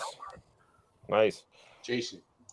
He's in Florida. He lives in Florida now. He's from this, you know. He's from here, but he's one of the guys probably gets like, you know, 55 degrees. He's like, oh my God, it's so cold. What am I going to do? Just like somebody else we know. Oh, that's freezing, man. That's like Dean's like crying, you know, gets to 55 and he doesn't know. He's like, I can't leave the house. Jean, my daughter, called me earlier tonight, and she's walking home from her job. She works like a couple blocks from her house, and she lives in Edgewater, just south of Daytona. Right. And she said, I'm freezing. I forgot my jacket. I said, really? What's the temperature? She goes, it's 58. Oh my God, I'm gonna die. I'm gonna die. What? 58? You're 58 wearing shorts. Yeah, Kenny will get a kick out of this. We went. There's a wildlife area you got to get in a draw for duck hunting in some of these areas, and we got to draw and go out there and hunt. So you know, if you've never been duck hunting, it's the only place you can find 100 rednecks at 3 o'clock in the morning hanging out. So it takes to get in these wildlife areas. You literally get there at 3 o'clock. It goes through the check-in process, and you can't shoot until the sun comes up. So we're getting get you all your decoys and all your stuff set up, and I'm out there in waders. It's probably 55, somewhere in there, like you said. And it's not bad. I got all my clothes and I'm warm, right? Got my waders on, putting the ducks out. I stepped in a damn hole. I couldn't catch my balance. Freaking water went all over top of my damn wader. I was freezing my ass off, dude. Been there, Gene. Been there. Oh, yeah. I told you, Frick. I knew it. I knew it. Played it all by in the morning and soaking wet. These guys leave, they go out in Florida, and they forget, man. They forget. It gets, damn, if it was 58 degrees here, I'd be outside with shorts on. Like, yeah. Yeah. No, I'm not lying. I'm gonna be really honest with you. A couple weeks ago, we had like a cold spell. It was so bad. It hit like 35 one day. It was like beautiful out. Like everybody was outside like it was freaking spring. Because, dude, it was so cold for a week. Yeah. It is. Your blood does change, but it is colder here with the humid. When it's humid, it's a big difference. A wet cold than a drier cold. Yeah, I know. Just like the Vegas, I know, like the freaking 110 degrees. It's no humidity. So yeah, dude, 110 degrees. 110 degrees. I don't care. Yeah. First time I ever went snow skiing, I went up to Utah, and I was just worried about being cold. I had all kinds. I was sweating my ass off. That's all I was worried about. It's 37 here right now. I'm in shorts and a t-shirt with the window open. 37. Let me see. Where are we right now? I'm at 23. That ain't too bad. Look at that. We are 29. Feels like 20. Let me see how cold it is here. Yeah. Oh yeah, I forgot that feels like 33 here. Let Gene see how cold it is there. How cold? He's telling you, it's going to be shivering. He walks outside. I know, it's 68. Oh, yeah, it's freezing to him.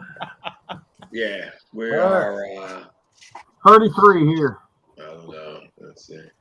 That's 20 doable, but if I went fishing, 26 feels like 17. So yeah. Yep. Yeah, that's cold. It's cold, man. Pants with flip flops there, Gene? Yeah, I'm in flip flops right now. And You'd shorts. still keep the flip flops though, wouldn't you? That's how you tell if it's cold. If you have to put on long pants, it's cold. Northeast PA, 18. Usually it's like a pair of shorts with a jacket, a little pullover in the morning, and then by 9 o'clock, you're hot. 15 degrees. Where are they at? -3 tonight. Wow. Huh? Were they in Chicago? He said what? Nope. Not going there. No. It's going to drop down to 30 or 29 at the low at 7 a.m. tomorrow. Not Wow. going there. No. -3. Whew. Let me see what day I'm gonna put my flips on. Gee, man. got cold just hearing that. No, I'm not even going hunting that weather, buddy. I'm sorry. Oh, hey, Come on, shorts Gene. are coming. Shorts are coming on Thursday, man. 50. Yeah, 50. It's gonna. Yeah, Thursday's gonna be nice. Beautiful. Yeah. Yep. See there. Yeah. I seen that all day. Oh yeah, man. Anybody looked at the forecast in Orlando to see what it's going to be like on the 23rd, 24th, 25th? It's gonna be beautiful. Can we see that far out yet? Difference in here. For us, Jamie, it's going to be beautiful. Make it 69, boy. We'll be out there swimming. It's gonna be warmer than that. Yeah, all the way up to. I got up to the 19th, 79. Yeah, it's gonna be nice. Yeah. Yeah, it's gonna be nice. It's gonna be Ready. I'm ready, Jamie. I'm ready. I don't know if I'm ready, but oh, you're ready. All that work's going to pay off. The minute it's over with, you're going to sleep for 3 days and just be like, it ain't done yet. I know. It ain't done yet. Oh, no, nowhere near. South Carolina, Georgia border. 42. We're at South Carolina, Georgia border. Are you south? Where are you at? You ask a lot of questions. Well, yeah. I haven't asked a lot all night. Now I'm finally asking a question. I'm making conversation. So, what is Gene and Ryan doing? There's something going on tonight. Some kind of shred off or something. What is it? What are you guys doing, man? You guys getting in the cars and what's happening? We can do What it. time? What time is it? I'm game. We'll do Freebird. There you go, Don. North Augusta. Got your answer. Yeah. He's not too far from me, and he's at 42. Yep. It's weird like that, man. It's weird how you can be, not really that far and have such a swing in the temperatures. It's crazy. Yeah. Further south. Yeah. Mm-hmm. I'm just glad I'm not going to Murder Beach to freeze my ass off. I personally, to me, it was freaking nice. But hey, I was coming from here. I had to listen to all the Florida guys be like, "Oh my God, it's so freaking cold here, you guys. We can't even go outside. We can't go to sleep. It's too cold." I'm like, Jesus, it's beautiful. We're gonna show up at 79 and be like, "Oh my God, it's too freaking hot. It's too hot, man." Do you know what it's going to be like going from if it's 79 there, we're going from here in the 20s, like that. Like it's going to feel like literally, it's going to feel like hot, really hot. Oh yeah, really hot. So, well, Kenny knows in Myrtle Beach, there's like March. It's like my birthday around the mid of March. They have Can-Am weekend. That's when all the Canadians come down there and. Shit, so I bet I was in Myrtle Beach when it's like 18 degrees and freaking Canadians are down there swimming in the damn ocean. they do, man. They all fluctuate in here. It's crazy. It gets right interesting. Yeah, it's wild. I'm talking about you Florida boys, man. I got people send me the middle finger.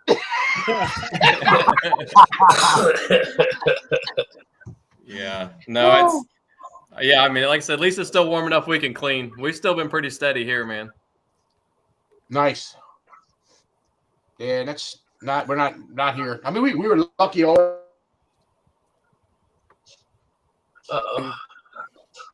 January creeped in here, and all of a sudden it's like, oh, you want some nice weather? Here you go. Here's some winter for you. So it's been winter. It was quick. It was weird. It went from 70-something degrees down to below freezing in 24 hours. Yeah, that's South Carolina. Yep, that's crazy. That's what it does here too. You'll get them whenever y'all get them winter storm that comes here. I mean, it's just. I know. I mean, it gets down and freezing here. That's freaking cold, especially when it was like 79 the day before. Yeah, I know. It's a big. Yeah. Yep. That's a big swing. Kenny, we got that bipolar weather in South Carolina, don't we? 100%, man. You can have it literally the weather all 4 seasons in one day right here, man. Yep, no lie. It's great. It just don't make any sense. I mean, the day we had the ice storm, it was like 65, 70, and then turned around the next day it was blowing snow and ice. And below freezing, and it was windy. It was like, well, we're getting a blizzard here. Yeah, it just don't make no sense. Yeah, we are a little over $3,000, man. From that's awesome. We're at 60. Look, we're a little over $3,000, man, and we hit our goal, and we can go to bed. Go to bed. Let's go. Somebody bid on that last nominate partners thing that ain't got bid on yet. What happened? I said somebody needs to bid on that nominate partners experience. Dude, I think I know. That's what I'm saying. That's man. If somebody's watching this and that's huge. $25 sounds like a lot, but it's not a lot to have a couple people come fly out to your place of business and spend time with you guys. Hey, if you're working from your house, it doesn't matter. It really doesn't matter. Still going to do this with you guys. Look at your business and try to help you guys out. I mean, it's definitely on my radar. I just got to figure out the numbers. Like I said, if somebody better be on it, because about 8:30 in the morning, I'm gonna have a tough decision, and because I know that's the next phases of my company that we have to start capitalizing on. Like he was talking about putting SOPs in place, and I'm very, very well of what a 900-page policy manual looks like from a police department. But to have somebody come in who's already had a pressure washing company and sold it, and who's that dialed in on marketing and SEO, man, that guy, yeah, I mean, $2,500 sounds like a lot, but if I have to take a pretty good cut out of my marketing, knowing that, one, I'm going to get some free marketing from him. Well, not free marketing, but he's going to do some marketing for me anyways. And then show me some inside stuff compared to, again, my competitors don't know. Yeah, that's gold. It is gold. I mean, they've been doing, I mean, I hired them mid-season to take over our marketing stuff on the Google side, and it's been wonderful for us. I mean, you know, and man, that's why it's like I wish I would have knew the things and done the things like all the mistakes in the past that like now like where you would be at right now would be crazy. So that's why I see like when guys come to this industry and I see them going like down roads that I've made mistakes before. That's why I try to help them out and say, man, you know, because you can fix this right now way earlier than I did, and you can be way ahead of the game. You know what I mean? Yeah. That's what's awesome. And that's where guys, like I said, I did have the early success, and I know my second year scares me more than my first year because again, I kind of know what's coming. But when I started seeing those big paychecks coming in, it was really easy to say, hey, I can go buy that boat that I've always wanted. I could go buy an $80,000 truck instead of spending that $80,000 truck, I can get a truck and a trailer. I mean, I need the right stuff. And if you're not pumping the money back into the company, you can't expect with so much to come back out of it. Yeah. Absolutely. So what is that EBC? Well, we haven't actually looked at this for a while. It's a 55-gallon worth of, it'll mix up 55 gallons. Right? Yep. I'm going to see where we're at on the bidding. All right. So right now we got the PWC membership sold. 370. You bidding on that, Flip? 3 bids. What's that? Flip, are you bidding on that? On the EBC? Yeah. Yeah, I just got a text message, man. It sounds like, you know, they're saying, let it go, Flip. I know that ain't let it go. Let it go. Oh. Yeah, when I was down at my shop, man, turning the heat on, I went over where the chemical station is, and I said, man, that 55-gallon drum EBC would look good here. I get back home, man, and somebody said, let it go, Flip. Leave it. I got this. So I don't know. Oh, shoot. 370? Yeah, 370 it's on. Uh-oh, man. I'm getting ready to get an email, man. Oh, there's not a bid on one of the hose reels, too. I know. And that's blowing my mind because, man, that is a really good deal for that hose reel. Yeah, $400 is a good deal. That's lifetime guarantee. I know. I want to bid on it, but I don't want to be the opening bid on it. You know what I mean? I don't want to start that bid, and then if it stays that bid, I want it for so cheap. You know what I'm saying? I don't want to. I want to bid on it, but I'm gonna wait. I'm gonna wait until I bid. Start smart boxes at $500. That's awesome. That's got a lifetime warranty on that one also. These lights, we got one bid on at $34.95. The other one's not bid on yet. The signs, man, them signs. I can't believe these signs. Like, it's amazing. Them signs are up to $450. No. Yo, I love them signs, man. Oh, yeah, they're game changers. I know. I've had customers, man. I've sold jobs with them, and it's a safety thing. When people said they like, and it's weird because you would think, okay, well, what's the difference? Because your truck's there, right? Your truck's there, like, so why having a sign out with your logo wasn't making a difference? Dude, it does. Having that sign out, people like they just come over and they ask for a card. It's just crazy. Draws attention. It does. It draws attention. Yep. Yep. It draws attention. Or they'll come over and take a picture of the sign so they can call you later. Yeah, I gotta order more. I gotta order more anyway. I'm not gonna bid on that because I'm not gonna. I already got the guy was texting me. He thought I was winning the bid. I'm like, dude, I'm not. It ain't me. Not me. It's not me doing it, man. Somebody else wants them signs. 18 bids on that thing. Yeah, crazy, right? It's crazy. Two people going back and forth. Who's gonna take it home? That one. I can't believe nobody else is bidding on this Google Maps. The Google Maps. Yeah, I know. I just went and looked at your Google Maps, and they have posted 13 times on your page in the last 24 hours. I know, and it's every day. It's nuts. It's every day.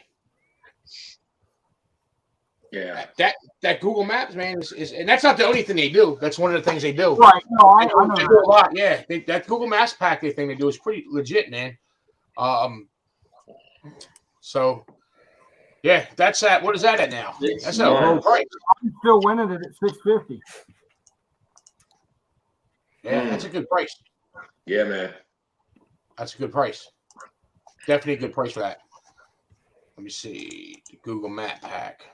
Oh wait, I'm on the wrong screen. Here we go.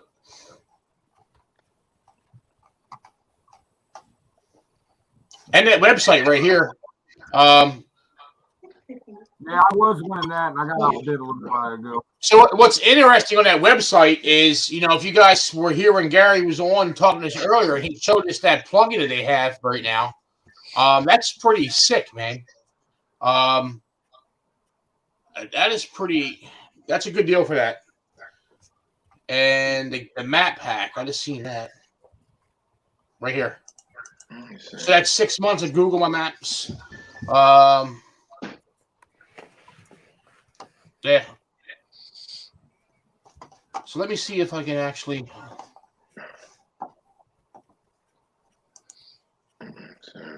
Oh, I can't. Hold on a second.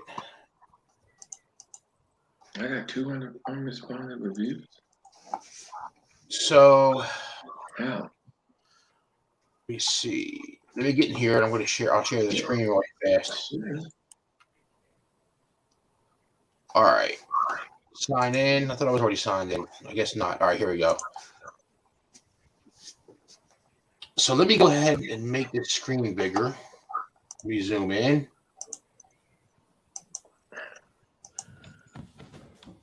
All right, there we go. That's as big as I can get it. All right.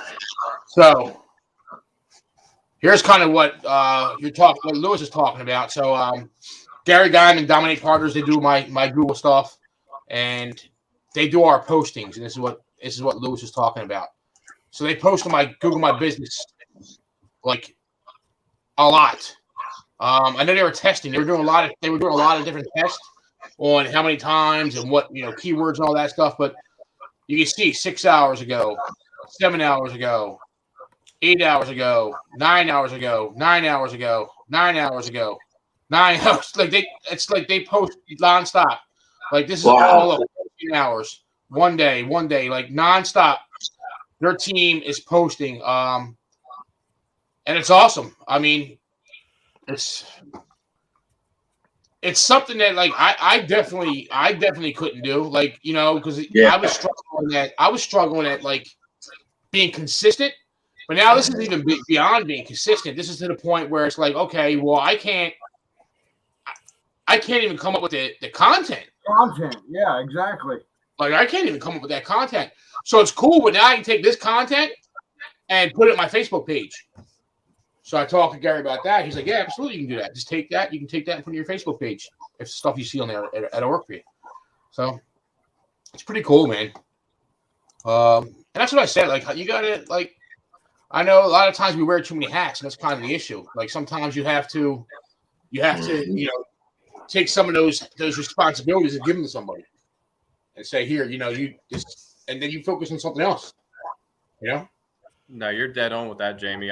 If anything, like I said, especially some of the newer guys coming in, the growth now coming on, like I said, it gets overwhelming. I wanted to understand all aspects of my business before passing it off to somebody else. That way I could relate with them on what's going on and I have an understanding. But there are definitely people that are better at something than I am. I just need to know what they're doing and make sure that it's getting the return on investment. And again, one of the hardest things early on was within 2 months, I had to get a CPA. There was not much of a choice. And I know people, you'll hear that, spending that money up front on certain things. And it's uncomfortable, but I know that CPA, she's already saved me way more than it cost me. And I don't have to worry about the IRS climbing down my throat. 100%. Yeah. And Jake Stone is saying, I got the Google Maps Pack last year. Completely pushed me above my competition. Yeah, he upgraded. He actually won it in the bid on the auction we did last year, 24-hour live we did. And he upgraded this year. Wow, so that's pretty cool, man. Yeah, that's awesome. Yeah, it's awesome. I mean, it's just like that's what it's about. Even with Facebook, man, like social media stuff, man, it's all important stuff. And it's like if we don't have time to do it, we gotta find time. Facebook makes it a little bit easy. You have schedule posts. You can do some stuff in there, but it's things that's we can't do it all. That's what it comes down to, man. We really can't. Because it's like you get burned out too bad. Yeah, you get burned out, man. You start doing it all, and you're just like, man, you get burned out. Absolutely. Oh yeah, and even with the marketing side, with like I said, with what Jason's talking about, but down here in Myrtle Beach, and I mean, I'm sure even down in Florida with Gene and stuff, I'm starting to see like a big difference in the gap of like the generations and how the marketing and the strategies go. Like a lot of my retirees down here, I do a lot better if I meet them in person. Like I said, I want to add ResponsiBid for that 30-year-old to 40-year-old range because they want that instant answer.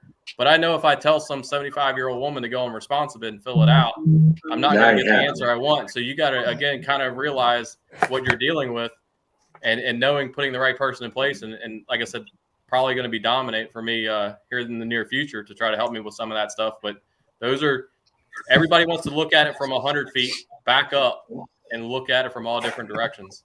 And you'll be amazed at what you can do, especially when you start targeting. Because we all see the Facebook ads, and I know you guys joke, where we see them all across the country. So they're not really targeting anything. They're wasting money. Especially being a new business, and you're wasting money, and you don't even realize how much you're wasting, and you're upset because you're not getting any return on any of that. If you're even keeping track of it as a new person, like I said, I get it. I promise you, I'm there. I spend all those hours a day learning and making sure I don't make those mistakes and listening to the right people in the industry. Because like I said, there's plenty of people. I could go out there So I've been doing it a year and start selling the golden axe or the golden pick, the next gold rush.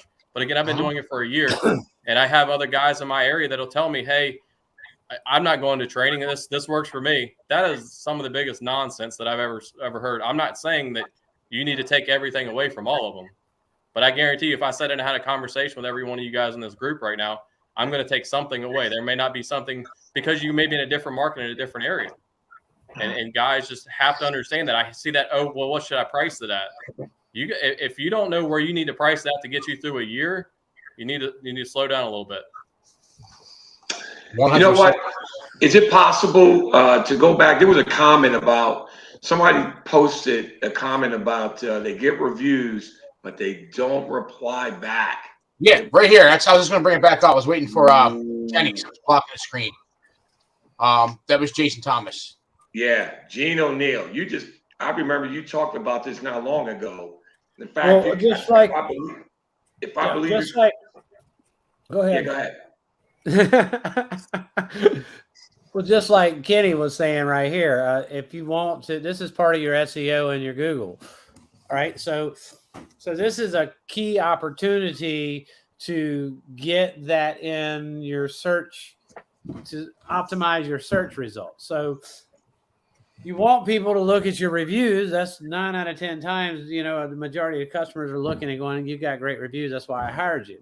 Well, if you put in there, "Thank you, Miss Jones, for the opportunity to clean your roof in whatever city," right?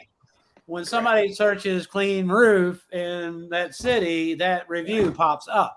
There you go. Right. So you kind of got to put those keywords in there when you're replying to them and thank them for the opportunity. And that's pretty much all you got to do. Don't make it more complicated than it is. Yeah. Yep. No, 100%.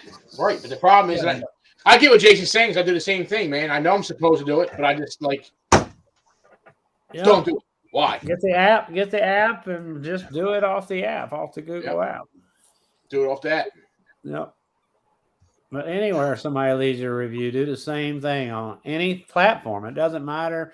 People search Facebook too, like the groups, big on the groups. If you go into a local mom's group or whatever, they type in pressure washing and search the group.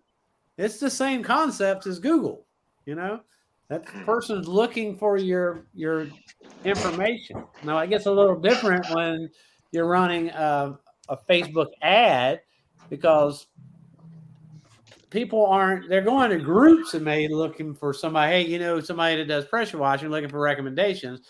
They're looking for it there. So that person is looking for that service. But when they're looking at pictures of cats and stuff, they're not searching for, your cleaning services.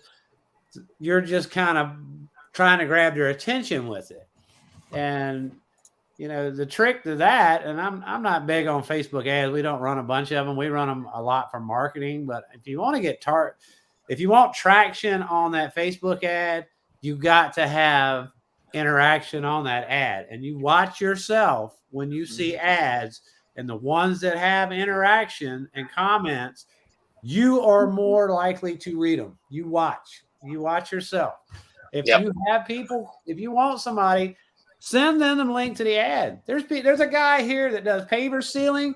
He's been running the same damn ad for 5 years. It's got thousands of comments on it. He keeps pushing that ad.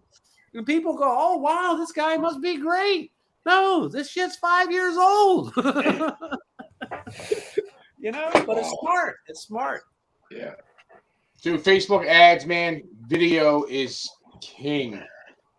Video is king. Like, not long video, short video, man. Showing your process or explaining your process is just like Facebook. Like, that's the problem with Facebook. I see the same thing. Every ad that I see that pops up for me in Jersey that's coming from over the country, it's the same thing. It's a picture of a dirty house, picture of a dirty concrete, and it's like, dude, like, we're interrupting. Like, people's not on Facebook unless they go into a group like Gene says and they search. People are not on Facebook looking for your service. Like, they're not looking for our service. So when they're scrolling through their feed, like they're scrolling through their Facebook, checking out their daily, oh, let me see what's going on today. Like, you need to have something that makes them want to stop and read your message. Like, and that's why they have scroll stoppers, man. That's why they have scroll stoppers that to get people to stop and read your message. Like your message, they're not going to. How many times, like, are they going to stop and look at a house that's clean and dirty and clean? Like, how many times before it's just like it doesn't stop them? Like, this scroll. You need to have scroll stoppers, man. And video, people love videos. People love watching videos, time lapse videos. Like, they love watching like a time lapse video because it amazes them to actually watch that process, you know. And but yeah, Facebook, you can blow a lot of money on Facebook. You can blow some money. You really can. You got to be careful. It's a shame, man, because guys think, you know, they're just going to throw money at Facebook and all of a sudden, like, oh, okay, I'm just going to throw a whole bunch of money and it's going to work. No, you can throw a whole bunch of money and watch it go bye-bye. Quick. So it's testing. Facebook's a lot of testing. It's not, you know, I highly recommend, man, if you guys are doing Facebook ads and you don't really know anything about it, really probably try to get somebody after you vet them, you know, that does Facebook ads and maybe give them a shot. Or do a lot of studying. You know, the information's out there for us guys. Like, it really, really is. I'm going to see. You guys can talk for a minute. I'm going to try to find something here. Yeah, I mean, touching on that Facebook stuff, like I said, I boosted a couple pictures, but there's no way the returns. I mean, I'm in like 12 or 15 different areas around me. I mean, anybody familiar with the Myrtle Beach area, but like I live in Murrells Inlet. I'm in Murrells Inlet group. I'm in Polly's group. I'm especially in the groups of the community groups. Like I said, you just join them. And I know the areas where, because I've done my research on what area is going to have the nicer houses and the people that want it clean. And that's where I make sure I post in those groups. And it doesn't always have to be something pressure washing related. I mean, we've discussed that. Like I said, that's why pictures of Roscoe or something will go in there, and then just kind of engage with people. Roscoe he's a scroll stopper, bro. He's when somebody's rolling through Facebook, they see Roscoe, they want to say, "Oh, what is this?" Oh yeah, and that's what it's about. So and I watch those numbers tightly. Like I said, this is the thing. Like, when I say paying attention to what's going on, like my other competitors, they're all in those groups too, posting, and they get 1 or 2 likes if they're lucky. And then Roscoe hits, and it's 60 to 100, and there's shares going out of there and everything else like that out of those groups. And they're commenting, and I know every time they're commenting or liking it, it's sending right back to the top. And so again, it's staying in people's face all day long. And the time that I'm posting it and the days that I'm posting it, all that stuff really matters. Again, if that buckshot approach, especially just brand new, I'm not saying to not try to get out a little bit more to figure out what's going on.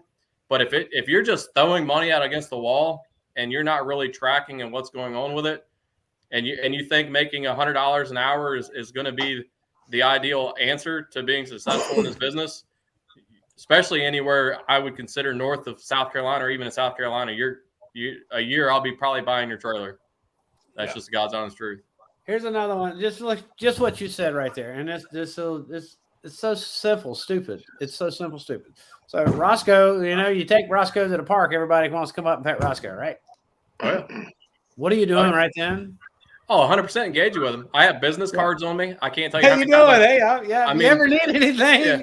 Everybody, like I said, knows about him and is around. I constantly wear one of my shirts. Like I said, I have different T-shirts and stuff like that. And again, no, I didn't go spend $1,000 on shirts and stuff like that. We do have nice work shirts, but I get them locally for $20, and they're 100% polyester. Again, I'm not saying the really nice shirts aren't nice to have, but again, figure out where your dollars are better off going, especially when you're tight, and what it actually means to you in this business. If you're going to go and you're going to put the pedal down, it's going to be like riding a bull at first. It's still like riding a bull for me. I'm trying to wrangle it in here in February, going to the show and getting a few things tightened up, because once March hits, it's an absolute monster to hang on.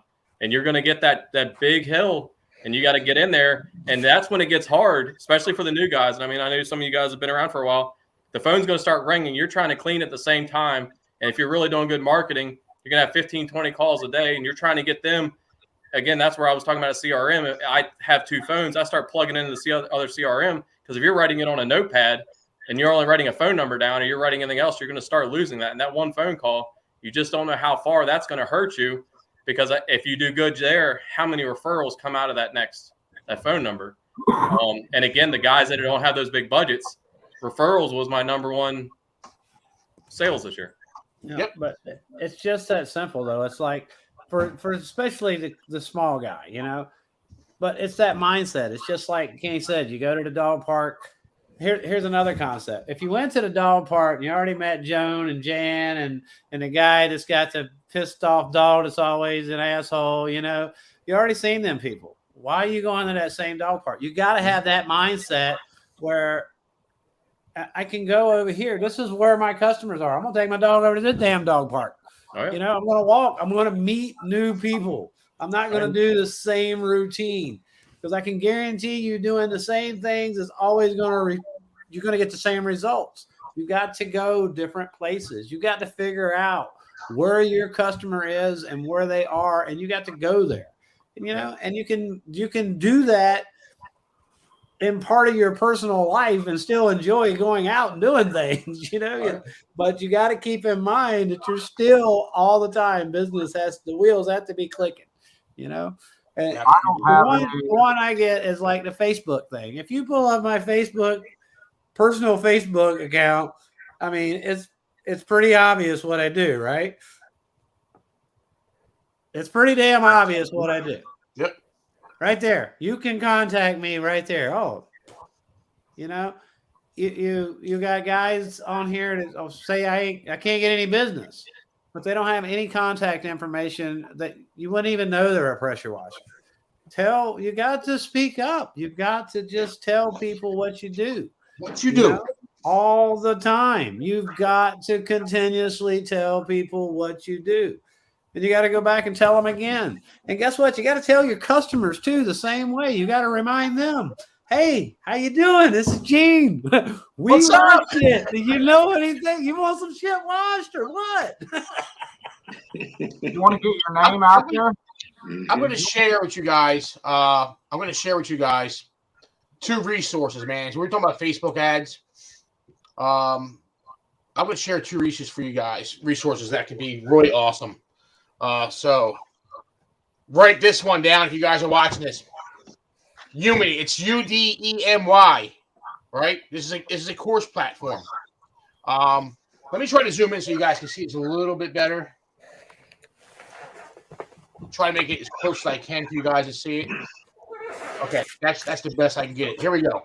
So let's go in here, for example, right? And let's look at some Facebook marketing, right? If you guys have ever been on a site, you're gonna be blown away by the cost of these courses. Okay. All right. So here's one right here. $29, right? It's got 11.5 hours with 75 lectures. It's got 29,000 reviews. And there's multiple on here. This one, 268 reviews. This one, 145,000 reviews.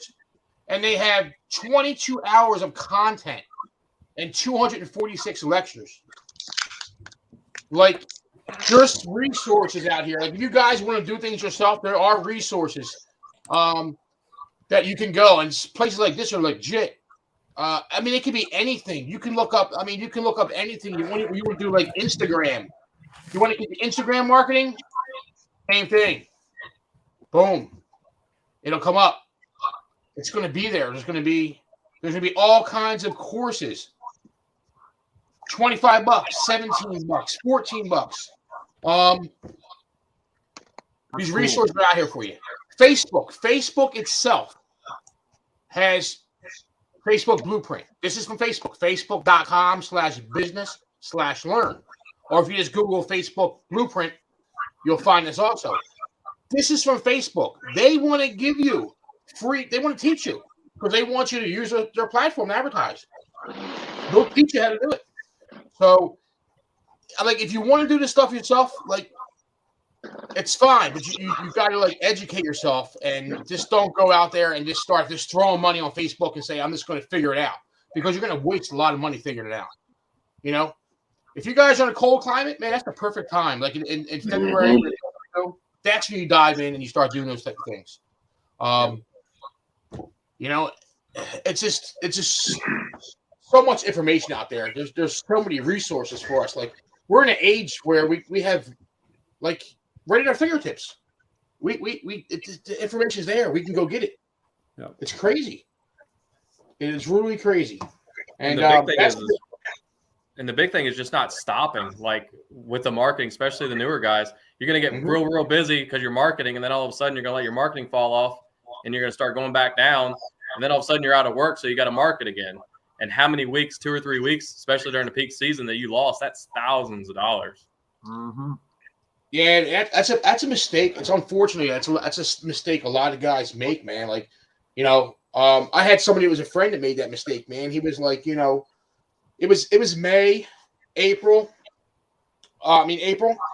and you know everybody's busy. So in April, you can just open your window and yell pressure washing, and like everybody's going to be coming out and saying, "Damn, watch some shit." So then he got into those summer months, and you know he was bragging how busy he was. And then he got into the summer months, and he called me up. He's like, "Dude, I have no work at all, nothing, zero. I have no calls, I have no work." And I'm like, "Yeah, I know, because you took your foot off the pedal, man. I told you when you were busy, like you still had to keep your name out there. You still had to let people know what you do. Like you can't expect to go out there and just like all of a sudden today I'm going to go out there and be like, yo, this is what I do. Let's go, everybody." And it doesn't work that way, man. But you got to keep that funnel, keep filling it. That pipe, let's keep filling that freaking funnel up, man. And just Gene, man, Gene's the perfect example. Clean by Gene. That dude tells everybody what he does, man. I mean, I know Gene used to have these things he used to put in these stores with like the brochure and stuff in it and cards. Yep. Like print it on your printer. Yeah, print it on your printer, man. You go make a deal with the store. Hey, I'll clean your windows, you know, your outside couple plate glass windows. If I can leave this in here. Dude, everybody say, yeah, why not? It's just they'll do it. Yeah, Gene does it. I know you do, man. Yeah. It's guys got to stop overthinking stuff. Here's the thing, and you think about, well, I'm not doing anything for free. Okay, don't do it for free. Pay some damn body. Pay the guy what does it cost for a guy to come and clean storefront windows, right? Go pay him. Pay the guy to clean the damn windows. Put your sign inside of it. Make sure it's the place where your customers go. You know, it's a doctor's office. What kind of doctor's office is it? What do they do? You know, what neighborhood is it at? Where is it at? Yeah, think about those things. Yeah, absolutely. You really can. Jake said he calls it being trapped in a trailer park. Yeah, good money, but you don't have time to go out and advertise. Yeah, it's true.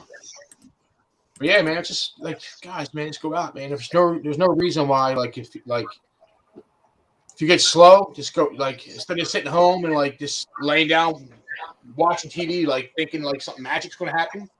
Yeah, go out and make something happen. If you're broke, well, we always talk about this all the time. How, as business owners, how many hours we work. Yeah. Right, you may be out there cleaning a house for 8 hours, working all day. Come home, you're exhausted. Get that shower, sit down, grab your laptop. Throw some stuff on there, get it ready. Then tomorrow, on the way to the job, you stop at your normal stores every day. Just drop off like what Gene's saying. On your way to the job the next day. Yeah. Keep that advertising going. I mean, you can do whatever you want. I mean, I don't really spend much time marketing anymore. I really don't. You know, I do the same thing that I always do. I'm always going to talk to people and stuff, but I really don't do much marketing. You know, once in a while, we might, you know, during these months right now, like if I got an HOA coming in, because this is kind of a slower month, if we got an HOA violation come in for some roof cleaning, I'd probably send the whole damn neighborhood postcards, you know. That's just to get the rest of the jobs. But other than that, I probably don't do much anything, you know. But it's because I've done so much. Now I do touch base with my customers, you know, and I try to, like I said, you try to get to work before you leave the job. That's the idea. Is like, Miss Jones, it's like, great. I think we need to figure out when we're going to get you on annual service, what we're going to do, whatever. I'm going to call you back, you know, on such and such day when we're going to come out and do something, right? Or do you want, you know, call me when your patio pool gets dirty or whatever, if you're going to do something in between that annual cleaning, but at least get the annual cleaning on a schedule before you leave. I'll call you back at this time next year and set them up, on a consistent service. And then you'll be surprised, start cleaning windows. I keep the window thing is like, people hate windows. I get it. You don't like cleaning windows. I don't want to mess with that. I don't want to do the thing. And I think I missed, I wanted to be in that thing when Chris Martinez was in there, but I looked back through it. And I kind of disagree with him on one thing, because he was like, stay away from the interior windows because there's more involved or whatever. And I disagree. I mean, because if you're looking for my client, you need to be cleaning the windows inside and outside. Because if you're not going to be cleaning the windows. It's just that simple. But if you market cleaning windows, not pressure washing, if you market cleaning windows, who gets their windows clean? People you get your windows cleaned, Don, at your house? Yeah? No, I myself. Every quarterly? Yeah. But you're right. I mean, marketing to people who have money, those are the ones who can get the windows. People that get their windows cleaned inside and out are people who have money. They are your customer. There is no better marketing to find your customer than cleaning windows. That is your customer. Screw the windows. I'll do the damn windows for free. They don't even realize that, because I want to clean your 6,000 square foot roof. I want to pave your 2,000 square foot driveway. I want to clean exterior your house. I want all this work that's just there. And every single time, there's thousands of dollars. And it's just, you want to do $100,000 a year, you find that customer that's 2,000, 2,000, 3,000, 3,000. And it's residual income. It's not like it's one and done. It's every single year. But you got to find that customer to do that. So, otherwise you're running yourself raggedy in my book.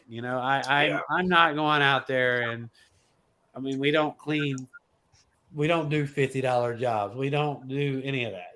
No. You're not my customer, $250 for me to leave my driveway.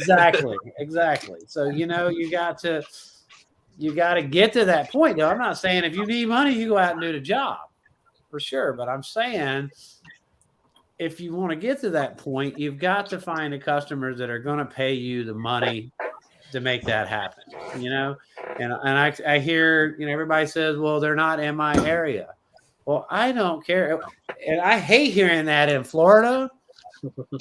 I hate hearing that in Florida, because anywhere in the state of Florida, you're only an hour and a half away from the ocean. Anywhere in this entire state. Anywhere in the entire state, you're an hour and a half away from the ocean. So don't tell me they're not in your neighborhood. That's an hour and a half away. You would spend 3 hours cleaning something for half the price, rather than just taking a nice little drive and doing it the same amount of money and maybe picking up more money. Think about that. Go target that neighborhood. If you got to drive an hour and a half, go drive an hour and a half. Get your ass up at 5 o'clock and get there early. Or you can do EDDM now pretty cheap and target just one little housing little tract, and just send them in there. So EDDM, James was talking about right there. How do you get in those neighborhoods that are, no soliciting? I drive an hour and 20 minutes over to Lake Ozarks. The reason I do it, that's where the money's at. Well, when you get in the neighborhood, what do? You go in there and just leave. Well, they have an opportunity now on lots of websites where you can do target marketing. You can literally market and send postcards, business stuff to a specific neighborhood.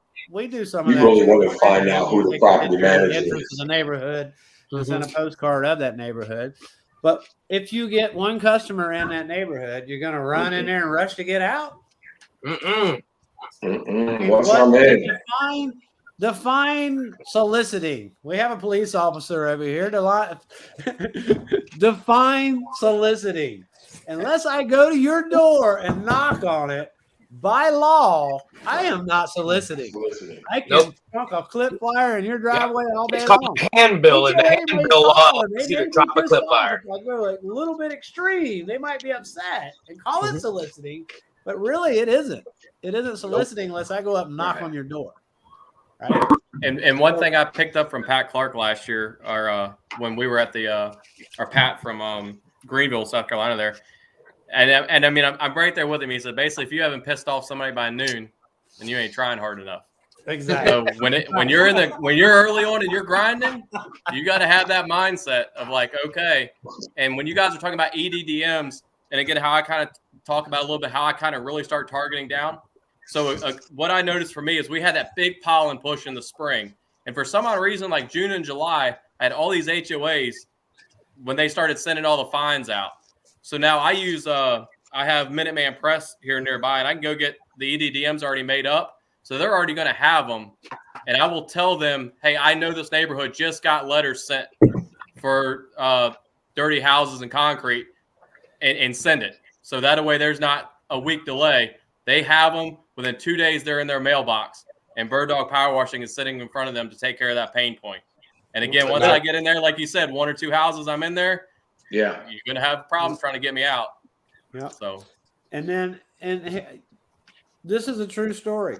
I got a call. The guys got a little carried away. I don't like to go extreme in this every damn driveway.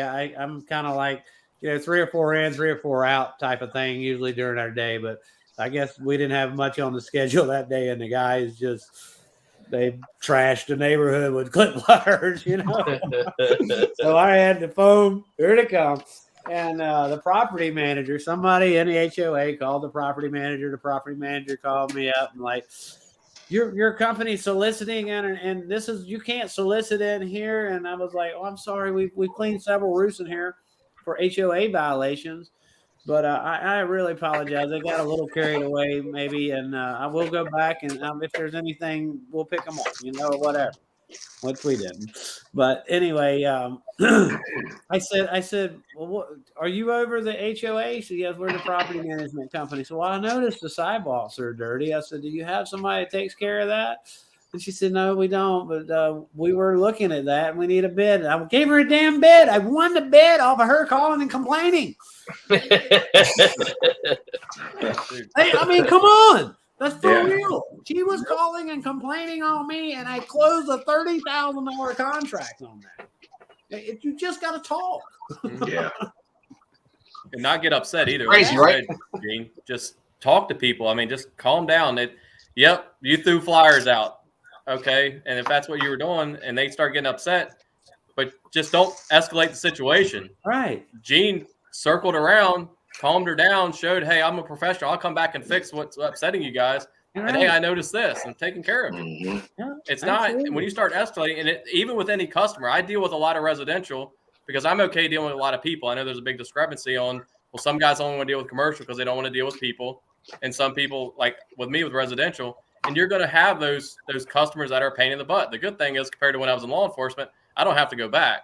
So again, you can that's a little bit easier to deal with, but you got to make sure that you're taking care of them, because again, that 1-star review, even if I break even on a job or even take a little bit of a loss, it's better than that hit, and to get that education from what went wrong and don't do it again.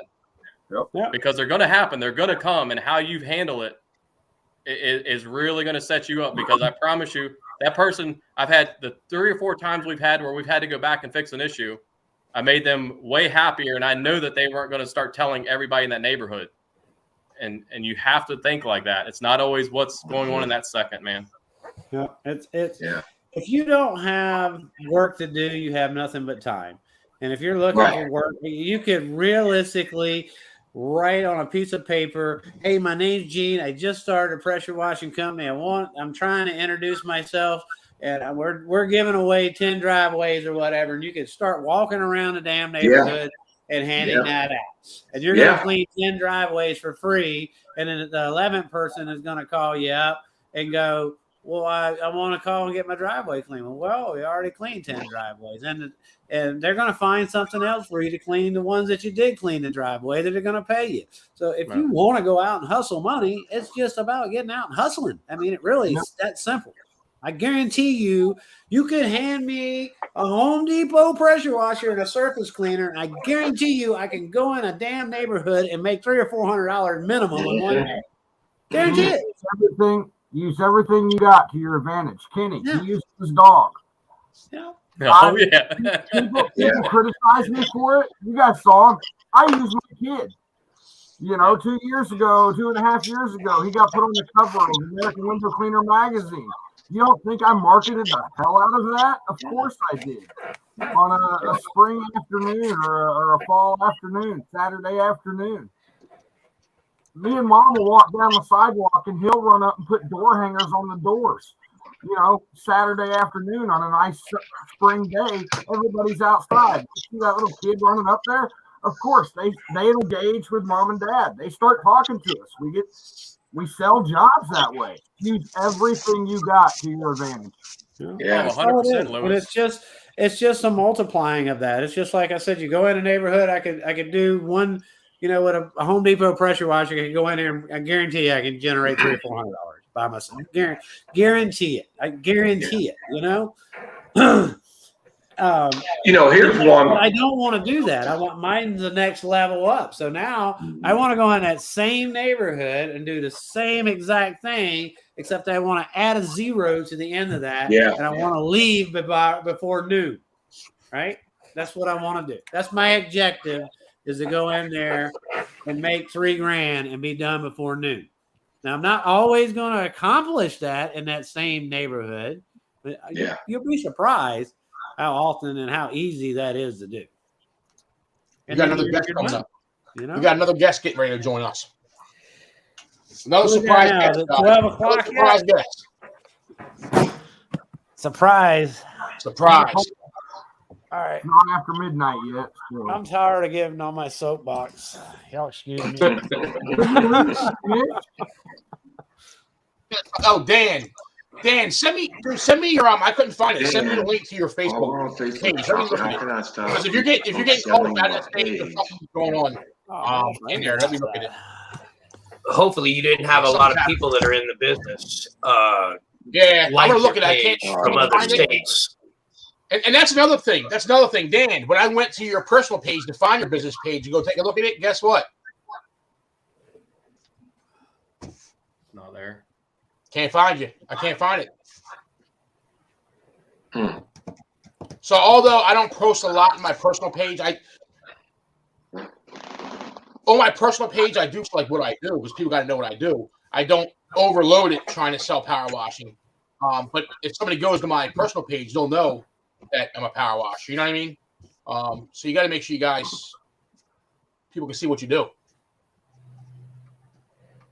Let me see. George says, in those listening neighborhoods, I put my brochures a mag sign. It says, please take one when people are walking by when you're doing a job. Yeah, so that's awesome. When you're doing a job there, that's a perfect idea.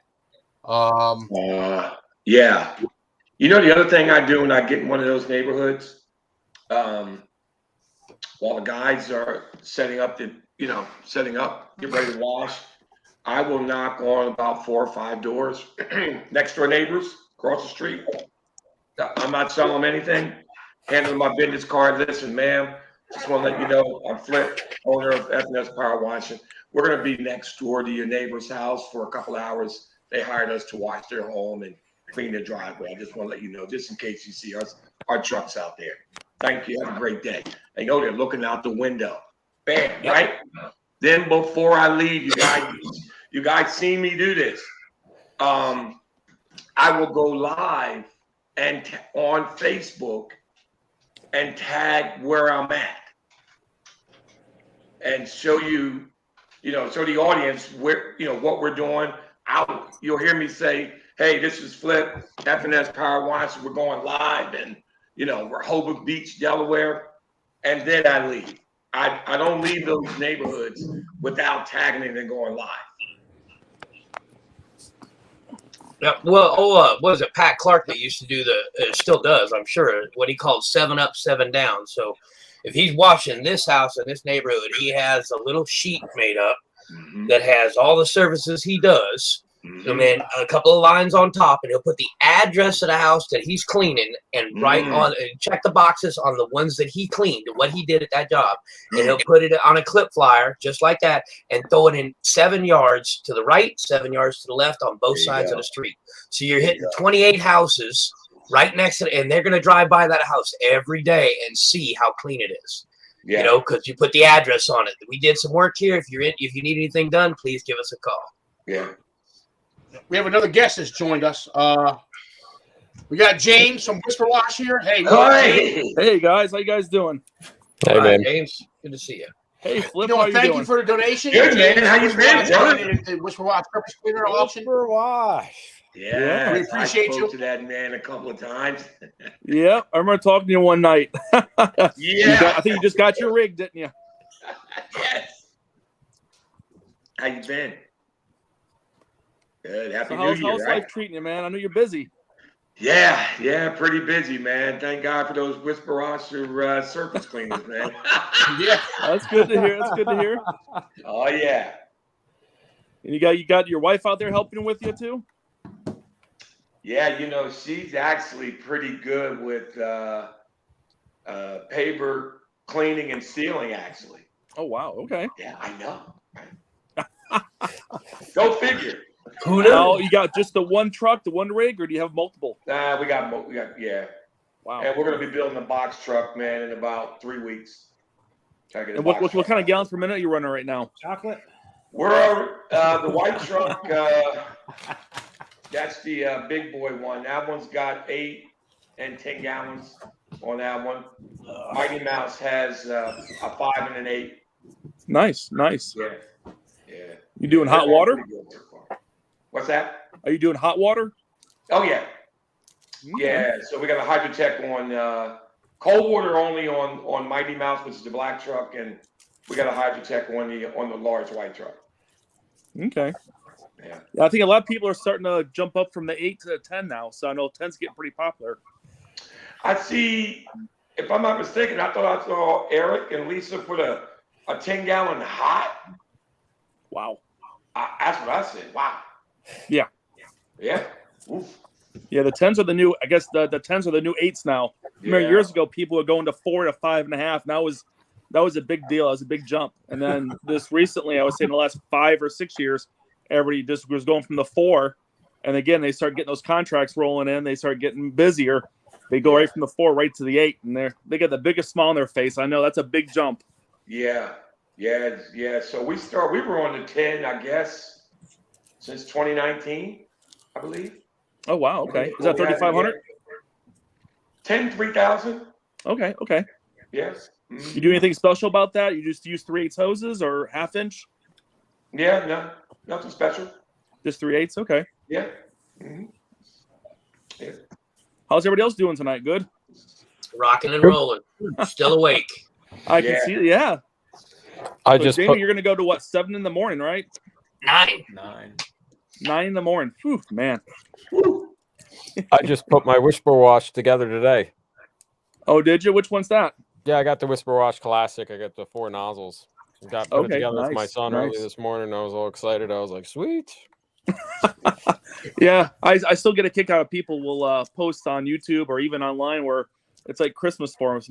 Christmas forum. They open up the box, their wife's filming them or something, and they're just excited, One thing I will say about like a 10-gallon per minute machine is like when you can throw like a 40-60 nozzle on and you start doing a regular house wash, like a Rancher, just a 2-story Colonial, it's just like one pass and the sides rinsed.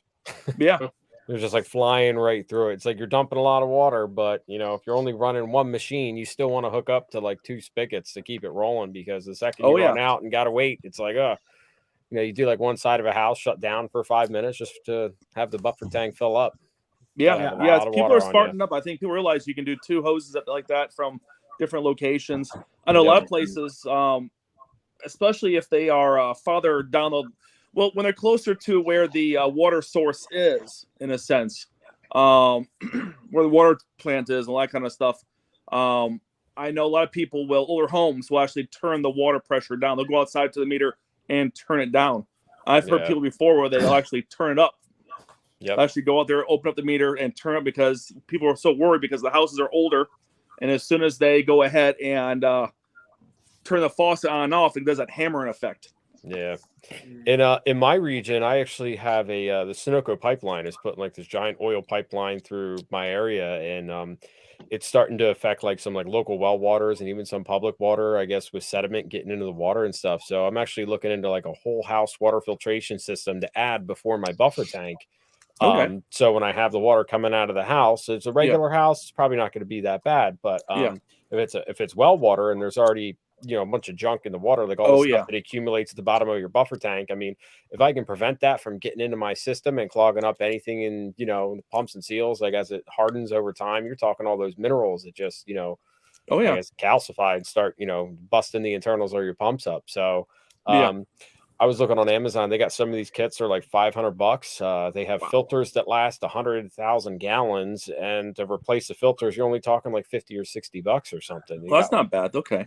No, it has like a ridiculous flow rates of like 150 gallons an hour or something like that. So I figured, hey, give it a shot, see what happens. Might make the windows look a little bit better when you're done cleaning the house. But if you're using it and doing any fleet or anything like that, doing any vehicles, it'll probably be nice and help out.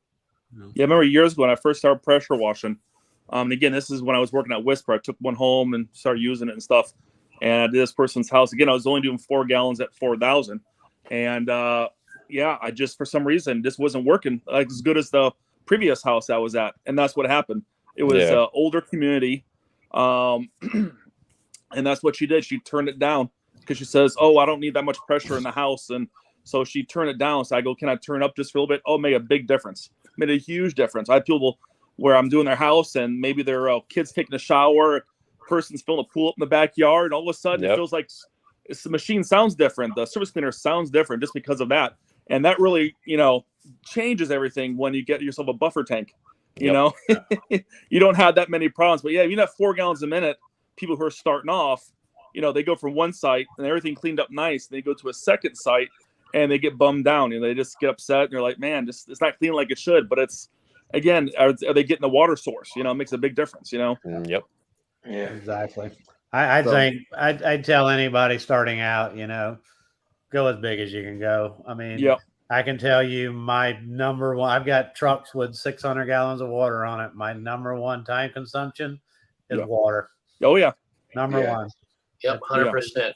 Waiting for that water to fill up because you never get anything over about 4 gallons a minute from a house. Yep. So start as big as you possibly can. I mean, don't overload yourself or trailer, but if you're thinking $100 difference between a trailer or something to go an extra, 100 gallons of water or more, get the water all the time. Yeah, it seems like in the last year or two, we get a lot more phone calls of people who are just starting off. They only have so much money, and what would you recommend? And that's where I try to, I'll introduce them. Hey, we sell just service cleaners, but try to get them out to our distributors. They sell. I told them not just service cleaners and pressure washers, but they have the education to maybe help them out, and everything down to even the chemicals they might need. Mm-hmm. Absolutely. So I'm a Whisper Wash fan. I like Whisper Wash. Thank you. That's all I've ever had is Whisper Wash. So yeah. I'm a big guy fan. I like the big guys. I just got a big guy all day, Gene. Big guy. I like the big guys. Yeah. I got simple, easy. They tear up and throw away. They're cheap. I get another one. So they're perfect. So Jamie, how many times have you done this kind of fundraiser like this? We're up all night long. Second one. Yeah. Well, that's great what you guys are doing. Like I said, for the community like this, I see a lot of people out there who are, kind of step forward and are not kind of shy about things. They step forward and they really like to help out everybody, especially the newbies are out there, in the groups and stuff like that. I see a lot of that, people reaching out, and, people are a little bit confused about stuff. Again, they can use the search bar, but it's really nice to see people step forward and just be, they were there once before too, Oh yeah, absolutely. Yep, that's what it's about. It's a community. So yeah, it's a community helping each other out and stuff like that. It's what it's all about. I mean, right now the live stream is the fundraiser is doing really well. I mean, it's at $69.75. Wow. Yeah, it's almost at 7,000. Excellent. That's great. Yeah. And then you also have the GoFundMe. The GoFundMe has gone up since it started. It was at $16.50 this morning. So that was started by Lisa and Eric Slice in the Power Wash Store, PA. So Okay. this is awesome stuff, man. This is like really awesome stuff. To have everybody come together and help each other out. It's amazing. Yeah. I think the Whisper Wash, I should have just checked when I had it up there. I think the Whisper Wash, last time I looked, is at $650 bid right now. Nice. Okay. Good. So that's good. So it's been amazing. It's amazing to see these guys, and to me, I've seen a couple people that's been here all day since this morning. That's in this feed commenting. It's crazy. Yeah. George is one of them. He's been here all day. Like all day. We get a bad lag when I try to share something, man. Like I'm trying to put the comments up there. James and Lindsay, they've been here all day. Steve Webb has been here all day. Yeah. George has been here all day. There's some people that have been here the whole time. It's crazy. Wow. It's crazy. Awesome, right? Well, I have to say this, but pressure washing, again, to me personally, it's a lifestyle. It really is. I mean, I don't know if it's just me, but I told my wife, I says, that's every time I'm driving, I see something like, man, that needs to be cleaned. I wonder who's doing this site, because, I can see areas they might have missed or something like that. It was a Chick-fil-A, I think one time I was there getting some food in the drive-thru, and it's one little area they just did not pressure wash. And then we had a customer stop by and goes, oh, I know who does the Chick-fil-A. I tell him, hey, I says that one area, they should do that. A week goes by, I noticed they did it again. They actually went back and pressure washed it. I says, I know I sound picky, but but yeah, it's just like I said. Every time I see stuff that's dirty, I tell my wife, she goes, man, that should be I can make some money there, And she's probably going, well, you shut up. Oh yeah. I've been saying it to my wife that she now points it out. Oh, look at that roof! Look how dirty that thing is. And I'm like, yeah, honey, that's dirty. Oh, she sees it now. Oh yeah. Yeah. I know up here in the Northeast, we've had a pretty mild winter. So whenever it's mild and it doesn't freeze for like extended periods of time, I mean, this stuff just keeps growing and growing and growing. Oh, yeah. So before all the leaves start growing and the weather starts to break and you get to drive around certain regions, certain neighborhoods, you just see the greens just spreading like wildfire all over the place. So yeah, help keep everybody busy this spring. Yeah, us in Florida here, it's I mean, you can pressure wash, and I would say some areas, especially with oak trees overhanging and stuff, I mean, within about 5 or 6 months, the growth is pretty much already starting to come back. It's starting to show. Oh, wow. Wow. So you can do contracts down here, even for commercial, if you can do it. Again, a lot of times they just do it once a year. But, if you can get it to where it's quarterly, I mean, that stuff comes up really easy compared to if you do it every year or two, Yep. But don't always target the dirty house. Nope. George says still here. Thank you, brother. Target the clean house. Whole time. It's crazy. Oh, I usually walk away from the clean house. I'll say, hey, here's my number, but it's not dirty. I'd rather not do it. And usually the customer has to be like, well, I don't like the pollen. It's caked on the screens. And I'm like, all right, oh yeah, like the before and after pictures don't make much of a difference. I kind of feel bad. Like, yeah, I'll clean your house. I'll throw, soap and water on it. It's not going to make a difference. I mean, it's just hard to tell. But they're awesome customers, man. Yeah. The clean houses are awesome customers. Yep. So they really are. Yeah, we got houses here we clean irregardless. We've got one. There's a mansion over that we clean off in the island here. The guy, I've never met the guy in my life. He has a property manager that goes there every day. It's his job. They does little handyman things around there and hangs out and lets other contractors in and out. They got like 5 Escalades inside the garage. The guy comes 1 week out of the year Wow. During Mother's Day. He has of some friends that come another week, maybe 2. That's it. Maybe 3 weeks out of the entire year, somebody actually goes to that house. When that guy comes in, the guy that's over top of that calls me up. They want it clean. We drop whatever we're doing. We make sure we get them on the schedule. The week prior to that guy coming, we clean the house, the windows, the driveway, the roof, everything. The pool Nice. deck, everything. Every single time that he comes, we clean it off, whether it's dirty or not. Yeah. And then when his friends come, we'll go back and clean the exterior, the driveway, and the windows, not the roof, before they come.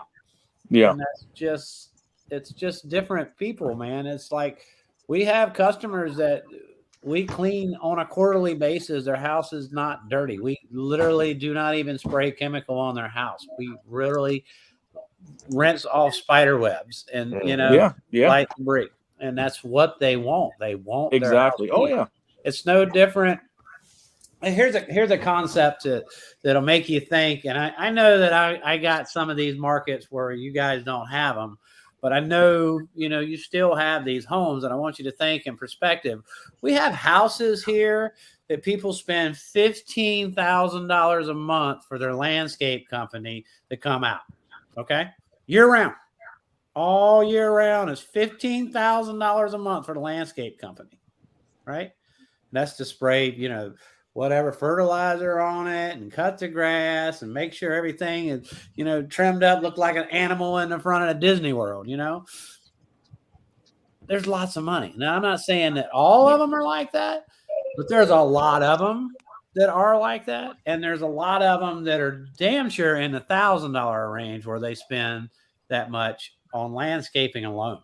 You know, we have generators like, whole house generators is a big thing when you get in that bracket, million plus. They have whole house generators. People come and service those generators, whether they ever turn on or not. They're automatically set to turn on every so often, and somebody's already on a schedule to come service that thing every single time.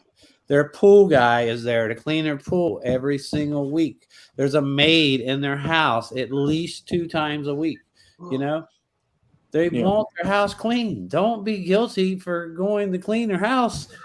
You're keeping it that way, And that's to me, that's the customer I want. I love walking up and seeing a clean house. I love it. That's yes, this is it. This is what we want. Be nitpicky as you want. I don't care.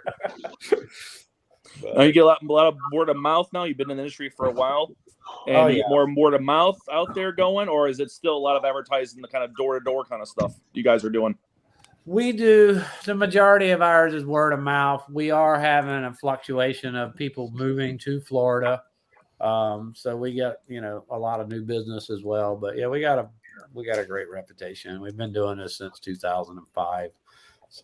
So we got a name, and it's, Yeah. I know some people really get into the get a connection with the real estate, local real estate agents and stuff like that. So the house goes up for sale. They're not just putting fresh mulch down, or, maybe they're going to do a fresh coat of paint on the house just to bring it up just a little more value. But again, they get the word out there. Hey, I got a house up for sale. I want you to come by and pressure wash it. Right. Yeah. Well, we got into that. That curb appeal makes a big difference. It really does. Yeah. We got into that when the market crashed here. Yeah. So we were doing foreclosures and maintenance for banks and maintaining properties and flipping houses and all that kind of stuff. So we have a large, actually I made more money during that time ever. I feel guilty because the economy was at its worst and I was just making so much money. It was ridiculous. Most money ever made in my life. And it was, we met a lot of real estate agents, a lot. So we still have them as customers today. And that's when we kind of really started pushing the pressure washer. When the economy come back, all of that inventory of foreclosures and stuff fell off, so we didn't have it anymore. And we were doing millions a year in foreclosures, millions. Yeah, see, Jason's got a question about the caster, or replacing the caster on the ground force or mini mondo. So yeah, those 3-inch casters, there is no hex underneath it like the 4-inch. So on that one, best thing to do is just get yourself some channel locks, and you got a little stud that goes up through the center. It rotates sometimes.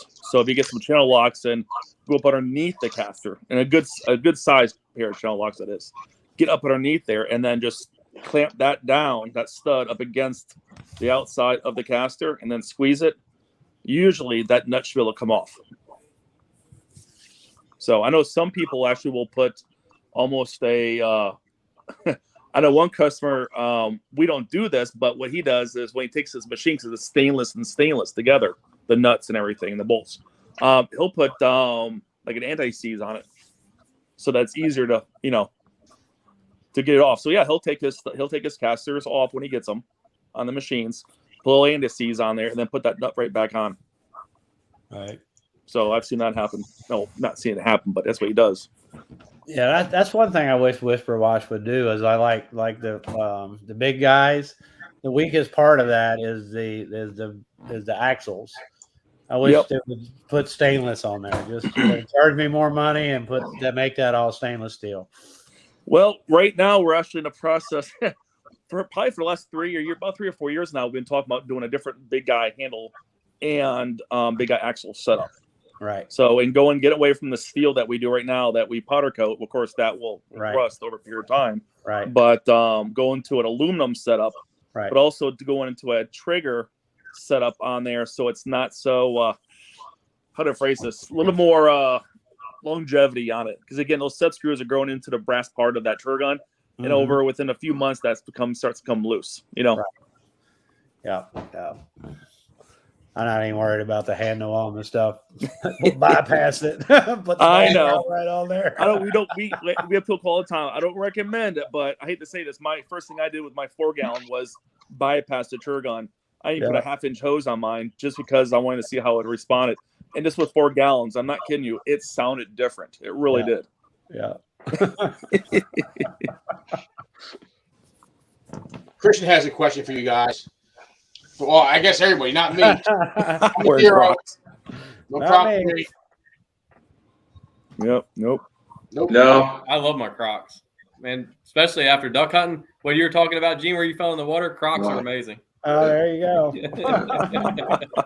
you go. I'm looking for that, but I'm not wearing them cleaning. No. Will, yeah, no. No Crocs. Nah. No. No Crocs. Yeah. Especially not How for is the employees. duck hunting there, Kenny? Y'all seeing ducks? It's overrated, man. I'll be honest with you. There's way more hunters. These guys will sleep in their boats for 3 or 4 days to go out there. When I could work for 3 or 4 days and then go to like Louisiana or Canada and shoot way more ducks than I have to fight all these knuckleheads out there shooting. It's like I've noticed over the years, it's like they almost need to change the season here. It's like the ducks are migrating down later than normal. It just, we're not getting this big spill of ducks. I mean, we're seeing ducks, but nothing like it used to be years ago. All our ducks sit in like ponds on the side of the road. I wouldn't go anywhere near public water if I was a duck. They go up like a jet, 30,000 feet, and they're out of here. I don't blame them at all.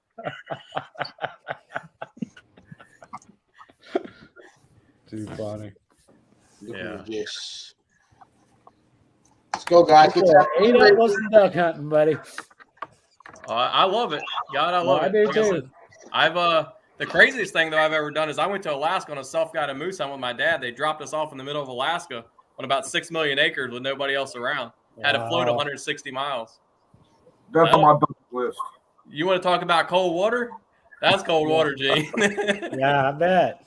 I bet. Well, we killed 2 absolute behemoths. But I can tell you, when that thing hits the dirt and you got to figure out how to get it off the bank and into a rubber raft with no tools other than whatever you got, and just drop you off in the middle of nowhere with a deflated raft. I mean, that was it. Straight up. I'm like, Dad, we paid a lot of money for somebody to drop us off in the middle of nowhere. I mean, I'm sure you go down with more than a shotgun, right? I had a 270 bolt action and a 22. Right. But I'd shit my pants, but a bear come up on me.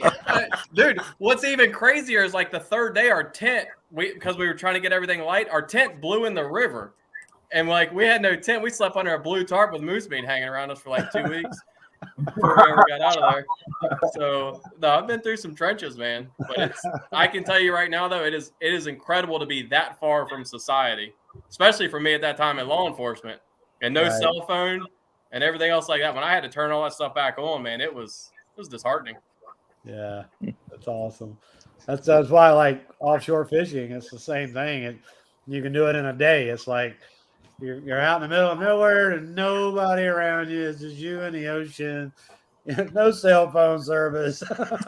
But you're spoiled down there in Florida. Like I went up out of Ocean City, Maryland, and I mean anywhere through here, yeah, that's like 3-4 hours to get out. Yeah, it's not that bad. We can catch sailfish right here within 3 miles of shore, believe it or not. Oh, I know. I've been there. Yeah. Been there to Miami and Key West. Oh yeah. Well, it's crazy. Actually closer here to the Gulf Stream than it is in the Keys. Everybody thinks the Keys, it's actually you have to drive 17, 18 miles to the Keys because the Keys is all goes to state of Florida goes, westward. So it's actually all that is it's a bay, it's this low and they're shallow. So you got to go 18 miles there and here.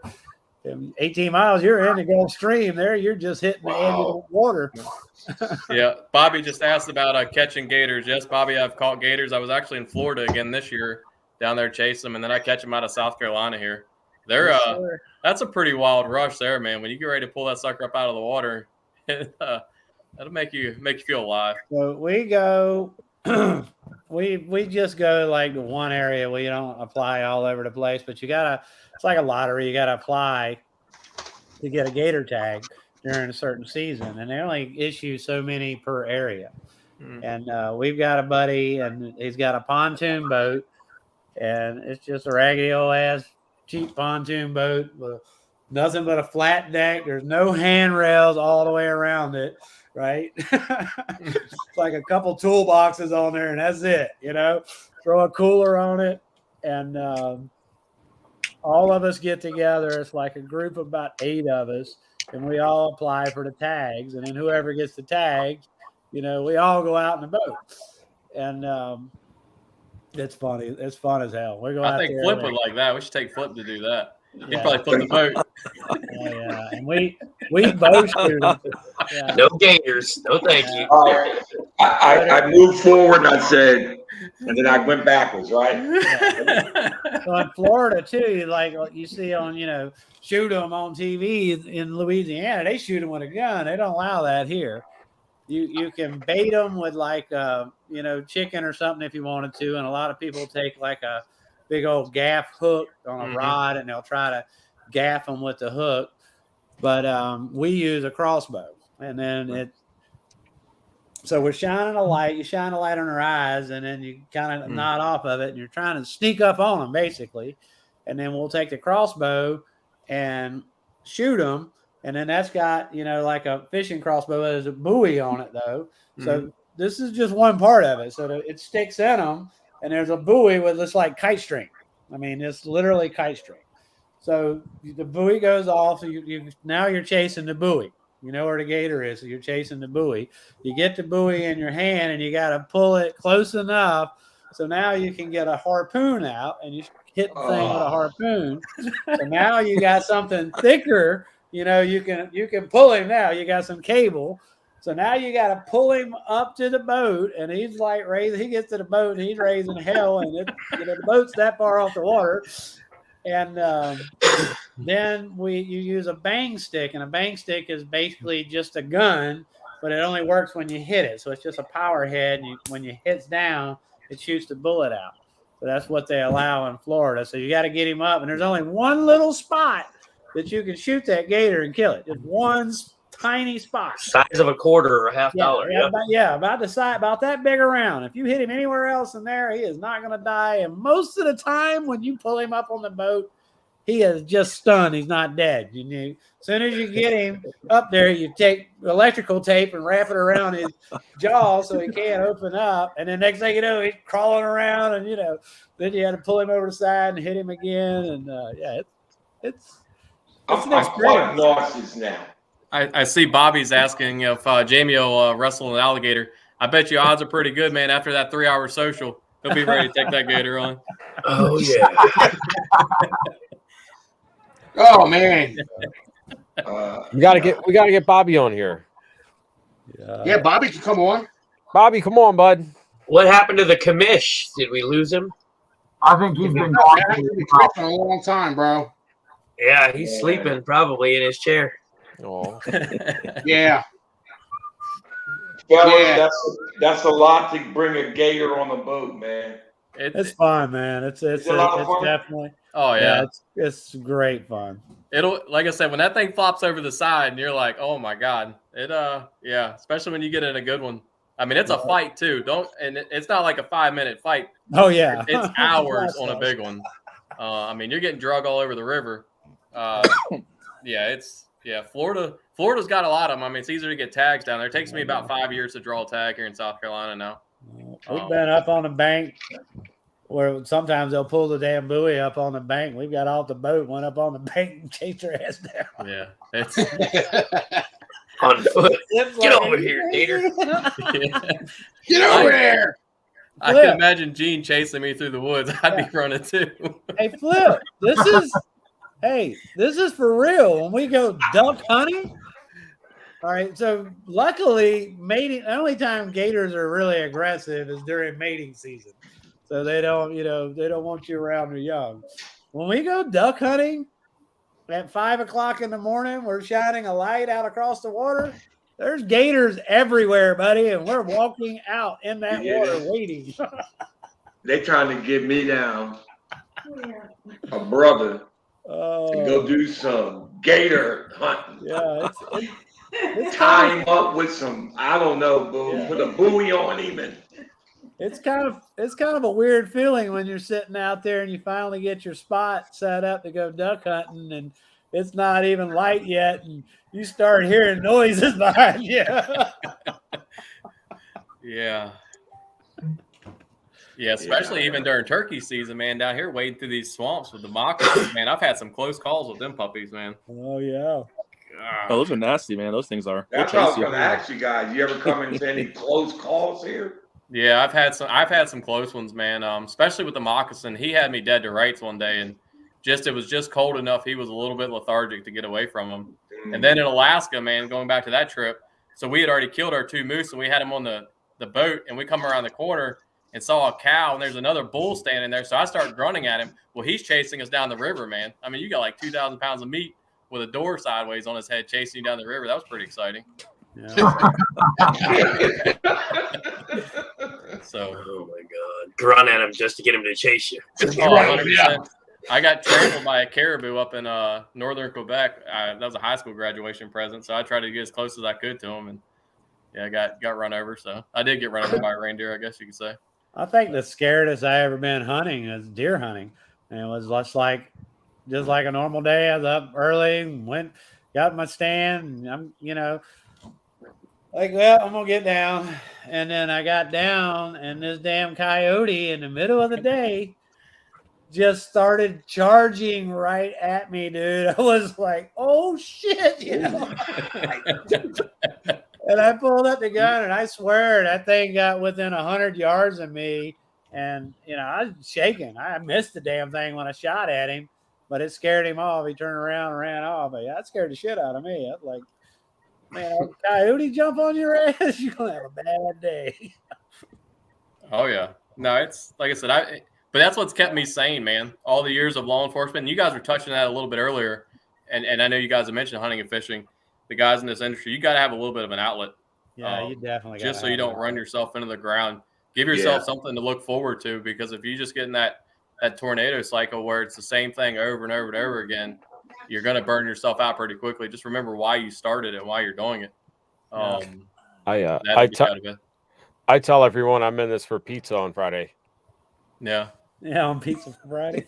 Yeah. It's true, though. It don't matter what you do. It's just something that you can get your mind off of everything, and especially when you're busiest. Like when you're just crazy slam busy and there's so much going on. That is when it's so important just to turn the switch off, man. You gotta just figure out how to turn that switch off Don't let anything bother you. Don't answer the damn phone. Leave me alone, and just turn it off. And it's hard. It's hard to do that. Yeah, because you're going to get that swing, like I said, for us down here, and I know it's different parts.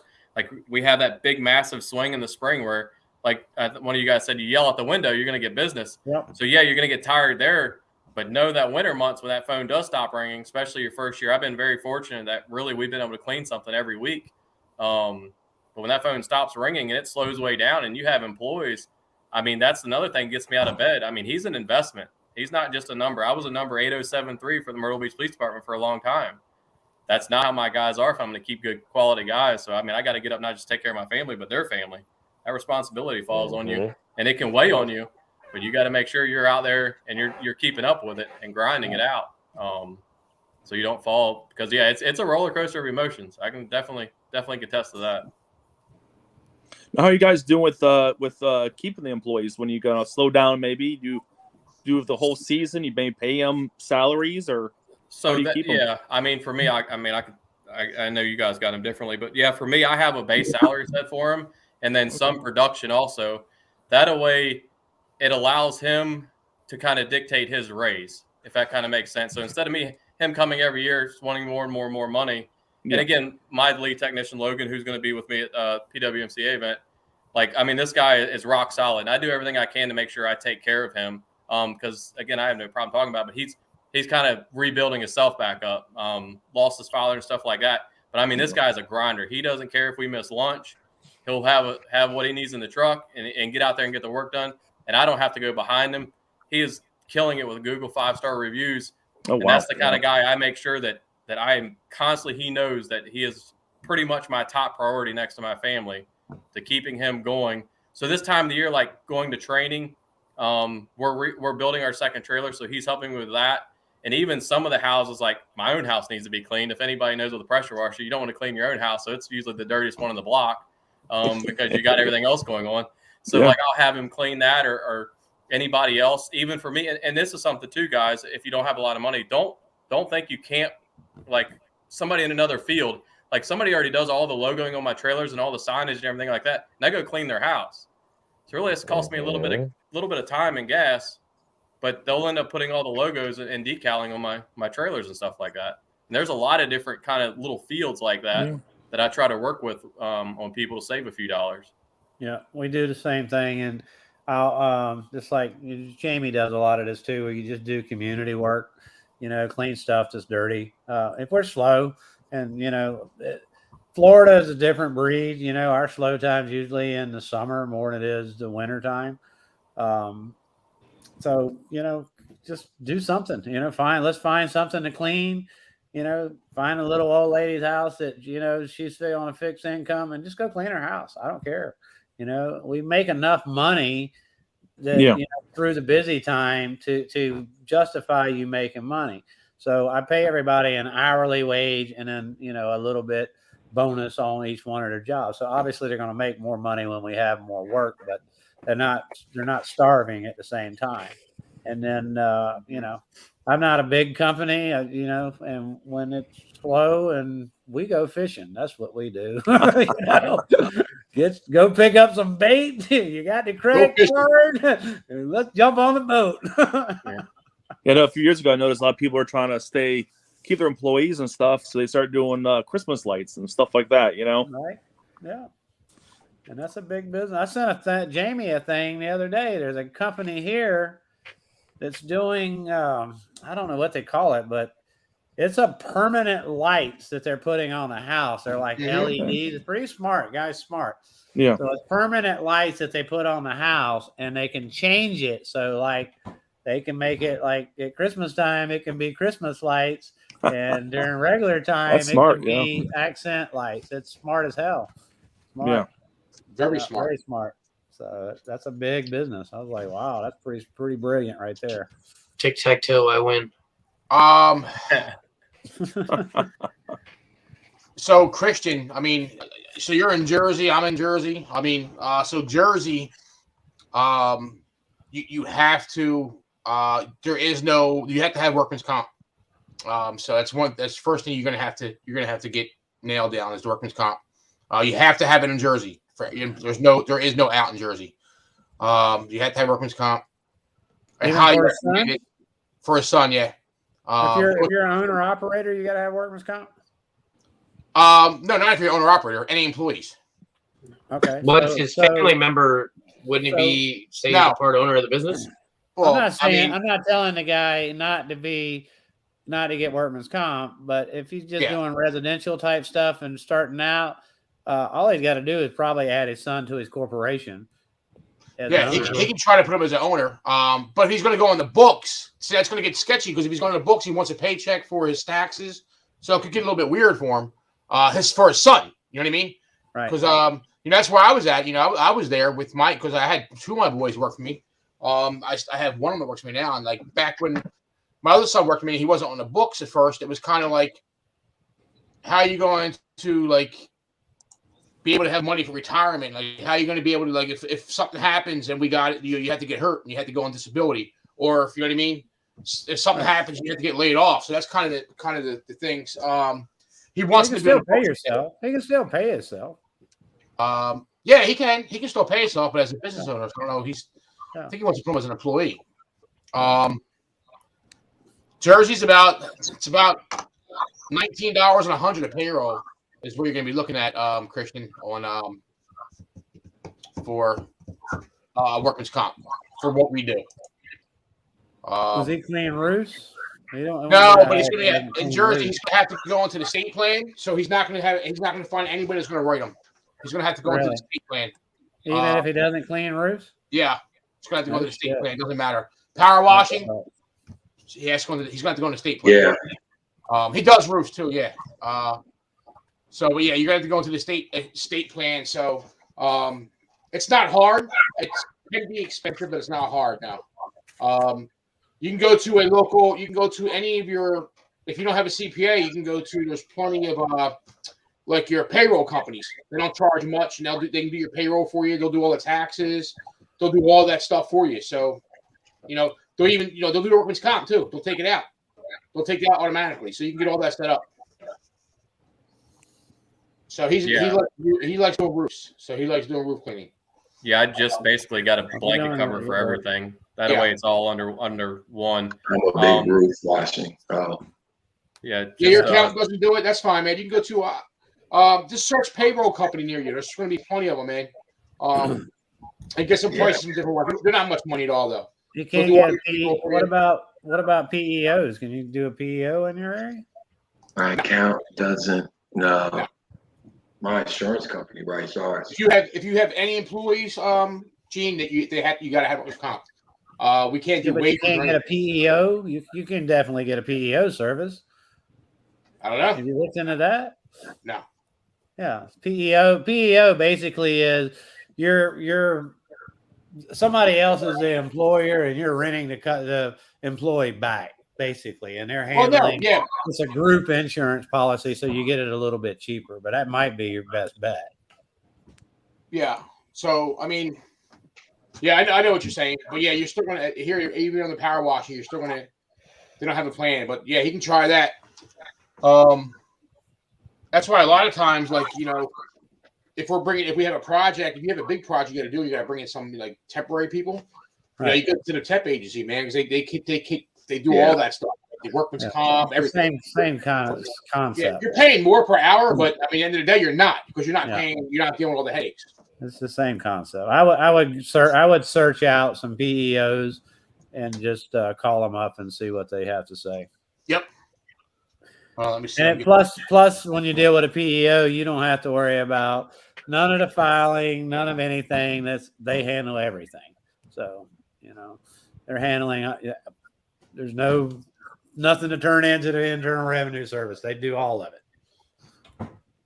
Just make sure it's a reputable company because there's a lot of fly-by-mill companies that rip you off too. Yes. Yeah, like I said, that's why I got it locally. That way, if I have an issue, whether it's general liability, my vehicles, workers' comp, all of it under one, I can go to one person and get my answers. Make it simple. Don't scatter it out and make it hard when you have actually, because it's until you have that issue, that's when you'll realize. Because I've been through a couple of house fires, and I promise you, the insurance company, they'll act like they're there for you at first, until it starts costing them money. They're going to try to save every dollar they can. I'm not saying a good agent won't be there, but just be mindful. If you mess up, you mess up good.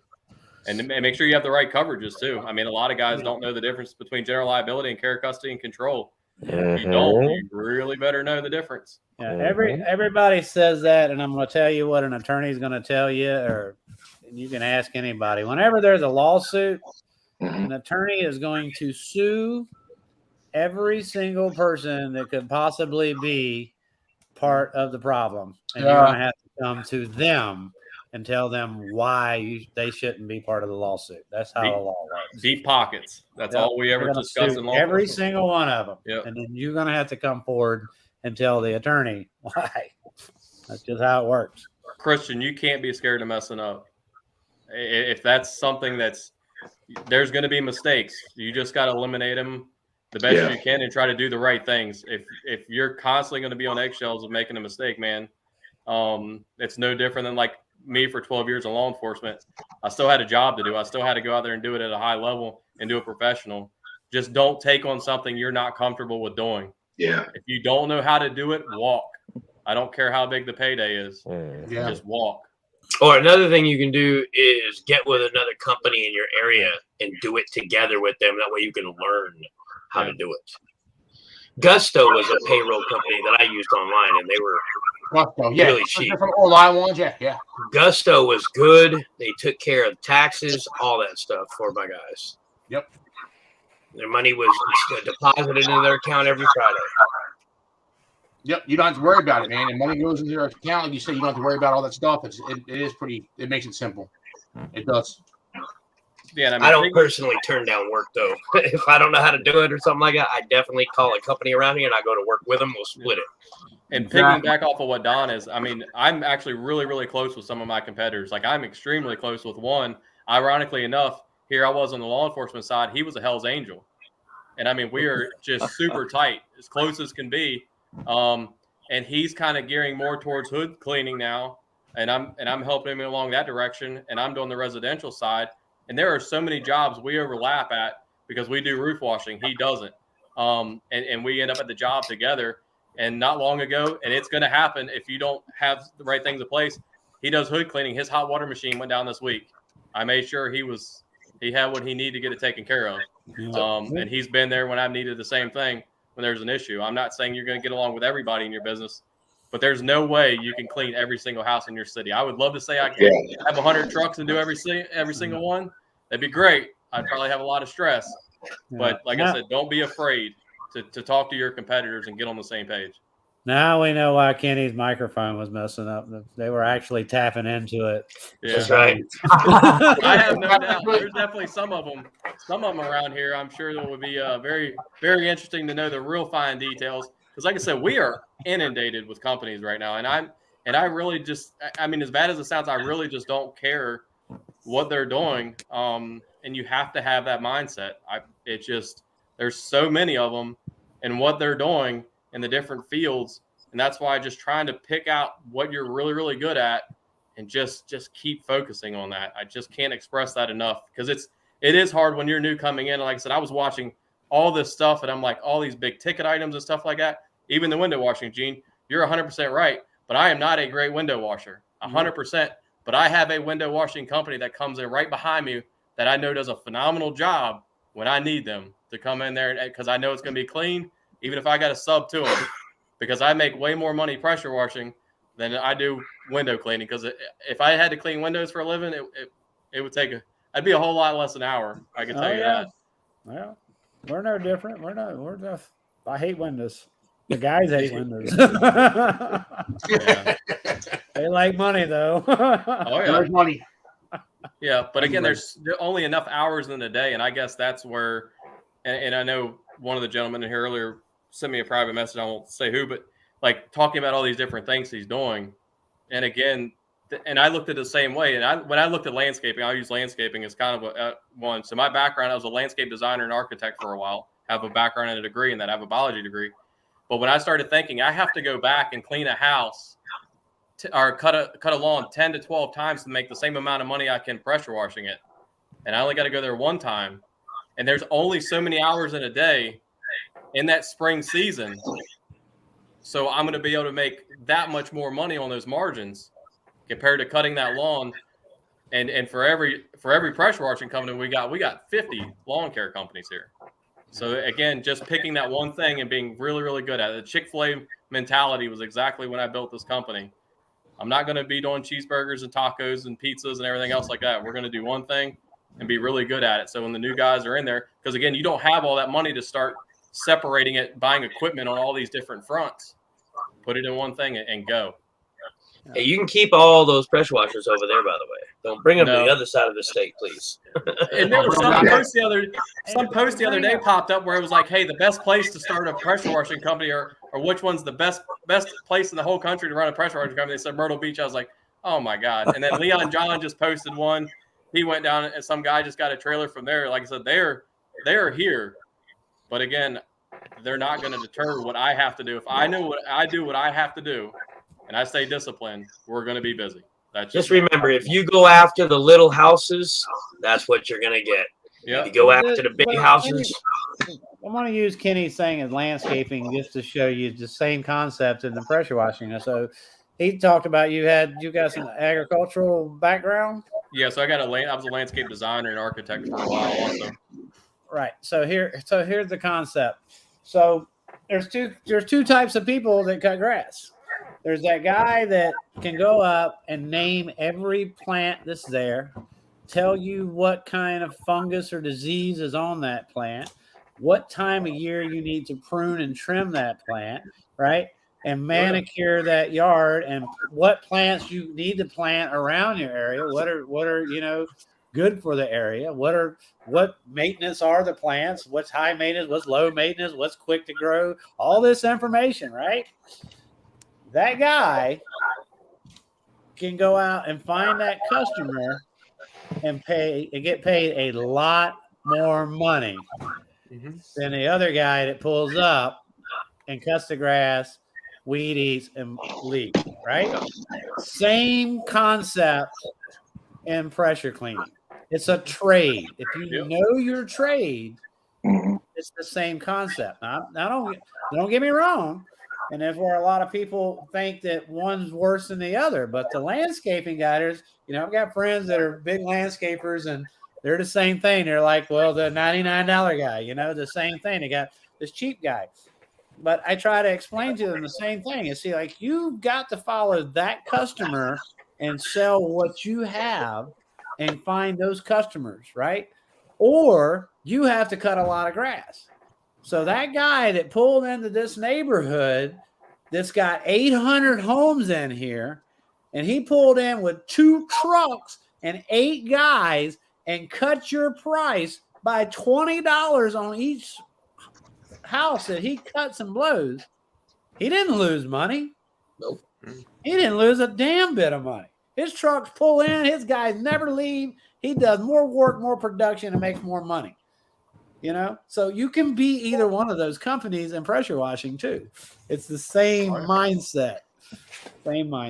Like we talk about all the time, education is key, just like any industry. But this industry, knowing and understanding and explaining to the customer about their plants, about how you're going to take care of this, take care of that. The normal pressure washer guy, the $99 guy, is not going to talk about all this stuff. He's just going to come in and blast the siding off their house and destroy it.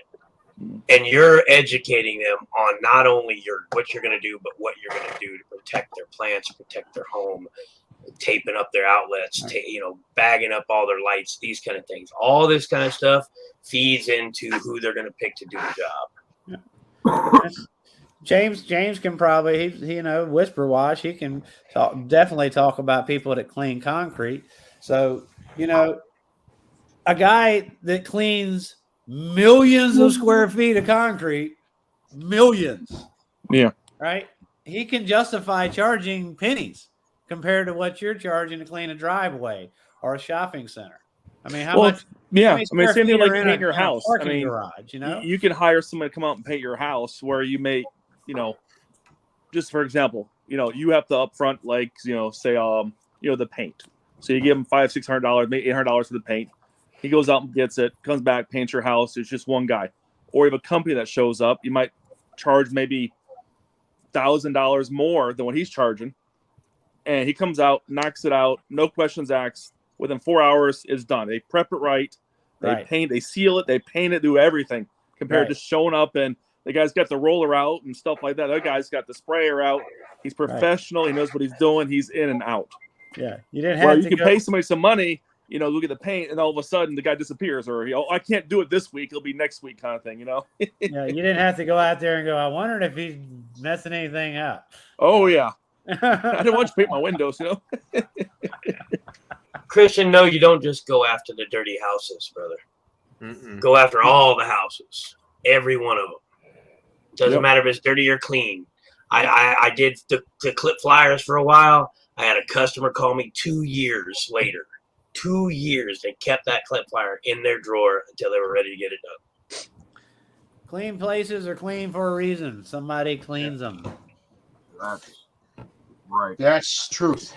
Now, do you guys do mostly residential, commercial, a little bit of both? I do a little bit of both. 60 residential, 40 commercial. I'm about 80-20. I'm residential and HOAs. HOAs too. I consider that commercial. I don't even. Yeah, I do. Yeah, you consider. You're right. Consider that commercial. Yeah, I do lots of HOAs. Tons of HOAs. Yeah, but the repeat contracts. That's like I said. What I found out was you got people out there who will have the windows done. Again, we can go after Chick-fil-A or McDonald's. Their windows are done on a regular basis. They got someone comes out with the mats, the entranceway. They pick those up. They put one down. They're off to the next location. Right. And these people will just want to clean it, like I said, once a year. Where best thing I've done this years ago, and basically just told them, hey, I think if I go ahead and charge you once a year, I can come out and charge a little bit less, but let's do it every quarter because it gets dirty pretty quick. All that foot traffic and stuff like that, the dumpster pad, all that kind of gets pretty quick. So we're out there every quarter. I'll charge a little bit less, but it's going to stay clean. It's going to seem like it's going to stay clean longer in a sense. You know what I mean? It doesn't get where that last 4 months before you come out to clean it. It's just disgusting looking. You know what I mean? And again, especially with food, you want the place to look clean. They spend all this money on everything else. Like you were talking about, landscape and the windows and everything. I know commercial, that's one thing I see that's really still hasn't been tapped out yet. I think I've been a lot of places across the country and I walk up and I'm thinking, man, this place looks filthy on the outside. Landscape looks beautiful. Windows are spotless, but man, the entrance area, it looks horrible. Right. And that breaks down almost another whole category. And that's commercial, but that's more of it's route work, right? Yeah. I call that route work. So you're mostly going to be doing a lot of early morning or late night cleaning when you're cleaning restaurants and stuff like that. Yeah. Right. And to me, that's a volume based concept. It's no different than mowing grass. You're trying to get these people up on a frequency clean, right? And people say, well, I can't make any money cleaning that for $150. Sure you can when you do 20 of them a night. Yep. Why can't you? When you clean it the first time, it's going to be dirty and you probably should have like an initial cleaning set up. But once it's clean, you got them on a service. It's quick and easy. It's quick and over easy. a period of time, you get more efficient too. Yeah, exactly. That's the whole thing. I mean, you upgrade your equipment. Exactly. Buy some Unless it's a chicken restaurant. Right? If they're deep frying chicken like Zaxby's or Kentucky Fried Chicken, I don't care if you clean it every week. It's going to be nasty. Oh, yeah. 2 days later, I don't care because they don't mop those floors with the right stuff and they walk that grease right out the door. And the concrete's nasty. They don't mop them. They don't mop them. The one Zaxby's I clean, I actually showed up and watched these guys squeegee out the back door. They dumped water with cleaner all over the floor, right? They scrubbed it with a brush, then they squeegeed it right out the back door because the drain inside was clogged. So right out the back door, so all the way down that thing into the drive-thru I couldn't even walk on it. Yeah. It was sliding. And there's where you learn about your route work so that you have that contract set up. If your dumbass employees dump grease out the back door, it costs extra money for us to clean that up. Signed contract right here in the line. Yep. Absolutely, and I got it in that contract. I promise you. Exactly. Oh wow. But and then you get into different commercial things like cleaning, bigger buildings and hospitals and stuff like that. It's a whole nother. Let's go. Let's go. Let's go. 72.45. Who'd you pay the 95 cents? I wonder where we're at for a second. Who paid the 95 cents? So what jumped it up? What jumped it up so high? Let's find out what jumped it up. Went up $300 or $400. I know. We're gonna find out. Another PWMCA. Oh no, it didn't. Never mind. Hose reels are still I got outbid on the Google Maps. Did you? Yep. And then I put in another bid on the website. Let me take a look. $700 right now. Somebody took me down, man. We got the solar rocker panel from Reach It. That got a bid for $225. The light brush has a bid for $170. Oh yeah. Cool. And we still got a whole bunch of those memberships we loaded up in there. So if you guys are just joining us, those are buy now. We just made them a buy now product. You can buy them right now. A year membership to PWMCA, you get all the perks, all the training, the discounts, the gift cards, whatever it is, you get it all. Dope marketing, we got some signs. $72 print, we got signs. Man, we got a lot of stuff in here. I'm liking it. I'm liking that number now, man. Like 70, we're like over 7,000 now. That's just amazing, guys. Yeah, it is. It's a beautiful thing. Let's see. I'm gonna get to my brush. I think Perry's coming on. Perry's coming on tonight sometime in the middle. I don't know what time. He messaged me a little bit ago. I gotta message him to see what time he's thinking. All right. Yeah, well, it's China. It's morning for him. Yeah, I know. It's weird, right? It's weird. Yeah, wonder what time it is over there. What is it, like 12 hours? It's some I know it's like daytime there. It's crazy. It's nuts. This feed's been up for 6 hours and 17 minutes. So when this hits the 8-hour mark, we got one more 8-hour stretch after that, man. that's it. It just seems like it's all downhill from here. It's only 11 to come on. Yeah, 2 hours from now, it's perfect. So it'd be, perfect. He said it's midday there now. Yeah, that's what I guess. So 2 hours, that's going to be 1 o'clock. That's perfect. Yeah. It's 12:02 is what it says. Yo, you guys see this down here, right? You guys see the commish, right? Oh, he's out. Yeah, he's out. He's been gone since he's been gone for an hour and a half or 2 hours. Yeah. I don't think he was on when I was on here. No. No. The commish. Yeah, we're gonna have to boot him. We need to make room. Wait. Oh, that's awesome. He said he's going to go to Shanghai and get a good view for us. That's going to be cool, man. Because it's going to be middle of the night. It's going to have like probably all those buildings lit up and stuff. Yeah. Oh no, it's middle of the day there. Middle of the day. Yeah, it'll just be in the afternoon for him. Yeah. It's dark here and shit. It's not. Yeah. And scary in your office, huh? Nah, man. He don't want any noises yet? He don't want no smoke, man. Turn off the lights, man. Let's hear it. We're broke. They don't go off. The TV will come on. The doors will start slamming. I know. Yeah. No, y'all ain't gonna get me in trouble here. I'll tell you. I'm surprised the hose reels, man. The hose reels are a really good deal. Oh yeah. Surprised they're not getting any bids yet, man. You got one that has a bid for 400. Yeah. Yeah, the commish, man. I don't know. I think the commish is Yeah, we're gonna have to bust his ass tomorrow. We're gonna have to bust his chops, man. Hopefully he comes on after midnight so we can just we have. How was your nap? Free range after midnight. We can just get it. We can get it. How's Fred, man? Fred don't want nothing, man, Bobby. Fred can keep his ass wherever he's at. He's talking about the ghost, Fred. Bobby knows. Bobby's been down here. He knows about him. Y'all think I'm joking, man? Bobby knows. Watched all day listening to us. Oh, man, Steve. Thank you. Yeah, appreciate you hanging out. Yep. Finish how long you can last. Cool, bro. We appreciate you, man. So that's pretty cool. George has been here the whole time too, man. I like George, James, April, Lindsay. A lot of people have been here the whole time, like literally the whole time.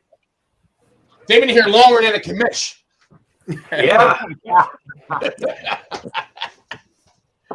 Oh man, he's gonna have to pay the price. He comes on after midnight because we already said after midnight we don't have to be censored. We can act crazy. So you don't have to be politically correct no more. We're gonna tear his ass apart.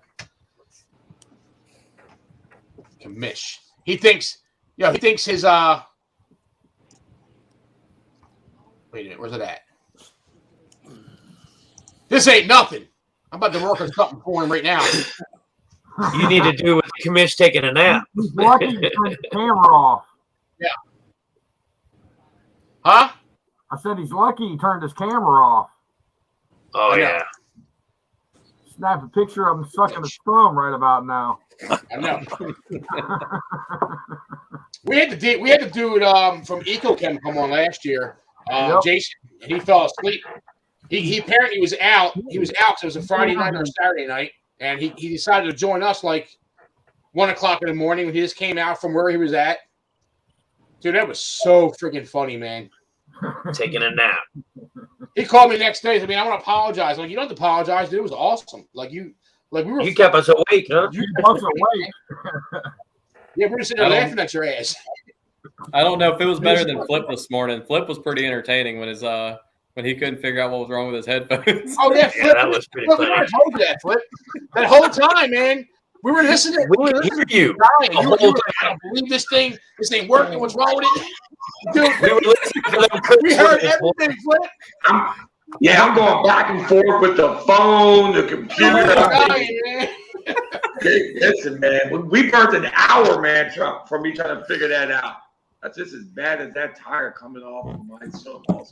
And Mark, too. Mark from Deco. You see him, too. He was like, he does it all the time. He's like, this damn thing ain't working. Like, Mark, we hear you. We're here. He's like, God damn it, what's wrong? Yeah, we were steady talking to Flip the whole time, and he couldn't hear us. Not a lick. So last year when we did this 24-hour live, Mark tried to get on literally 35, 40 times. We kept giving a link. He kept doing the same thing. He would come on in his truck. Get on like 8 hours straight. Yeah.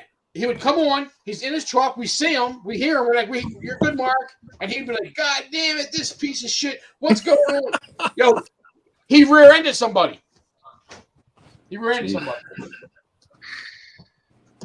James got a question here. Right. Hold on, let me get the comments up.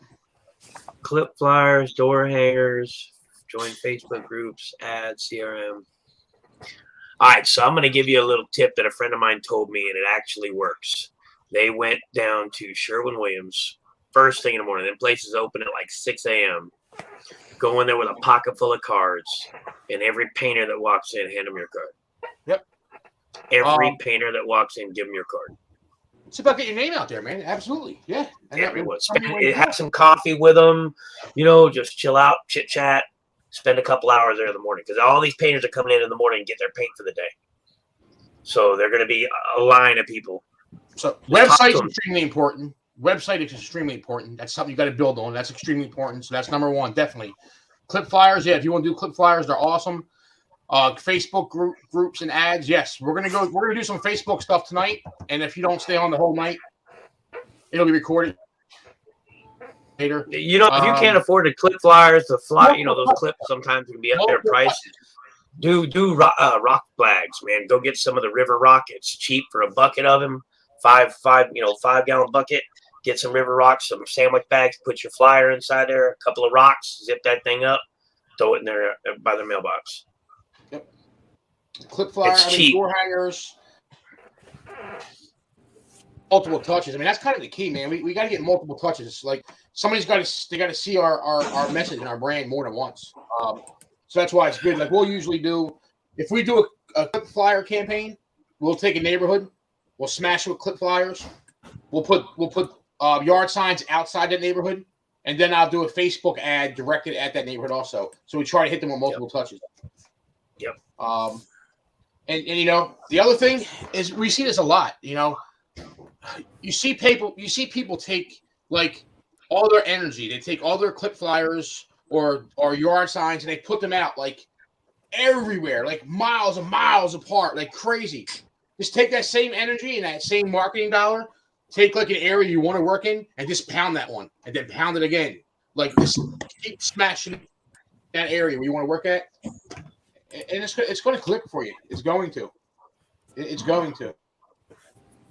You know, it's thing with pressure washing is people don't need the service all the time. All right, so you got to realize that they're going to need it eventually. So what you want to do is have that name in their head. So I want you to think about the last time you went to a new restaurant that's in your area, right? How did you hear about it, right? You probably first saw it maybe, or it might have been a Facebook post, or somebody, one of your friends might have said, hey, I went over there and had this.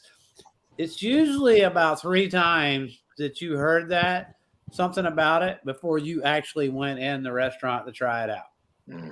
You probably heard about it 3 different times from some source before you actually walked in. This is no different. It's you've got to be in that person's head. So when they're needing that service, they're going, oh, that guy.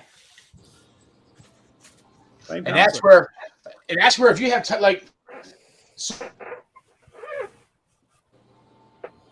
all that stuff can be powerful because they might not need your service now, but if you use those groups correctly, they're going to remember your name. So when they do need a power washer, they're going to be like, oh, I remember that guy, Clean by Gene. Yeah, that's someone to call because they're going to remember. Yeah. You know, I talked about this all night, man. Like here, we make things complicated. Like look at these Facebook groups, these industry groups, right? Look where we're at right now in these industry groups, right? Everybody in here that we see, we know because we see them posting all the time in the groups, right?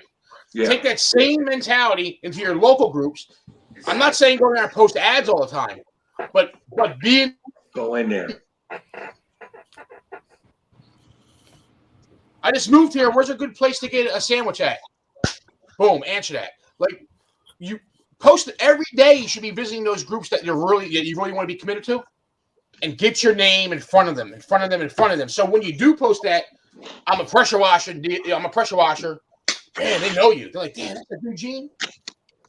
I know him. And when they go on Google to go look for a pressure washing company, they're gonna remember your name. They're gonna remember you. Yeah, because they're gonna see you all the time. Like. It's these little things that you can do, man. It really is these little things you can do, and like maybe you're working on that same little area that you were targeting. You go, oh, that community, Oak Ridge. Yeah, we're working in Oak Ridge again today. Yep. I'm trying to see here who's bidding on. All right, let me see. Custom EBC. Trying to see who's bidding on the website. It'd be Power Wash Missouri. Yep, I see it. Lewis Coatney. I see it now. I got a Wix website. I need a WordPress so I can use that trick. What happened? I said I got a Wix website, but I need a WordPress so I can use that trick that Gary talked about. Yes, I do too. And he said they're doing something. They're like doing a dummy site for me, but if the thing is to Wix, I'm just gonna call him. I'll call Sebastian on Monday. I mean, because there's no sense. I mean, if they're gonna have to call it that when it's yours. Huh? I said it's just wrong for them to call it a dummy site when it's yours. Well, no, because I had a Wix site, but what he's doing with that plugin, he can't do on Wix. So he said they built me a dummy site, and then backlinking it or whatever. Like, I don't want to get that complicated, dude. Like, just, I'm cool with just doing a Wix site. It doesn't matter. Like, go ahead and just, they can do it. I mean, not a Wix site, a WordPress. Yeah. I just don't know how to do a WordPress site, so just for me, it was just like the Wix was, and it worked for me. You know what I mean? But I see the I value. thought you were calling you a dummy. I was worried about it. Yeah, I know, man. Well, that's what I was thinking. He could build me a site, and then I'm sure I can figure out how to transfer over all my blogs and things like that. And it will be No, they'll do it all for you. If they build your site, they'll do it all. They'll take everything over. Hey, go ahead and jump it up, buddy. I want a bidding war. I want to get this website up to $1,500 to flip. Bring it on.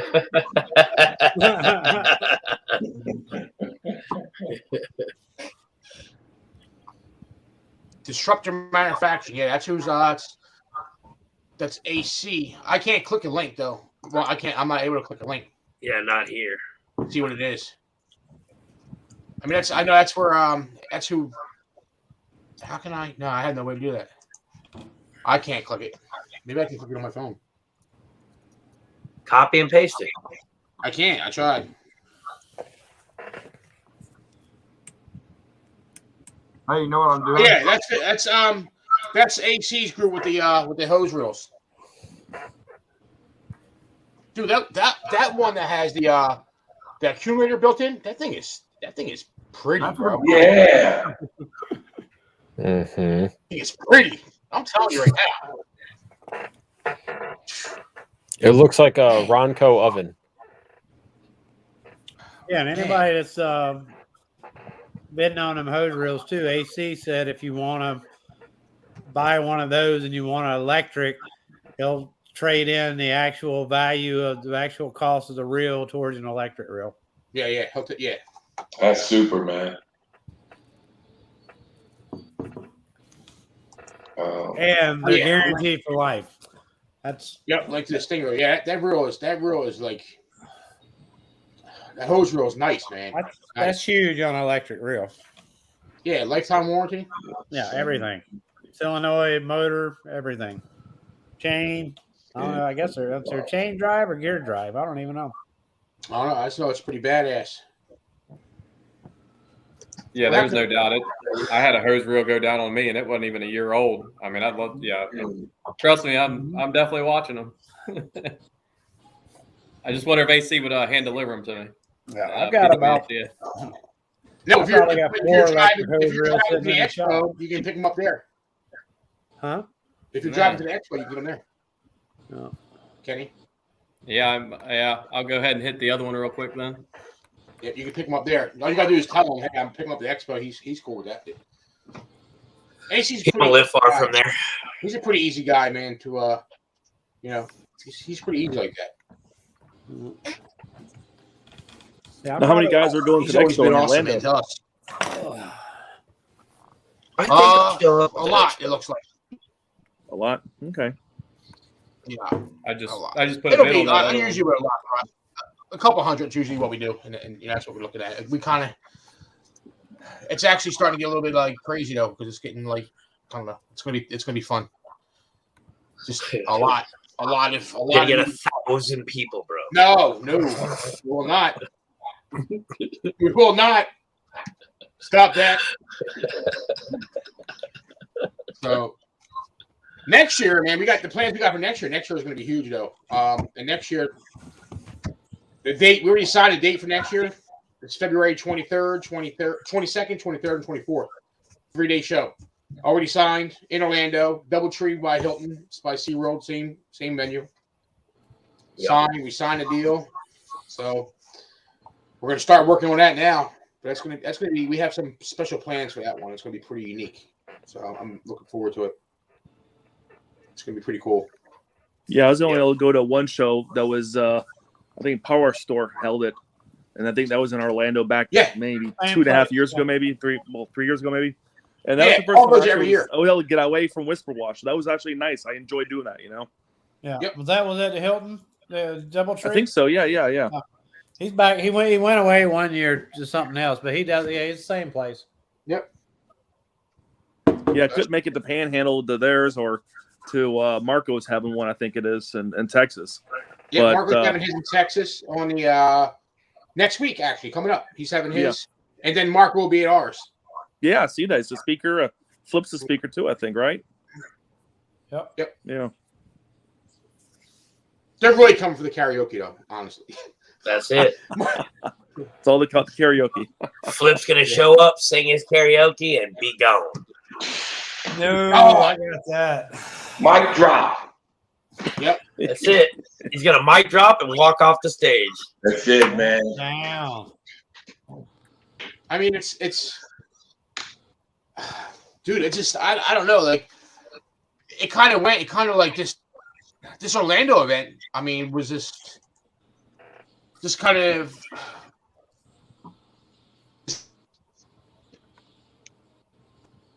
like with all the speakers, just kind of like we didn't plan on like having it like that, but I mean, all these awesome speakers, I was just like, holy crap, like we're gonna have to make this happen. Like at first we were like, we're not gonna no classes in the afternoon. There's no like that was our plan, no classes in the afternoon, and then it's like, oh my god, we got Tommy Mello, we got Kedma, we got like all these superstar speakers, and we're like, man, like we're just gonna have to figure it out. You know, how can we just not do it? Yeah, can't say no to them. No, I mean, dude, if you guys have not seen, like, this is the agenda. This is the agenda for the show. So here, let me zoom in one. If I zoom in twice, you guys can probably still see it. One. Yeah, I can't go any farther. Like, this is the agenda. Like, this agenda is just like crazy. I mean, we got paver certification class. That's a full day. That's from 8 until 3:30. I'm doing an HOA class on the 23rd. We got Sean Hampton, Gene O'Neill. He's doing a class on the 23rd. Like, me and Gene kind of like stepped out of the main day. We can't take away from them days. We have awesome speakers. Like, how are we gonna help? We just can't. Dude, Joey Yak. I mean, you got Joey Yak is pretty cool, dude. Tommy Mello, Gary, Marco. I mean, if you guys just look at this, Jeremy, Chris, John Majak, Craig Harrison, Ron Papke, John Sacco, and Jason, they're doing some equipment stuff. Doug App. Then we got outside demos, more paver stuff. We got DJ Carroll, Coach Carroll. We got Kedma. We got this certification class from AC is 2 hours long. It's a house wash certification class. There's no extra charge. Like, every single class it's just part of the expo. There is no like, you got to pay for this class here. Trident's class, Heath Phelps, the Wizard of Wood, my man Flip up there, Michael Draper, Dan Plata, David Carroll. I mean, like, look, we got David Carroll. David Carroll is like, he brings fire to the event, right? Yeah. We got him speaking at 3:15 on the second day. That's like almost unheard of. But like, what were we going to do? We had like all these awesome speakers. We say, do we break them up into 3 rooms and make people choose 3 classes? That kind of sucks. Yeah, you know? Yeah. So we do have about four breakout classes. We didn't have a choice just because we couldn't. But for the most part, we tried to keep it this like, one room, because every one of these speakers, like, they can really bring something that, and that's why I say this event or any event for that matter, is going to change somebody's life. It is. Yeah. You say, well, how could you say that? Well, because I know for a fact that somebody's going to come to the event and they're going to take something out of there. They're going to go back and they're going to implement it. And it's going to change their life. It could just be an outlook, the way you think about something. It could be a system. It could just be something, a tweak. It could be anything. We don't know, but there's 100 facts somebody's lives gets changed at every single event, every event. Yep. That's just what it is. You want customers and you want to, you got money to spend. David Carroll is one nerd, dude. That guy is a nerd. He is You want high-end customers? Facebook. That guy he's a nerd, man. He's a smart guy. Very smart. And I'm not missing. If you want high-end customers, like, you can go to. I did it with Dave. I was with Dave in Cincinnati. I spoke with him in Cincinnati, and he was like, "Yo, give me a town you like to work in, a high-end town. I'm like, I give it to him. He's like, on his computer, he's like, here you go, check this out. Dude, cell phone numbers, everything. income, cell phone numbers, addresses, everything. David Carroll's a smart guy, man. He really is. David, bro. If you need got data, that stuff David figured Carroll out. can give it to He you. knows. He'll give you the Facebook stuff. He Yeah, even if he doesn't stopped do it doing anymore. that. Yeah, Yeah, if he he doesn't knows do it it anymore. inside and out, but he'll Yep. show you. You pick the area you want. He'll show you how to get the information, the name, send the postcard, Facebook them, trace Everything. your Facebook stuff, link that to your webpage. It's just like, dude, it blows my head up. Oh. Hey, just a quick question. Did Gary Guyman ever post a video about him singing tonight? Just curious. That's right. He's supposed to be I don't know, 'cause I haven't, country music. I haven't looked. He was supposed to do it live. 10:30, 11:30, I guess. Your time. I'm not saying. Jamie, isn't John doing some kind of training with like equipment maintenance or something like that? Wasn't John Sacco doing something like that? Yep.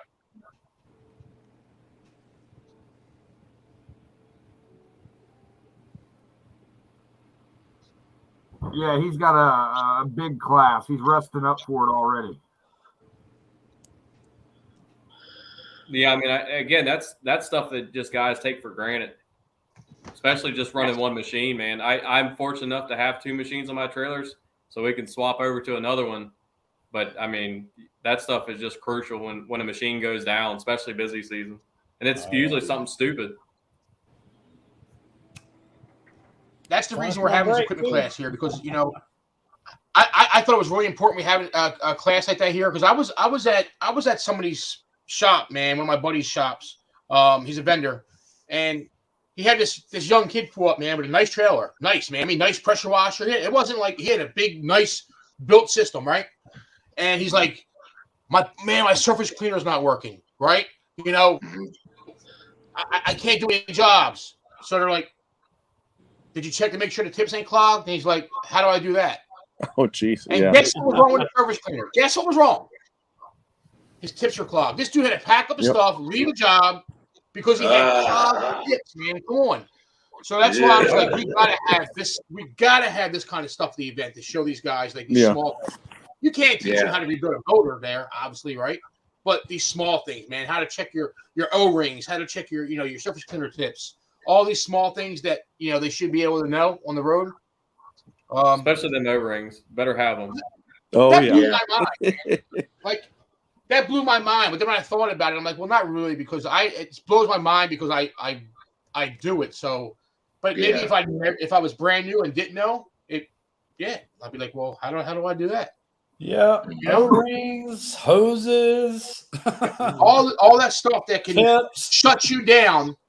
Look, if our motor blows up, then we're shut down. Yeah. I mean, But if we blow an O-ring, there's no reason we blow an O-ring. Why? We got to shut the machine off. We're like, yep, shit, that's it. We got to go back to the shop. We're done for the day.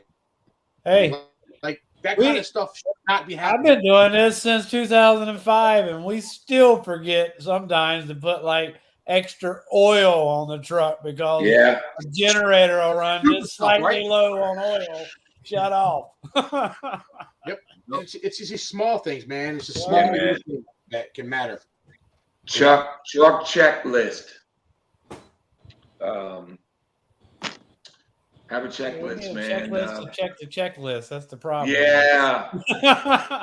But see, that's where the years of experience comes into play too. I remember, this was probably back in maybe 2000, 2001.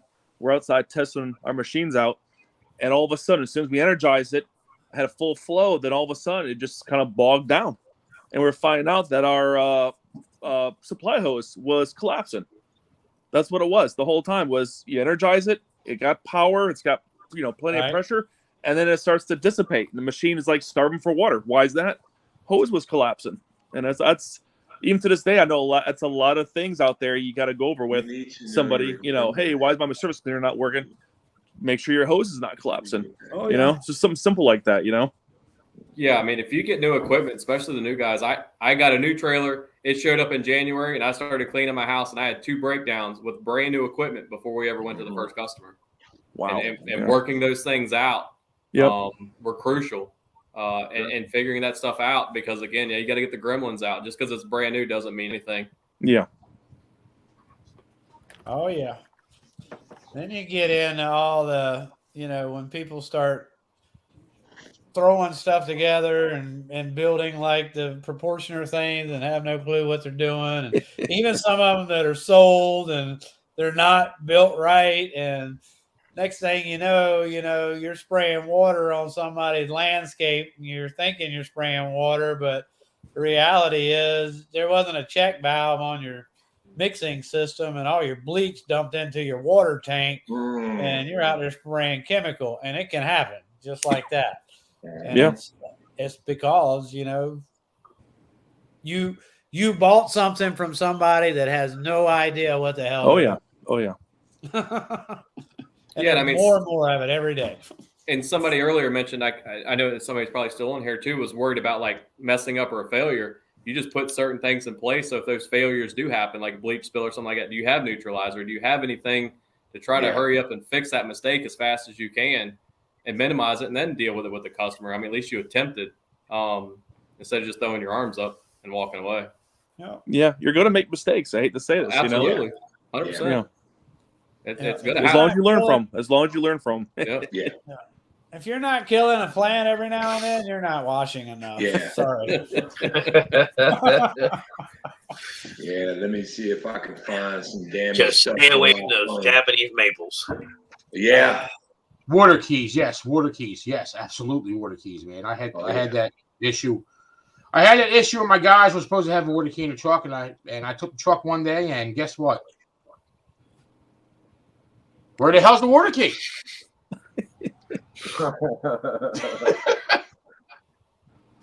So now we had that actually hooked up with it has like a little chain, not a chain, but like a wire on it where it's hooked, so it can't be lost that easy. Yeah, we run into that every now and then. And I have like checklists for shit that's supposed to be on a truck, but the guys will clean the damn trucks out and they'll get to a job, but we don't have it. Well, why not? I took it out. It was in the way. Dude, that is so aggravating. In the way. Bro, that is so aggravating when they call and say, like, we don't have this. Like, what do you mean you don't have it? Where's it at? Well, I was working on a truck and I put it out on a bench and I left it. Exactly. I'm like, you serious? So, and it never happens. It never happens when it's like a mile down the road from the shop either. It's always when they're slam across the other side of town. Yep. Yeah, I mean, you can't really get too mad though. I mean, human. What are you gonna do? Right. It sucks though sometimes when you gotta deal with the stuff, but it is what it is. We build pressure pumps on a time schedule where they need it or not. Seal and valve kits are cheap, just like oil changes. Yeah. Yep. It's maintenance. Doing maintenance stuff on your equipment. It's key. Maintenance is key. Really, it is. I suck at maintenance is key. I'm not gonna lie. I do too. I won't lie to you. I'm gonna throw it away by another guy, kind of maintenance guy. We just spent all day Friday, doing nothing but maintenance, just from top to bottom. Again, just those machines can't afford them to go down, especially in a month. You can't afford them. Yeah, you're right. You can't. I mean, again, like I said, if that thing goes down, yeah, I mean, if it's low on oil or we miss an oil change and blow that machine up, and they're hard to get right now too. Like, I mean, there's certain machines that are a mother to get, and I'm lucky enough I've got one sitting in the garage as a backup, as somebody mentioned earlier, a backup to a backup. Because again, you're talking about trying to make it all year long. I go down April or May with a machine. That's just, man, that's a lot of money. It is. Yeah, it sucks to spend $3,000 or $4,000 to have another machine just sitting, but if one breaks, like I said, it just ain't gonna be good. Yeah, man, it's worth having that stuff, like you said, though. Yeah. We had a motor go out, a little like 5 horsepower freaking Honda motor. It took me 6 months to get one. 6 months. Yeah. Nuts. Yeah, I mean, my machines took me 4 months to come in. I do run Landos on my when I can. And 4 months, and they're 6 months out for a hot water. So imagine 6 months out. I got to wait 6 months to get a machine. Through the spring, that ain't no good. Yeah, we use the heck out of those. We get old landscape trucks that spray chemical for like fertilizer and stuff for yards, and we convert them into pressure washing vehicles. So they got like an Udor Kappa pump on there where it mixes the stuff in the tank, and we reroute it so it just goes through the main water tank, and we use them for rinsing because they spray like 18. You can turn up the thing and it'll spray like 18 gallons a minute, and they're great for rinsing. And the guys don't have to pull out, the 3/8 hose, which is heavier, because we only use 2-wire hose on the pressure washer. So when we're cleaning like HOAs and roofs and stuff, they're golden. Plus we use a booster pump, and we can use that to also prime the booster pump when we don't have a water hookup and we're running off a fire hydrant either. So they work great, and we count on them a lot for rinsing. But 6 months to get one. Little 5 horsepower motor. 6 months. 6 months. Yep, I know it's crazy, bro. Yeah, I mean, it's some of the pumps right now, like the Comet P40s and stuff, because of Italy being locked down the way they are. I mean, they're a nightmare to get. Yeah. I mean, everything is just like, it's tough. It's tough, man, for a lot of guys, like getting equipment and stuff right now. It's really hard, and well, it's the same concept as toilet paper. When there's stuff, it's the truth. It really is. It is the truth. You're right. When you have a slower demand for it, there were plenty of them sitting on shelves. It's just somebody went in and said, "Give me 20 of them. I just don't want to run out." Yeah, that's FOMO. Fear of missing out. No. Yeah. Everybody starts buying it You're up. right. Yep. Everybody buys it up. And then it just drives the price up. I mean, just for me being in as long as I have, the cost for a hose now is substantial. And then again, talking to some of my competition nearby, I mean, we all know we have to raise minimum 10% this year with inflation, or we're going to be making less than we did last year. Yeah. And that all has to be taken into consideration. Yeah, I mean, and everything is going up. People's got to realize and start really looking at raising their prices and stuff. You're right, man, because everything is going up. Everything. It's not one thing. It's everything. Yeah, I think it's going to go back down. That's the sad part. Some things will go back down, but like they raised the insurance here on all homeowners that just went up. That's never going back down. Fuel prices will go up and down. Some of the meat items and stuff will go up and down, but a lot of stuff in the grocery store is never going back down. James, what about for you guys with Whisper Wash? I mean, obviously, what's the cost of your old material and stuff like that increase? And just trying the lead times on trying to get stuff. We have, let's see here, our classic handles. We actually have an extrusion that goes through. And that die that we have, only one die. We have two now, but the one die. We were hit last year, probably around August. And they told us, if you want to order more material, it's 52 weeks out. And we're like, whoa, okay. Now, we can get material that's in the stock that's there. Again, it's going to have scuff marks on it and stuff like that. That's stuff we use for ultra clean handles. We powder coat it. We hide little blemishes and stuff like that. So we had to invest and buy another die at another mill. And, aluminum's going up through the roof, too. I mean, it's crazy. And then all the mills, we just found out about a month ago, just for labor costs, they're raising their prices 35%. Wow. Yeah. So, and then our it's just crazy. We're getting hit everywhere. And again, when you have something to go up like $3, but you're buying 50,000 of them, it really hurts, Yeah. So, but yeah, our biggest thing right now is just trying to keep our prices not going up too high, but we were, also get the flood market where the Chinese are starting to come in. A lot of the smaller surface cleaners, 19 inches and stuff like that, they're hitting. And you could buy those. I mean, they're buying them for $400 at a time for $100 a piece. And then they're marking them up to like $350, we're finding out. So we can't compete against that. Yeah, there's no way in the world. Just for parts alone, it costs more than that for us. So we're not worried about going after the person who, just starting off only has, say, 1,500 to 2,000 to start off with. We don't even worry about that. But, the higher end guys, the guys that are using this stuff all the time, 6, 7, 8 hours a day, 4 or 5 times a week. That's what we're just going to focus on. It'll be nice to sell thousands and more, but and I think those guys will come that buy the cheap ones, like you said. They may start out like that, but again, if I have to buy 3 or 4 machines, I know some people's mentality is I can use it and throw it away. But for me, with like spray guns this year, I started out using some lower end guns, and by about May, I bought one really good one, and it's still running, and and it's flawless, and I don't have to worry about when I pull it out of the box. Am I gonna have to sit here and switch fittings out and deal with it, or break down in the middle of a job, and I don't have another one? Yeah. That's another thing. Any convention or event that you go to, especially new guys, Jesus, go learn about what equipment you're gonna buy. You're gonna save so much money. So much money. You're buying junk to just turn around and buy more junk, to buy more junk, to buy more junk till you finally figure out, hey, this is what I should have bought the first damn time.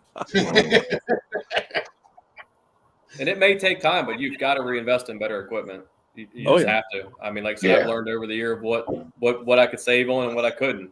Because again, like I said, any time, even an hour or two sitting still when it should be working, that's $200 or $300. That's probably whatever I'm broke down with would have cost me anyways. Yeah.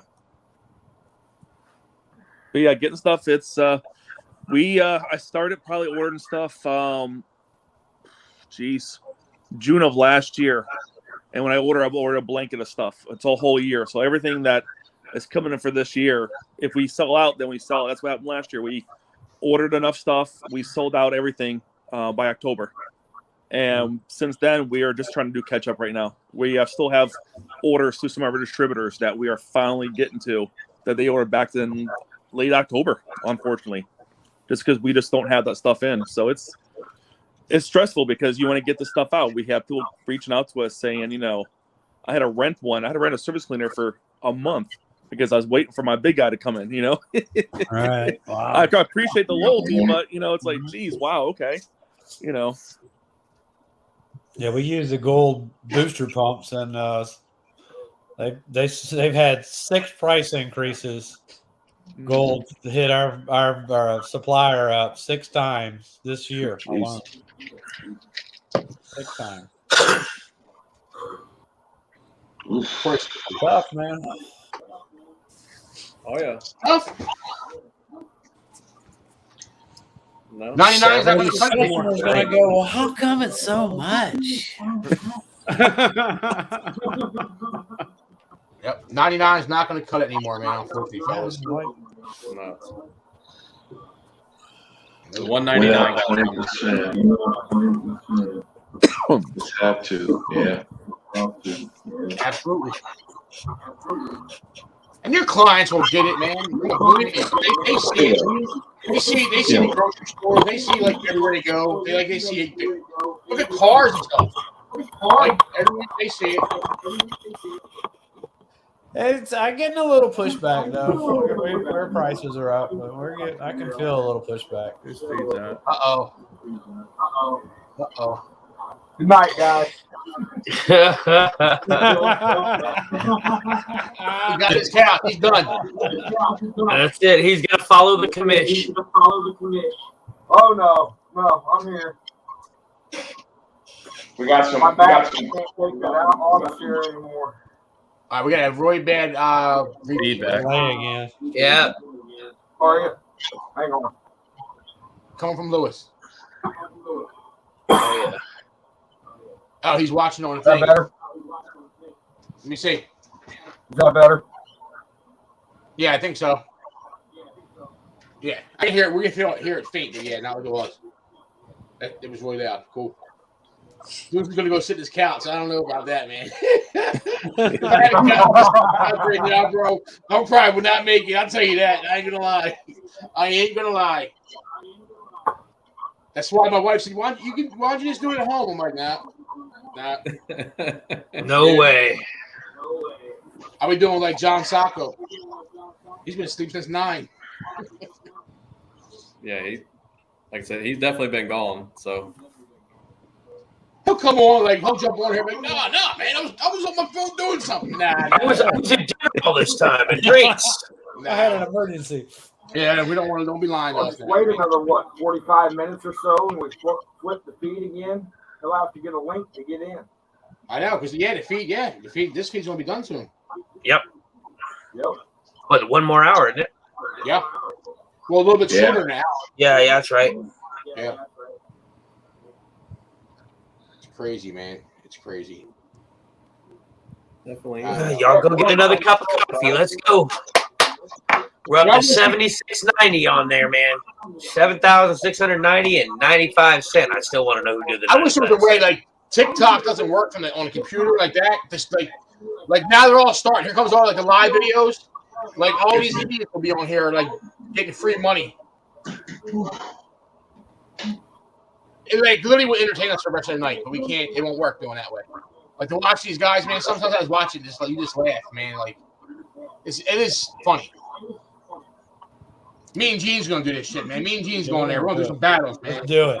We're gonna get us some TikTok. We're gonna let's go. Give me money. It's crazy, man. Damn, you be seeing grown ass men in there, man. Like I'm like, what the heck, bro? Go get a damn job, man. There's plenty of them out there. Holy shit, they're everywhere, man. Looks like they're doing all right. They are. That's what I'm saying. Yes. They just sit there, dude, and be like, let's go. And people are like, money. I'm like, what the hell's going on, man? Oh, that's what I'm saying. Everybody's like, I just seen somebody earlier talking about advertising, paying for advertising TikTok. Like, TikTok is it's a fun place, man. You can make some cool videos there. Don't pay to advertise now watching company on air because your customers are not on TikTok buying your shit. They're not. I don't know. It's changing. No, it's going backward, bro. It's not changing. It's changing though. The algorithm on there is pretty interesting. It picks up on a lot of stuff. I get legitimate looking ads that come across. I do too, but mostly products. They're all product ads, not service No ads. services. Like, yeah, they're all products, man. Like, the freaking the soap, man. Like, I forgot the name of the soap.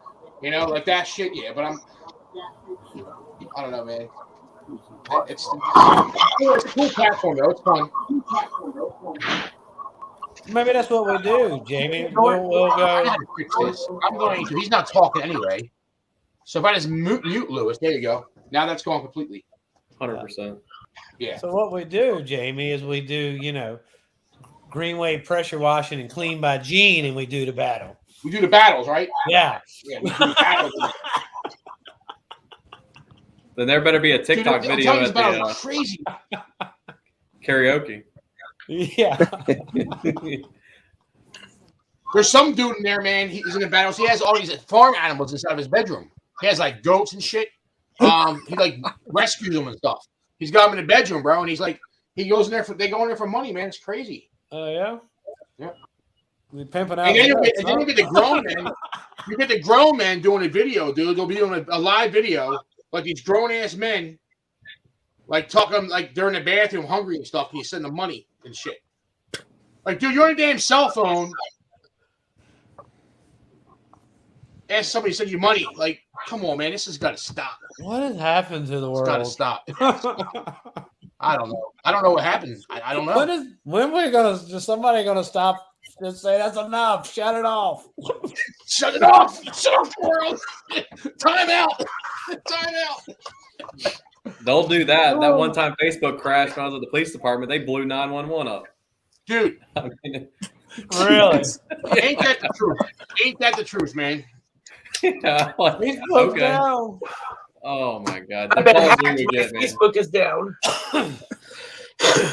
Made no sense. No, man, I'm sure they call everybody, the police station for everything. You got to call for everything. Oh, I mean, I had to go to get kids out of their bed to go to school. No joke, man. The calls I get, like some stuff you just sit there and you show up and you just shake your head. You're like, there's no way. Like this don't even make no sense. That's insane. That's it right there. Yeah. Yep. That's it. I got that shit, man. I got that shit. That's some good ass soap too, man. I do like that shit, man. I got that. Some good shit. Gets rid of that bleach smell too. The ones that kill me with the police type thing is just the guys that go out and just break the law and videotape it and put it on YouTube. I mean, the stuff I could tell you, you're like, how dumb can people actually be? Oh, I mean, trust me, I've got a good friend. He's a retired U.S. Marshal that run where they kick down the doors for years, and he got more stories than you could ever. I mean, I swear to God, when they come over the Intercoastal Waterway into Myrtle Beach, it's like everything just goes out the window. I mean, every bit of common sense. It was fun. But like I said, I stand out there now, and I mean, I started busting out laughing when I was cleaning the house in the summer because I was like, man, my stress, it ain't even the same ballpark anymore. I said, I'm literally standing out here cleaning a house, making more money than having to worry about all that nonsense. Just no way. Couldn't even. So let me look real fast. Let me look to be sure because I think there was different ones. I'm sure it's still the same way, but I know Horry County was like more people in CCI. The higher percentage of people in CCI were from Horry County. Oh, it's crazy to just really, once you're in the trenches here and really know what's going on, it's wild, man. Like I said, I've got some crazy stories from some interesting times. Like I said, had a lot of fun before it got just where the fun there was no more.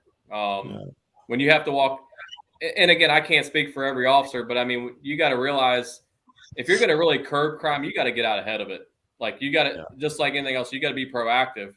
And when you get proactive, that's when things happen. But it was getting to the point it was easier to wait until something would happen, go take the report, instead of putting myself at risk with losing my job or getting hemmed up and then not being able to support my family and everything else like that. That's why it's just an ugly, vicious cycle. And until you're really in it, should I get out with that guy or should I not get out, or should I get out with him? And that starts running through your head, and it should never be like that. It's crazy. Like I said, I loved what I got to do, love protecting my community, and it's part of why the company's been as successful as it has. I've loved giving back and putting in a lot of events, but it got to the point where, I mean, the stress level was through the roof, and then having a little girl growing up and the impacts on the marriage. Like I said, I have a solid wife who was behind me the whole time, but I mean, I blink and my daughter's 1 year old, then 2 years old, 3 years old. I'm like, this ain't. And then, I mean, what really crushed me is this was the first time in 18 years I was home for my mom's birthday. And I was like, daggone. Like, I mean, when I started hearing stuff like that, I realized how much my career was taking in. And we kind of get the same way with this business. And that's why I'm trying to delegate certain aspects of the business into other realms to give me that time that we all kind of work for. Like I said, I knew the first year or two was going to be a lot of my time. It was either going to be time or money. And like I said, I want to know the insides and outs of my business from all aspects, and then go from there. But getting that time, you can't value that enough because we only got a certain amount of it. Absolutely. Let me answer this question. No, it's not. I think there was a mistake in the description, but I just checked. It's fixed. But no, the radio light is not it's not the rocker. I think the description had a mistake in it. I just fixed it. But if you click the link inside on there and go to the radio light, it will show you. Yeah, it's not the rocker. So I just fixed I see it was like a description mistake. It looks like. So just fix that. Yeah, when I grew up in Myrtle Beach. When I was there, like there was still crime. It was just more of a family vacation area then, and like downtown on Ocean Boulevard, Ripley's, believe it or not, people used to sit on the sidewalk out there You know, Oh, yeah. There was an amusement park there where the pavilion is on both sides of the road. It was like roller coasters there, and then a big arcade on the other side. Teenage like place upstairs there, man. It was so laid back, you know, and people cruise up and down the boulevard and talk to girls and try to pick up girls and stuff. And yeah, just to see that now, it's just like, wow. Oh yeah, I mean it's definitely changed. I mean it's got its goods. I don't want people freaking out like thinking Myrtle Beach is a bad place. There's a lot of good places to be here. Right. Just like any city. I'm sure if I go to Orlando and I want to go to a bad area, I can find one. Oh yeah, absolutely. It's just grown. It's just grown. Correct. So it's just Myrtle Beach has changed definitely in other aspects. And it kind of gears a little bit towards a younger crowd too, is what I've Tourists like crazy. When you're downtown central area. Now when you get outside of there, Myrtle's Inlet, North Myrtle Beach, they're completely different. Even what's called Market Commons in Myrtle Beach is amazing. Right. You would think you're in two different cities when you go from one end to the other. But yeah, it's just a younger crowd down there on the boulevard. And unfortunately, this day and age, I mean, you guys see it. It's the way that teenagers handle disputes instead of fighting it out, going about their way, and then bullets start flying and everything else like that. And unfortunately, you get that many people down there crowded around. Bullets don't have names on them. Especially, I mean, you should see the videos I've seen where they're shooting at each other, and they ain't even looking anywhere. They just say it. So, oh yeah, and then it just gives a bad rap. Sad. Oh yeah, but again, like I said, there's a lot of good places. I still love living around here and working around here and getting to know a lot of the people. I mean, I cleaned the mayor of Myrtle Beach's house. I mean, I cleaned city council members' houses and stuff like that. I mean, it's and I know they don't want any of that. 100% they don't want any of that, but unfortunately it gets attracted here. And I mean, you can say all day, well, more police officers, more police officers, more police officers. We can put them on every corner. We've done it, and they still shoot at each other. If somebody wants to do something bad enough, they're going to do it. It's not. It's because you can't do anything. That's the whole thing. There's no. I'm sorry. I don't even want to get into it because my beliefs are totally different. You know. Yeah, Steve, I don't blame you in the comments there. I live in Myrtle's Inlet. I did my time in Myrtle Beach. Unless I'm going to clean something, I'm going south of here. I'll go to Pawleys Island, which is really pretty.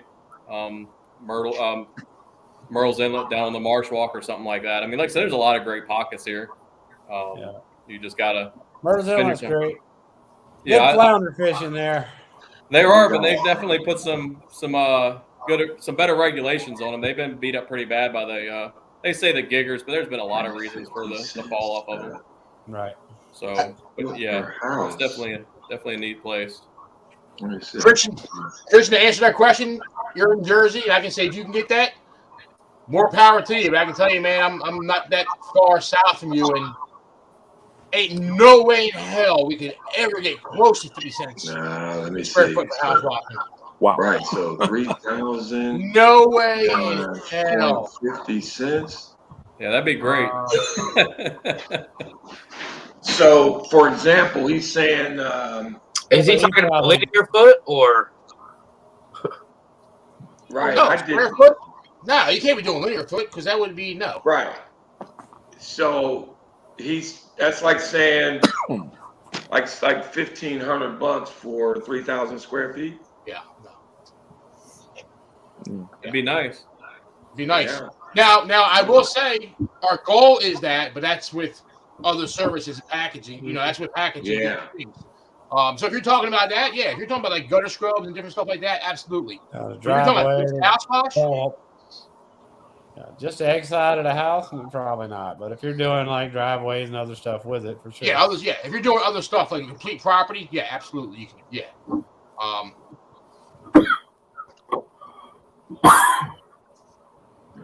Comment on there. Jackal Island's nice. If Jackal Island's real nice. If guys don't know, Don, out there next to you, man, that Lake Jocassee is incredible. Oh yeah, I live right off of Hartwell. I mean, Hartwell, I can go to my front porch and look and see the lake cross through the cheese. Yeah, these guys that are in here, if they don't know about Lake Jocassee, definitely don't sleep on that place. That is one of the prettiest places I've been to, and I've been a lot of places. And you can't fish on the bank at Jocassee. You got to have a boat. Yeah. But man, that view and that water is just spectacular. It's gorgeous. You can go up above it, look down on it, up on the mountain, and you see it. It's gorgeous.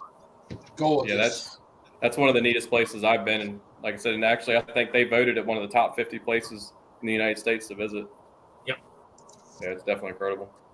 Yeah, if you're talking, Chris, if you're talking about complete curb appeal, so if you're talking about, we're talking about. I think you're talking about house washing. So yeah, if you're talking about doing other services, absolutely. I don't know what service you're offering though with that. So that's kind of curb appeal. Yeah, so it depends what you're doing for curb appeal. I don't know if you're doing like, gutter brightening and driveways and like I don't know exactly we got what you're doing. I don't know. I don't like the base pricing. I'm just not a base pricing guy. I'm sorry, I can't. It drives me crazy. I can't go. At 50 cents square foot, that's what your house is. I can't do that. I got to see Harry's next guest, Jason. How dirty is it? What is it? We got to do. We got to see it. My prices are different also. If I walk up to a house that's a $1.2 million house and they got Japanese maples everywhere and the different kind of lighting that you absolutely are big ass lights and you got to cover all that. It's all the time involved in all. You can't just charge them a normal square footage for like you would a 1,500 square foot house. You just can't. No, but you do have to have. So it depends on your area too. Like if you're in an area that has a lot of cookie cutter homes, you got to have a base because if not, you're going to get jammed up when. If all the houses are the same in the neighborhood, that's easy. Yeah. None of the houses are the same here. None. Everything's different. You got everything from a single wide trailer to a $5 million house. I'm not sure, Jason. We lost the commish. The commish has been going since 9 o'clock. So I don't know, man. That's right. Let's go. Let's go. It's 12 o'clock. Let's go. Not yet. It's not. It's almost. It is too. 12 a.m. right now. Yep. 12. It's almost 12 o'clock. The gloves are off. And that's the problem. Me and Flip had a long conversation about this a couple days ago. That's what you have to be careful of right there. That's what you have to be careful of. Good job. Agree. Flip, you talked about this a couple days ago. Oh, yes, we did. You got to be careful with this. You got to be able to justify if that house is double, why? Right. Well, because you got this, you have that. It's not the same as that house. But if it's the same house, you're gonna be like, hey, you're trying to take advantage of us. Like, you're just taking advantage of us. And I promise you, neighbors do talk. Yes, they do. Sacco, I know, man. This is break the hell up.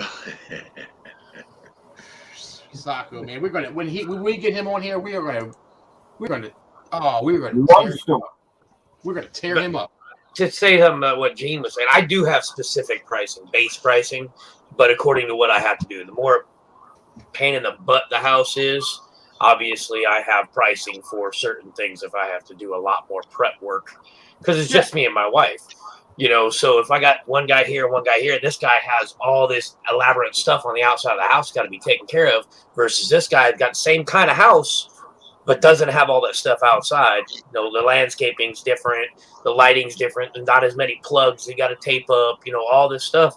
Yeah, the price is going to be a little bit different, but I can justify it. Yeah, you got to justify it. Exactly. As long as you can justify why it is, because I put it in writing in the estimate. Well, this price and I put Japanese maples around these areas. These things will have to be taken care of, blah, blah, blah. All that's written out.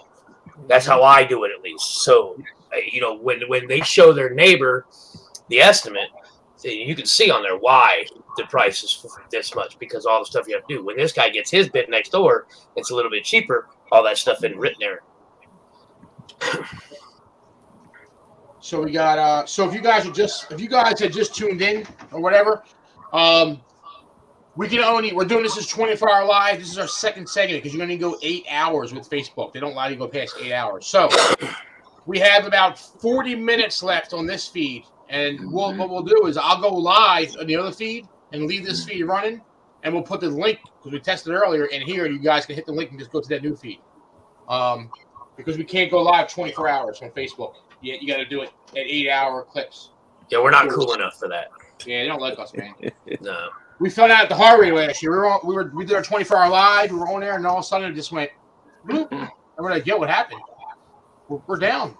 Like, oh, you can't go past 8 hours. Crazy, man.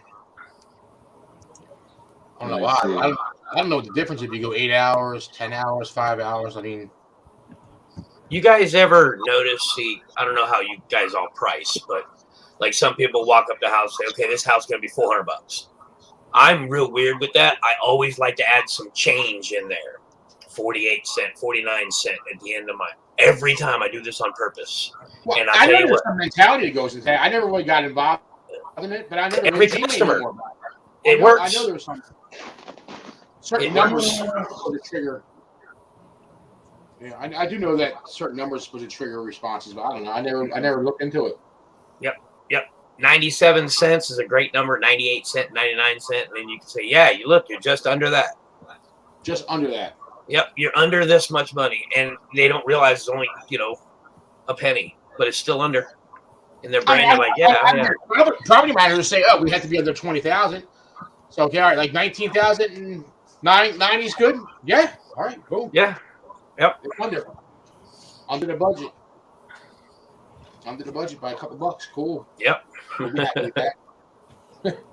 You know.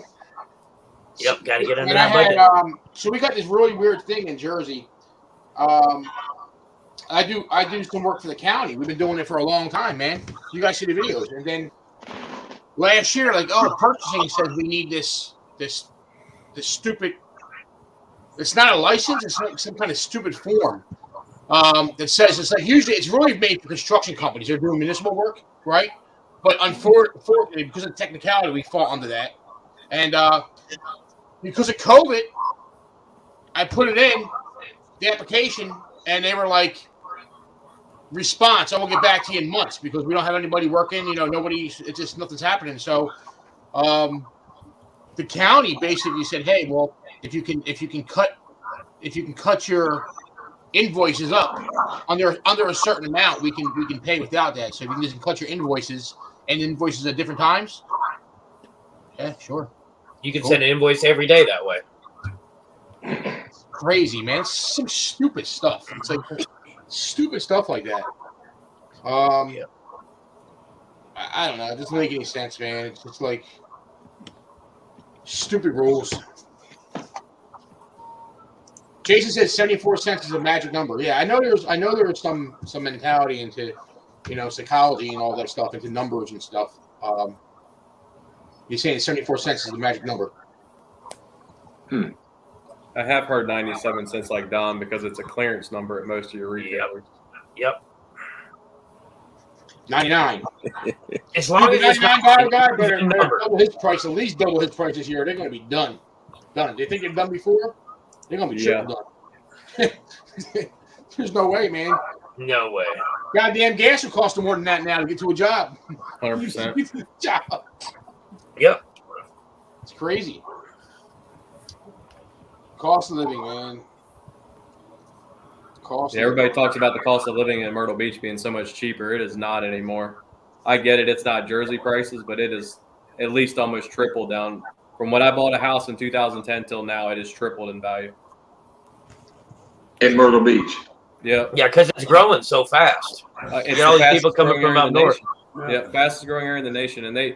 And I mean, like when we go out to eat, our taxes through the roof because that's what they do. That's why the house tax is cheaper and your car tax is cheaper because they try to hit the tourist over the head coming in.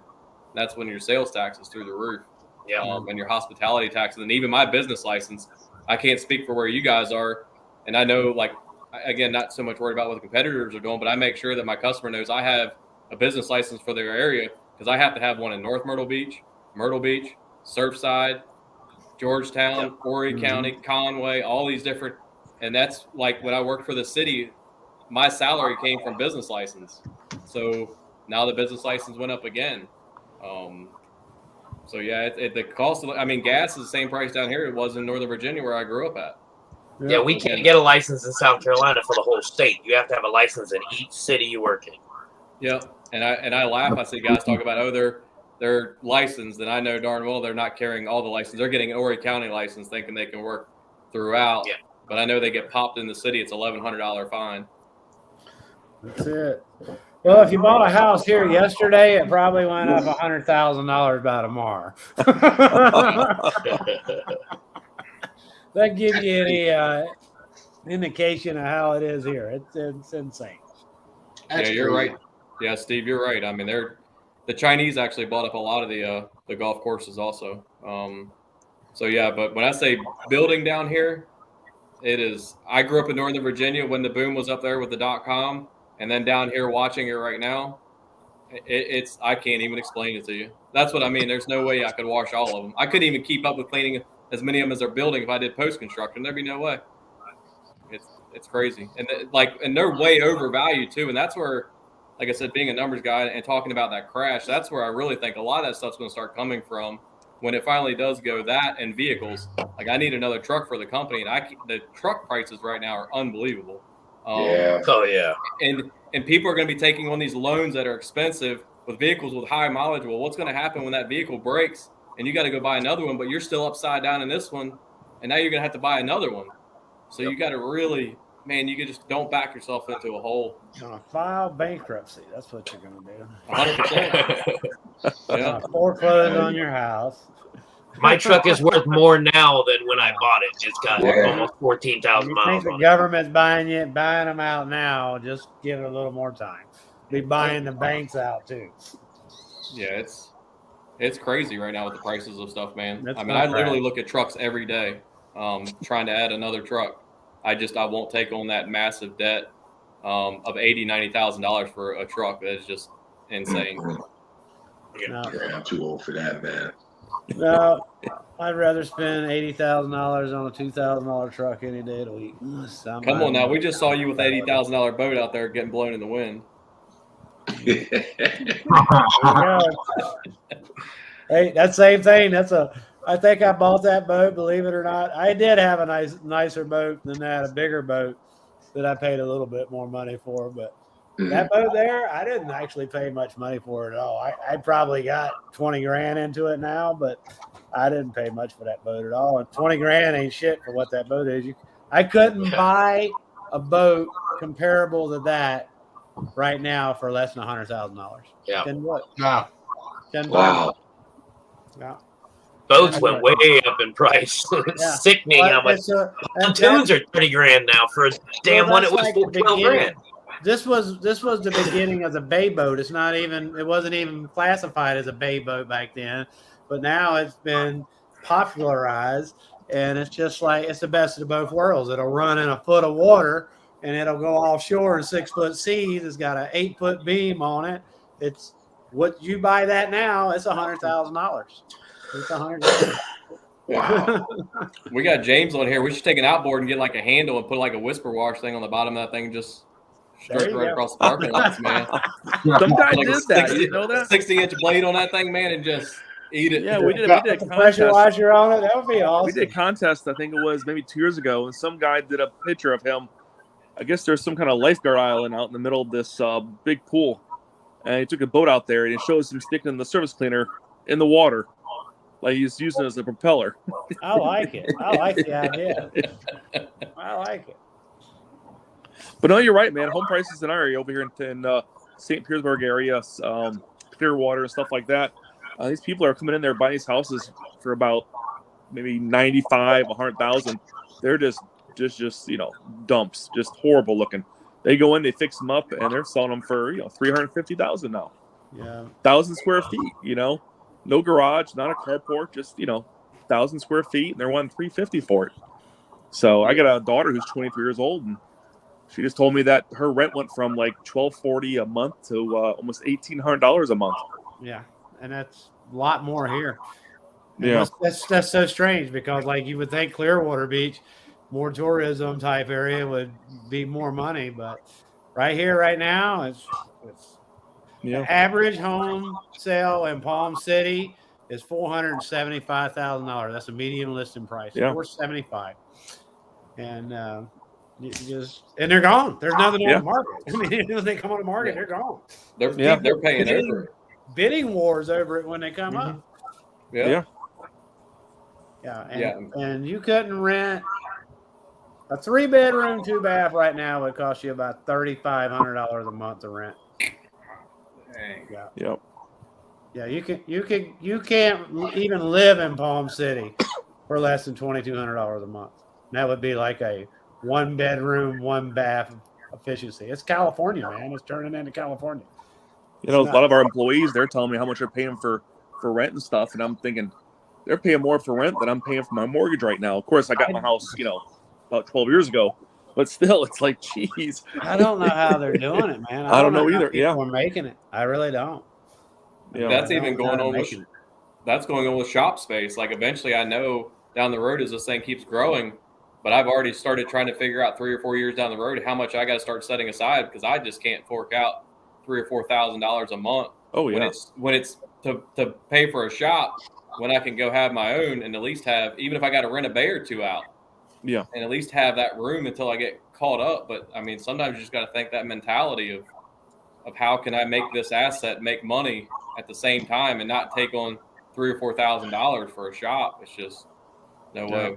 But yeah, the housing market here is like nothing I'd ever even seen. I mean, if you don't come in basically with cash and over asking price and no contingencies, you ain't even in the ballpark. No, same here. Same here. It's nuts. And then people are buying them, and you got investors buying them and renting them out. And I tried to explain this before. When you got a 2.5% interest rate, which I think it is right now, right? And you're a multimillionaire, right? Your tax bracket, you're in a 40% tax bracket, right? So if you sold your property and got capital gain on that, you're going to pay 40% of that to the Internal Revenue Service, right? Mm-hmm. If you had lots of property that the property value has doubled, right? So the loan value on that is tremendous. The rent is still high, right? Yeah. And you borrowed money from the bank at 2.5% interest. I mean, think about it. Yeah, and inflation the way it's going. Do you want to pay 40% or 2.5%? Yeah, and that's the mentality of how the rich man thinks, and it's going to crash. It's going to crash. It has to. And I mean, just like James was talking about, I mean, so we're again worried about doing the house cheap for an HOA when now they're making $6,000, $7,000, $8,000 more a year for the same property. I mean, that's why prices have to go up in our market. Yeah. Well, I'm sure you see it too with the employees. How much you're paying your employees? Maybe where compared to what it was maybe 3 or 4 years ago. Yeah.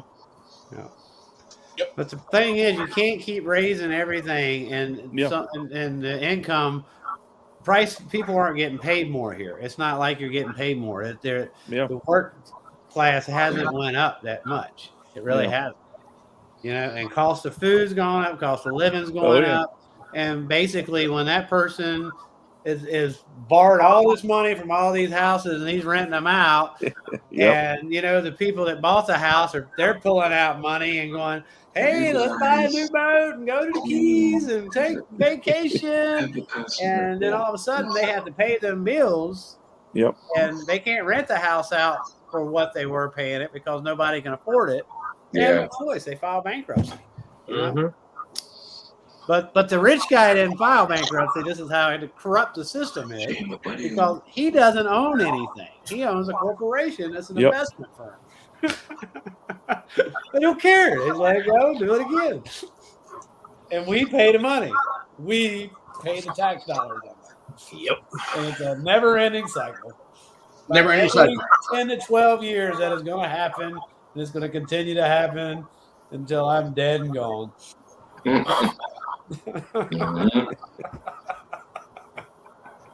Lewis must have went back to the couch. I can't believe he came off of it the first time. No, there he is. Oh, blow my nose.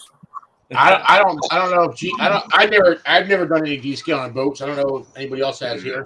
Gene, no.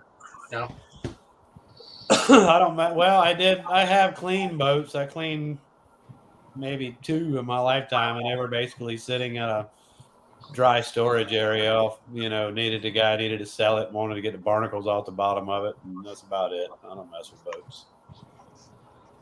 Boats here give you an idea of what a boat costs in Florida for if you were to buy a 42-foot Bahama, but you see the center console boats are 42 foot long. They got 3 or 4 motors on them. That's about $1.5 million. Yep. I'm not touching that. Sorry. Yep. Somebody else can have that. Not pressure washing it, not putting chemical on it. Going, yeah, looking at it. Bump that bitch with a towel. I'm not doing that either. Throw some bleach on it, man. You got it. Nah. With a red tip on it. That's it. That's red tip. The best boat is your friend's boat. There you go. Take your friend's boat. My dad always told me. He said, son, you don't need a wife and you don't need a boat. The neighbor has both of them.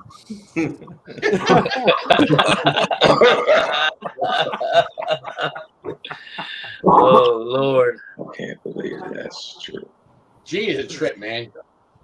Oh yeah, Gene is a freaking trip. I can't believe the commit, man. I was just thinking the same. Why? Wait, what? The commit.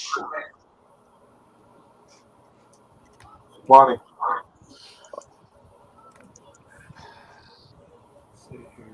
Well, he must have literally really passed out or something. He's literally been gone. Like, on the porch?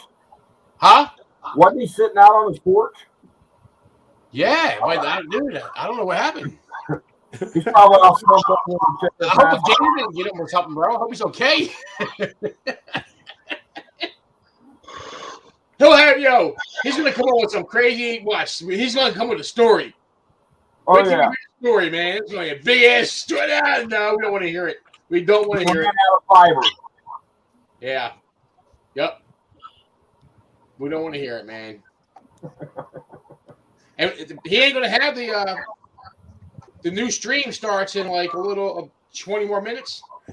Yeah, he's gonna have to ask one of us for a link. He's gonna be lost.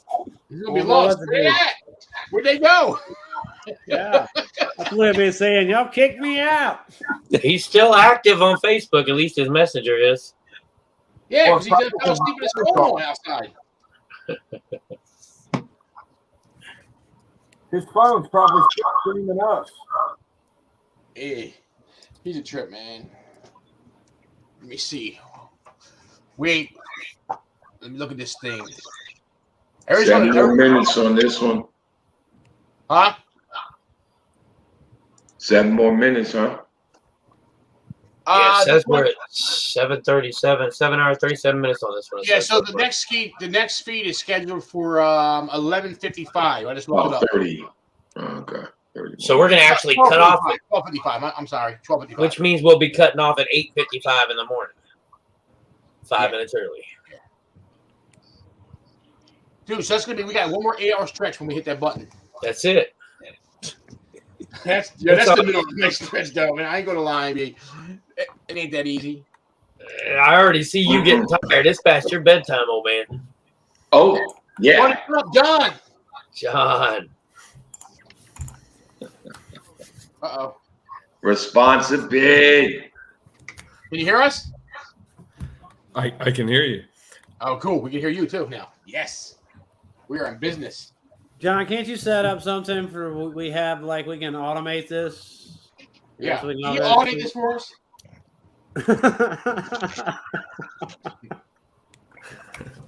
Yes. Yes, Gene. Yes, we can do that. Do like some videos on here, make it look like we're all up and awake. Yep. Wide awake. I was going to put a picture of me like this. And then you guys frozen. Now I just put a picture up there and I'll be sleeping. You'd be like, you're frozen, dude. You can put one of them little things that just changes so it looks like you just. Yeah. Yeah. I could have took some footage from last year's we did and just put it on here and just looped it. Yeah, there you go.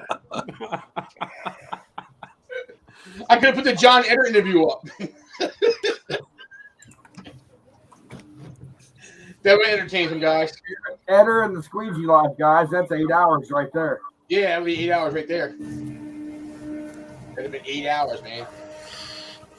So, what's up, John, man? How was Responsicon, bro? It looked awesome. We had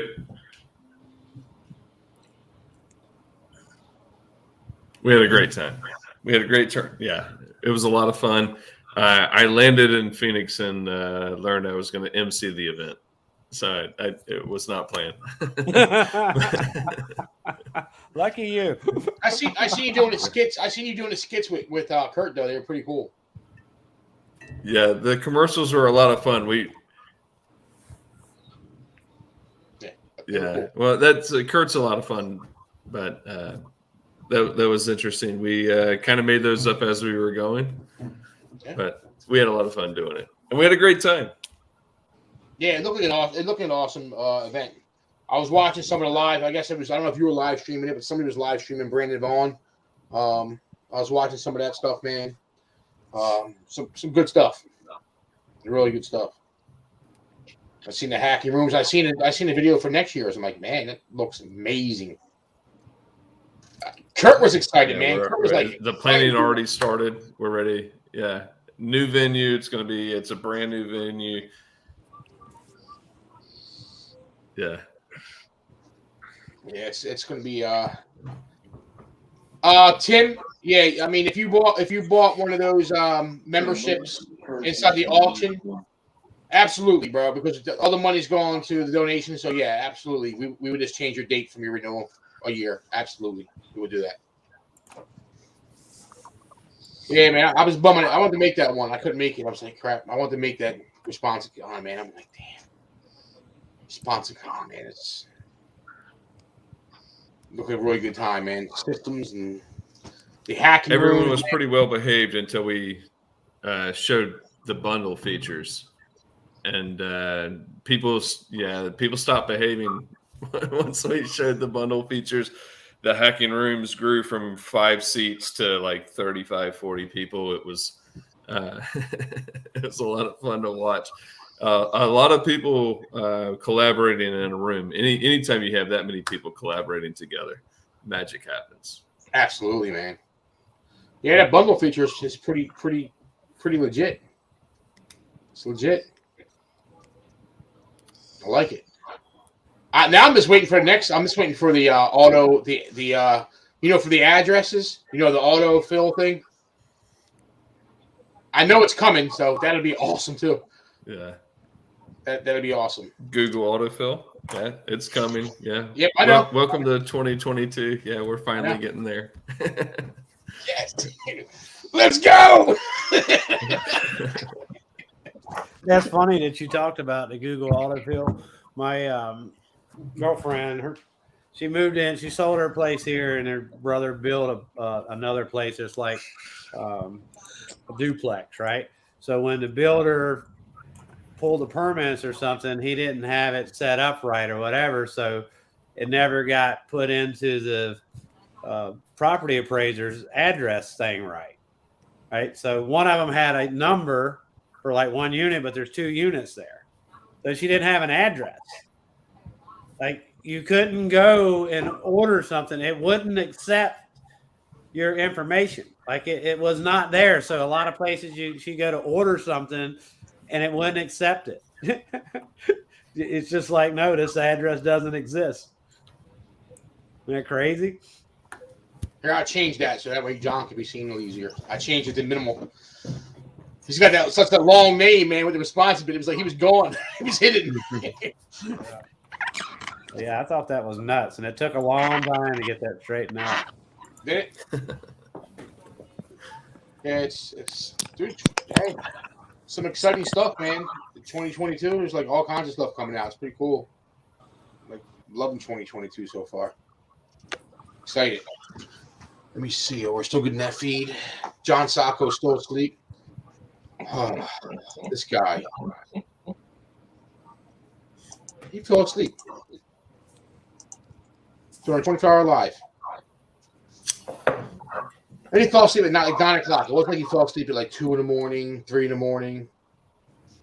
Hey, well, since we're here to raise some money,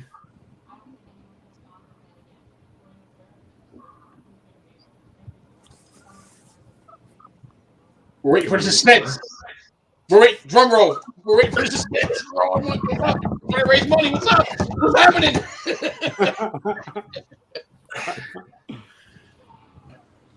Like, it's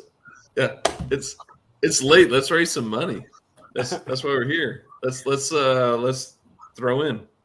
So I want to do anything I can to raise money and help add value to this cause. So my family personally has been affected by cancer.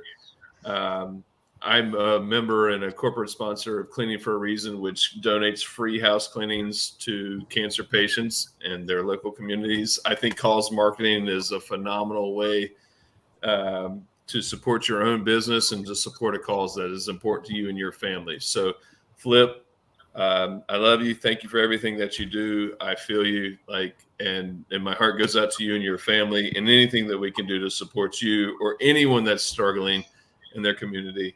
I think that's one of the coolest things about being an entrepreneur is it gives us a platform and the ability to help support whatever cause we believe in and support our neighbors and our brothers. So, thanks so much, bro. I don't have a whole lot, but I am an amateur woodworker, and I would love to be able to donate some custom woodworking projects. And I'll cover all the materials and the shipping and customize some epoxy stuff or some cutting boards from my wood shop garage to anybody in our community that would be interested in maybe a Valentine's present for their wives, or awesome, man. a gift for somebody that's getting married or having a baby or buying a house or anything. Yeah. As far as I'd also would love to give back from the Responsible family. We're looking for a couple of people to test a new onboarding program, and I'd be willing to gift a couple of those onboarding packages valued at $1,000 a piece. Anybody that would be willing to donate towards the cause tonight. Wow. Awesome. Wow. That's nice. Yeah. Yeah, man. What we'll do is I'll put them in the system at the next segment because we got 4 minutes in this segment. Well, about 5, and we got to kill this feed. So I'll get some information from you. I'll add them into the system. We'll figure out how to add it in there. Thank you so much, John. Yeah, we appreciate you, man. You guys are awesome. Yeah, I definitely want to learn more about Responsible for sure. It's on my radar even before obviously I didn't know you were coming on, John, but going to the event, there was one, like a few of my goals going to that event. One of them was Responsible and really dialing in and seeing, because I saw it last year and where the company is now. I feel like it's probably the next step. As I try to expand my area out, I can't get to all of them. And I know that. And that my age and generation they just want the answer right away. They don't want it 2 or 3 days later. Yep. Yeah, it's Responsible's got some awesome, man. It's awesome features. Jamie, you're about up and running with it now, right? Yeah, I'm this year. It's going to be running 2022, like legit. So I've had it for a while, but I've had it off and on. I've never really tuned it in. I never took the time. You know what I mean? Yeah. So yeah, I've been it's 2022. We're going to be using it primarily. We're going to be using it. I was using both Customer Factor and Responsible. I still have a Customer Factor. That's my CRM, but I was like bouncing back where I was putting the data into, right? So with this year, 2022, everything's going into Responsible. So all the bids are going to be in Responsible. That's where all the data is going. So yeah, 2022 is going to be using it for full time. And the Customer Factor, you won't need that then. Oh yeah, I still have the Customer Factor for my CRM. Yeah, I will still have that. But Responsible, like the follow-ups and everything, it does I won't need the Customer Factor for any of that. It's so powerful, honestly. Yeah. But yeah, it's an awesome tool. You know, I think a lot of guys don't even know what it is. Maybe they think they're maybe have a misconception of what it actually is. So that's why it's going to be cool. Like even have John coming on and doing some talks and at the show and everything. So I think that a lot of guys don't realize what Responsible really is. They think it's something that it's not. You know, they think it's just a thing you just put there and the customer gets a price. And it's a lot more than that, a whole lot more than that. That's involved inside Responsible. So, hence, that's why I never really set it up because I never took the time. So that's actually Jamie, to that point, that's why we're in beta testing with a brand new way to onboard ResponsiBid. Every single day, I work with business owners all over the world every single day to talk about pains in their business and how software might be the solution. And at least once or twice a day, I get the question, hey, bro, I'm busy. I want it. I need it. I just don't want to spend the time to set it up. Yeah. I don't have the time to set it up. And I go to conventions all the times, and I listen to guys like Brendan Vaughn say, hey, don't do it yourself. Pay someone to do it. And then they come to me and they're like, bro, I need someone to just do it. And that's why we're in this beta phase. We're gonna come up with a brand new way to onboard guys and cut through all of the woes that is automation. About automation is setting it up. Like, you've got to tell it what to do. The really cool thing about automation is once you spend that dollar, it just works over and over, and it doesn't have a bad day. It doesn't get COVID. It doesn't break up with its boyfriend. It doesn't get a flat tire. Like, that's the beauty of it, but you have to set it up. So we're trying to take that part, the hard part about setting up automation, and eliminate it by doing it for you. And it's really a cool thing to think about, being able to just take guys in these situations and onboarding them for themselves. Yeah. And taking a 30-minute phone call with a questionnaire, building your whole account for you, and then doing a 1-hour Zoom just to show you how to use it. And now your virtual assistant can answer your phone, book jobs, they can schedule jobs, and you can just wash or do CEO work and go network and market and grow your business. That's good. Now you have a sales system that's automated. So I'm really excited about it. And the bundle feature is insane. If you haven't seen it yet, you got to check it out. I don't know if anybody can tell, but I'm really excited about it. We've been working on this for so long, and it's finally here, and I can talk about it and show it. And anyone that's doing in-person quotes, game changer. It is. The new PDF, the new printout feature where you can build a package with bundles and print it out with a QR code and show it live with discounts. Oh, wow. Yeah, it's pretty badass, man. Scanning QR code and takes you right to the online part of it. So it's like right there instantly. It's pretty cool. Yeah. So, dude, like I said, it's been awesome. Hey, Kurtz even came to me and said, "Hey, dude, get with my team and I'll help you get set up." You know, and I'm like, "I know, I got it, Kurt," and I just like disappear. I got so much going on, dude. I swear, I just got so much going on. It's just like, I'm going to do it, and I'm like, I'll do it tomorrow. I'll do it next week, and it just never happens. Man. No, and that's your example number one. That's why I've locked you into a meeting, and we're going to do it. And you're the reason that I'm like, I stood on a table and danced with the sign around the room. It was like, Jamie Schmidt, Jamie Schmidt, Jamie Schmidt. Like he's only had response for 2 years before he got it set up, dude. Happens every day. Happens every day. Yeah. I got an email on Friday from a guy that's had ResponsiBid for 2 years and has given like 3 bids, and they're all to him. It's so frustrating. It's like he knows he needs it. All right, I'm starting another live. Let it go. Hold on a second. I'll be right back. I got to start that because we're about to lose this one. 2 minutes. Got a couple. Well, wait. Yeah, you got 7 minutes. Okay.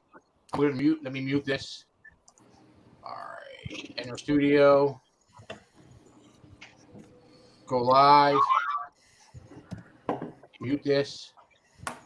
Add the stream. Go live. And now I have to hurry up and get to the page. I should have did this earlier. I got it, though. I got this. You got 6 minutes. You're all right. I got this, bro. I'm live on the other page, so now we got 2 lives up. All right. Professional Worldwide Mobile Cleaning Association. Let me find that live. Copy the link. Drop it in. Wow. Let your customers schedule their appointment based on your availability. Right? I know. Mind blowing, right? It also connects to your Google Calendar, right? So all your stuff that's in Google, it'll automatically come over and. If you're using Google Calendar, we do integrate with that. Absolutely. We work with lots of other CRMs to read their calendars and make smart scheduling and allow your virtual assistant to also schedule. You got a question there, wanting to know how much it is for responsible. Depends on the features. It starts at $179 a month. And we also offer a 10-to-1 ROI guarantee. So if we do not earn or save you at least 10 times your subscription cost, send us a message before your next billing cycle. I'll cover your next bill, get you back on a trainer schedule to help you figure out what in the automation isn't working for you. Customer puts together its estimate, they accept, and then the customer schedules smartly. How do you assign it? How do you assign that job to a technician? All right, wait. Before he answers that, we're gonna lose this feed. So let's Okay. All right. 4.5 minutes. Here's the link. Here's the link for the next feed. So if anybody's watching this, it's already live. Hit that link. Go over there. Everybody here, John and everybody else, I got to send you guys an actual different link that you guys are going to need. You guys are actually, you need an invite. Link in the private chat here, Jamie? Can I put it in the private chat? No, that's not. Where are you sending the link? To your messenger. Oh, it didn't pop up. No, I'm doing it right now. Oh. Good Lord. Here it is. It's not here. Lord. Lord, Janine. Gene's harassing me, man. I'm having a lag problem over here. I'm on Facebook over here. It's like lagging big time when I'm trying to send a messenger out. Come on. It won't even open up Messenger. All right, I'm going to send it to the first person that comes up. It's going to be John. And then I'll just take it from there and share it on my phone because it ain't working on here. Come on. Come on. We're coming, Jake. We're coming, guys. I'm getting you guys to say we have no sound. Hold on. Let me tell me. Hold on.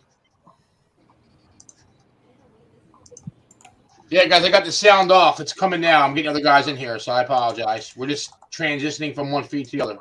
So you guys will have sound here in a minute. All right, there you go. All right, so John, you should have it now. Let me send to everybody else. All right, here we go. Let's go down the list here.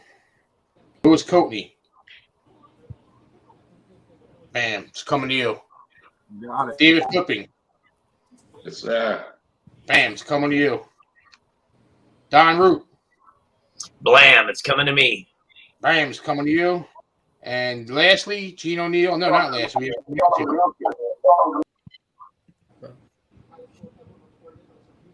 Bam.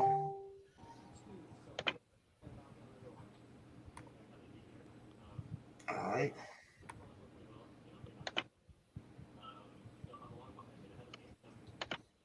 And Kenny is coming to you, and that should be everybody. All right, everybody should be able to head over to the other feed now. Oh wait, no, James, you coming on the other feed?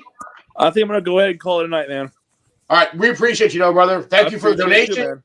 Thank you for hanging out. We really appreciate you. Yeah, if I get a chance to go over to Orlando, I will most definitely come visit you guys. Want to see Flip talk too, so we would love to see you. Good luck with everything, okay? All right, thank you. Okay, Good stay to see awake. you, James.